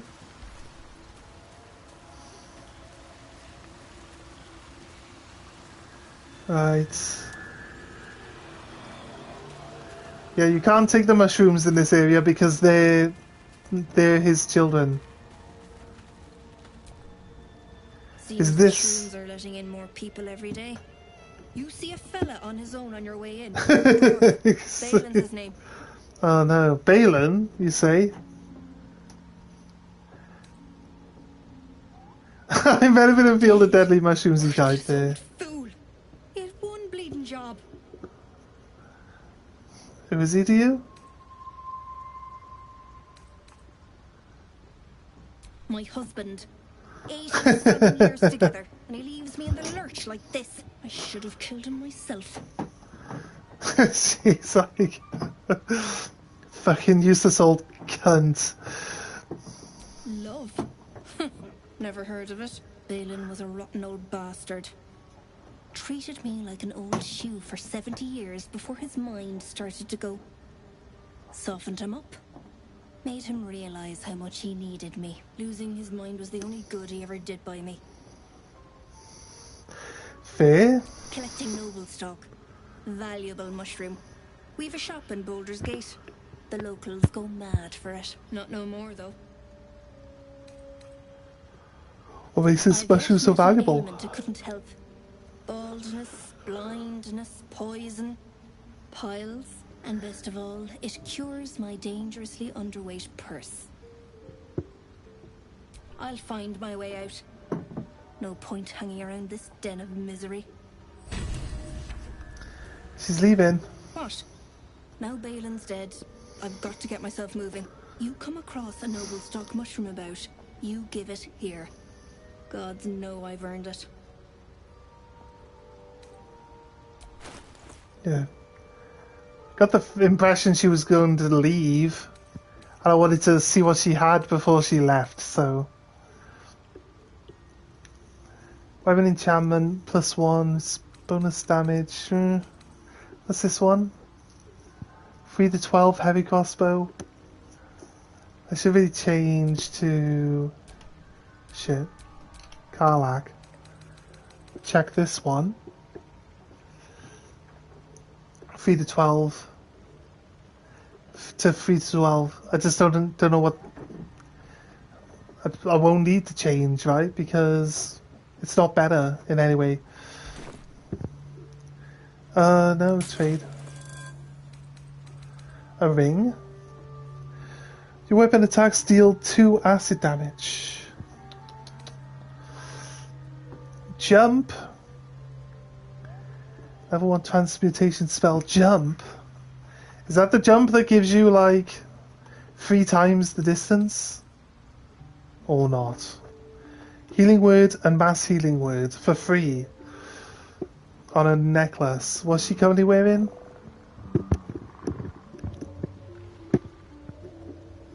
She'll stay around as a trader, right? Okay. Right, makes sense though. Hail of Thorns? Conjuration? No. Yeah, come on. Show me the screen. Why are you not showing me what this thing is?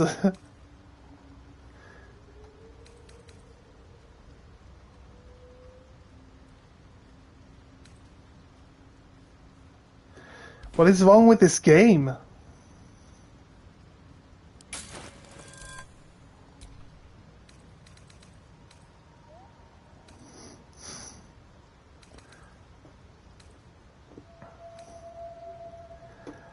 Scale mail plus 1. Superior material. 1 less damage to slashing. It's medium armor. Disadvantage on stealth checks. Because it's kind of like loud, right? Like, scale mail is like a bunch of tiny... It's like layers of tiny little plates, little metal plates, like laid up on top of each other like scales. So it's kind of, it changes a lot. So the acid ring is pretty good. On honor mode, it's considered a purple level rarity. Yeah, because like you give it to someone like, if we give it to, I was thinking we give it to, I didn't say this out loud at the time, but I was thinking we give it to Astarion, he attacks twice, right? Or we could even give it to Karlak, because she can attack multiple times in a turn. But the +2 damage then, especially if they're weak to acid. What does acid actually do? I've not seen acid actually do anything, though. Does it lower your armor class? Or something?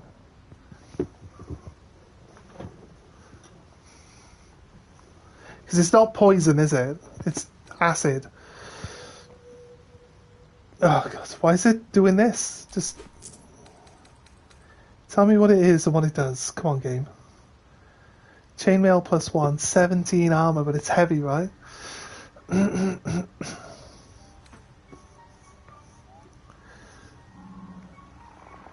Plus balanced. Superior material plus balanced. It's medium armor. This is the hide +2. Balanced and ambusher. Stealthy, you get +1 to the bonus stealth checks. Leather armor. Padded armor 2. Superior padding. Take 2 less bludgeoning damage. This way, light armor 1.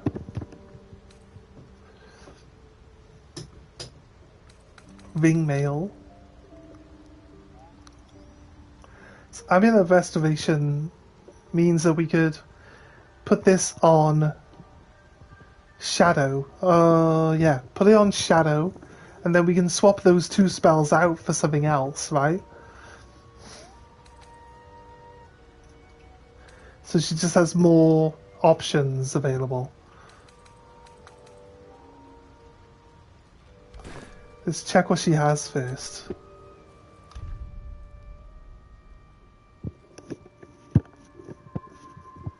It's only 1 extra damage if they got acid resist, yes. Still sounds good though. How delicious.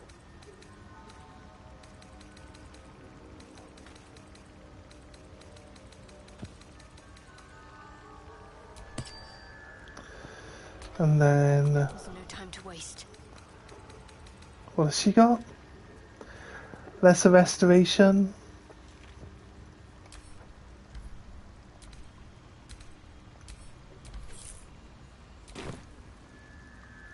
Gonna unequip it. Looking ahead. What?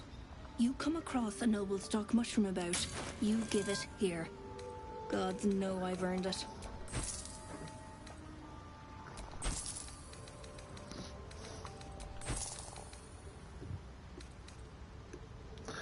Have a knife. Have some rope.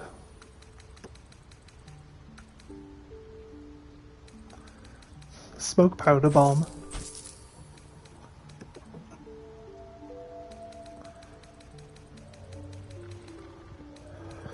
We've not got plenty of money, so don't worry too much about spending some here. Corrosive flail.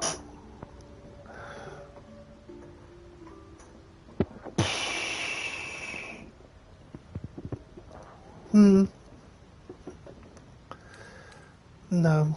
I feel like Shadow would like a flail, but it's not that important at the moment.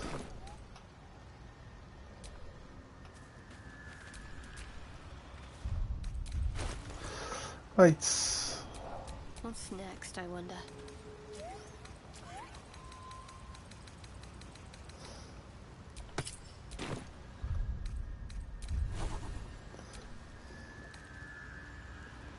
Healing word and mass healing word can come off.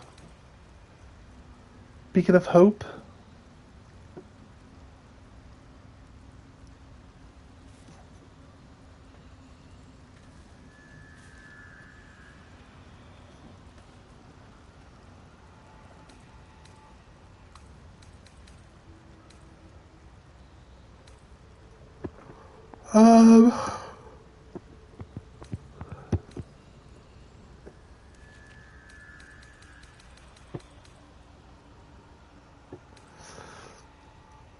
Revivify. Like remove curse. Healing gives bonus hit points to herself as well. So it could be pretty good actually. So she gets hit really hard and she gets an extra turn. And she gets like, but she's low health, but she's like, you know, we can actually heal her like basically 10 health.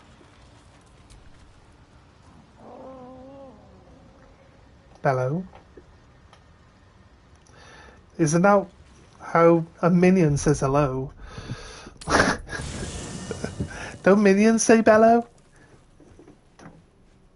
She sells grenades, keeps you coming back. Guess, pretty solid. No time to rest. We found a better weapon for Shadow yet? We haven't found a better, like, great sword yet, have we? I need Gale. Need Gale to talk to the animals for us. How can I help?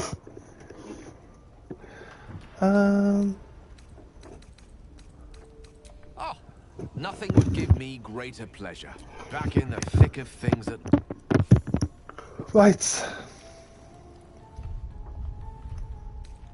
Just when I was getting used to the sky again. Fear not, Karlak. Sun, moon, and stars will still be there, waiting for us. Meanwhile, this place is pretty spectacular, isn't it? No book or painting could ever do its strange beauty justice. Perhaps our stories might, when we return to the surface. Want Master back. He treats me good now. Doesn't kick me anymore. Okay, fair enough. And we guess we can keep Gale for now. No, never mind.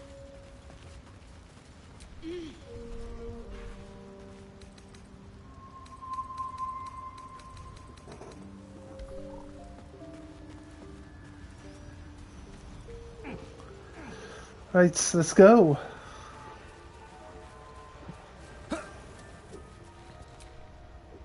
Fungus and mold glaze the grotesque creature's face and body.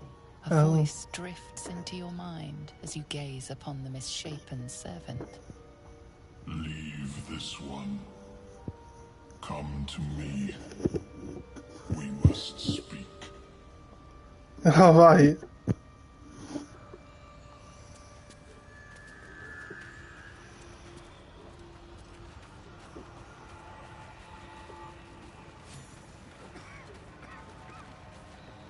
Perhaps Amelia is right. I should get a mask.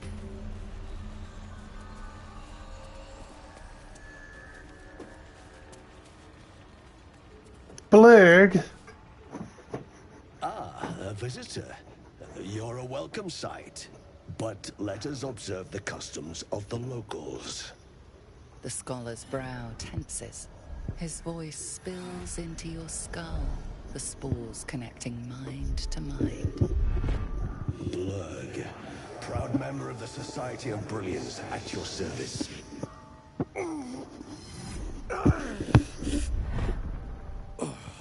Or perhaps not. Your mind is far more complex than that of the fungi. I've never heard of the Society of Brilliance. Understandable.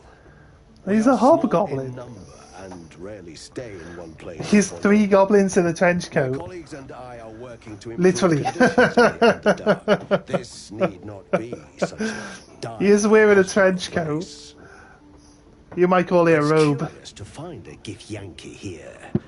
What has brought you down so deep?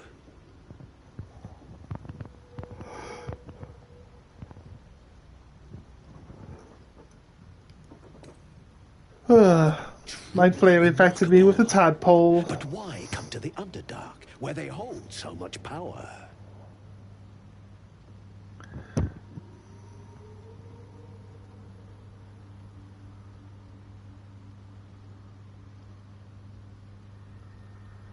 In 2 seconds, I just got a message on eBay.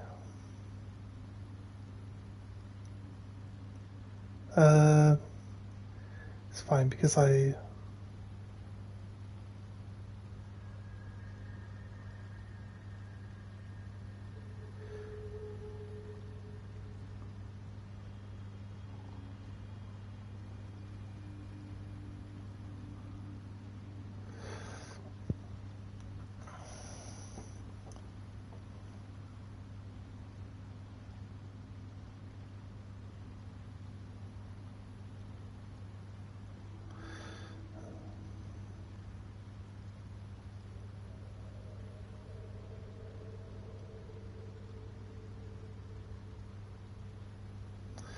Right. 2 seconds. Right, yeah, we're good. Right, where were we? Talking. Explain the whole story. Infected by an illithid tadpole? It's a miracle you're still intact. You must be worried sick, but have no fear. I have a friend who may be able to assist. Omelium! I hope this is important, Blurg. My Zirkwood samples need constant attention. It is. This adventurer has an illithid tadpole inside her head, but she hasn't turned. No ceremorphosis? Well... That's impossible. But intriguing. Are you looking to have it extracted? Yeah.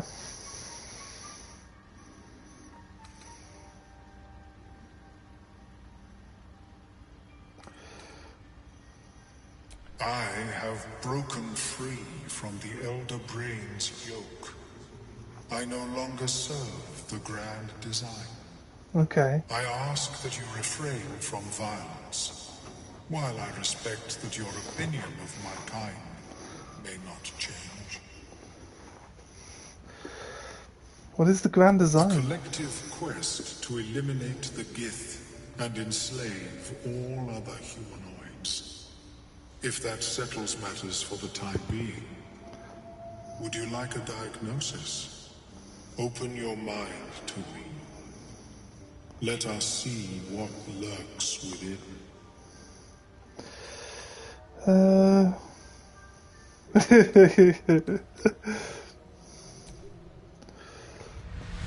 Oh, this is a Githyanki option. The tadpole pulses with power. It feels 10 times its size. Alive. Awake. Almost smug. This is most unusual. The incubation period should be complete, as should your transformation. But the larva is infused with strange magic. It appears to be in some form of stasis. Well, what happens if that stasis goes away? Is like you turn into a... I can only theorize. Turn into a mind I flayer. suspect your transformation would be both agonizing and instantaneous. I thought it was always agonizing, Omelium. Well, yes. But that wasn't my point.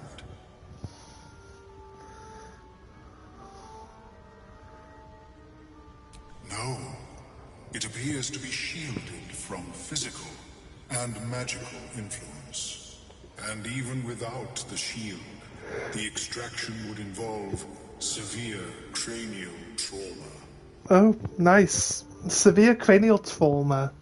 Like it every other weekend. It is not ideal. The process would surely kill you. But not to worry. Should you transform, I will happily perform a new examination. Oh, nice. A Nautiloid? Fascinating. I have never set foot on one myself. They were our warships during the greatest eras of the Illithid Empire.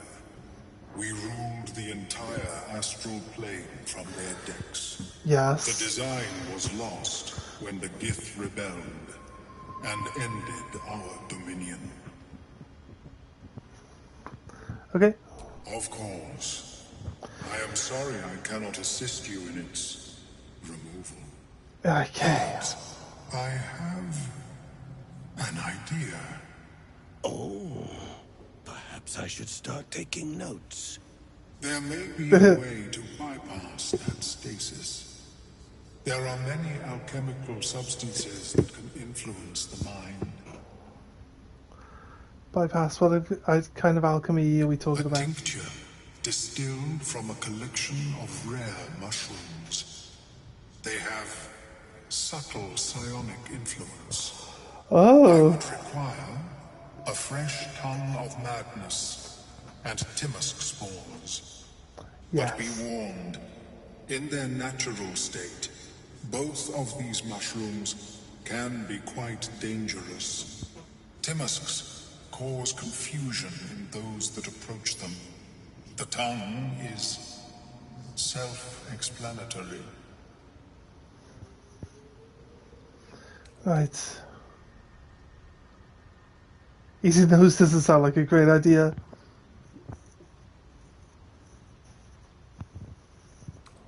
My formula will hamper the more harmful effects once the mushrooms are brewed into a potion. Your sanity, however much you possess, should remain intact. Okay, okay. So where do I find these mushrooms? The Underdark, of course, although they are quite rare, and their discovery perilous. I imagine Lenore would have them in her possession. She served Mistra as a cleric. Why would a cleric have a bunch of dangerous mushrooms? She is quite fond of her garden. Lenore has always been a lonely sort. Nature was her only companion. I offered her the chance to join the society, but she refused. Her experiments on Susa bark took priority. Nice. Alright, I'll come back when I find the May mushrooms. your travels be safe and swift. Alright, okay. I have never seen anything like it, Blur. Sorry to do this My to you guys, species but... evolving? Oh, God. Perhaps. I kind of like... Such an accelerated Sitting is causing me a lot of grief today, for some reason. Like, my back is killing me now, having sat here for so long. So, I hate to leave you guys early like this today, but, like, I'm gonna need to lie down for a little bit, and hope this passes. So, we'll see you guys tomorrow, and have a good one. Anyway, thanks for joining us. Appreciate all of you being here. If you haven't dropped a like on the stream, please consider it, and a subscribe to the channel if you want to see more. You can also backdate through previous streams and watch how we've been playing. I recommend the second part of Defend the Grove. That one will not disappoint you. Anyway, guys, have a good one. We'll see you next time. Bye!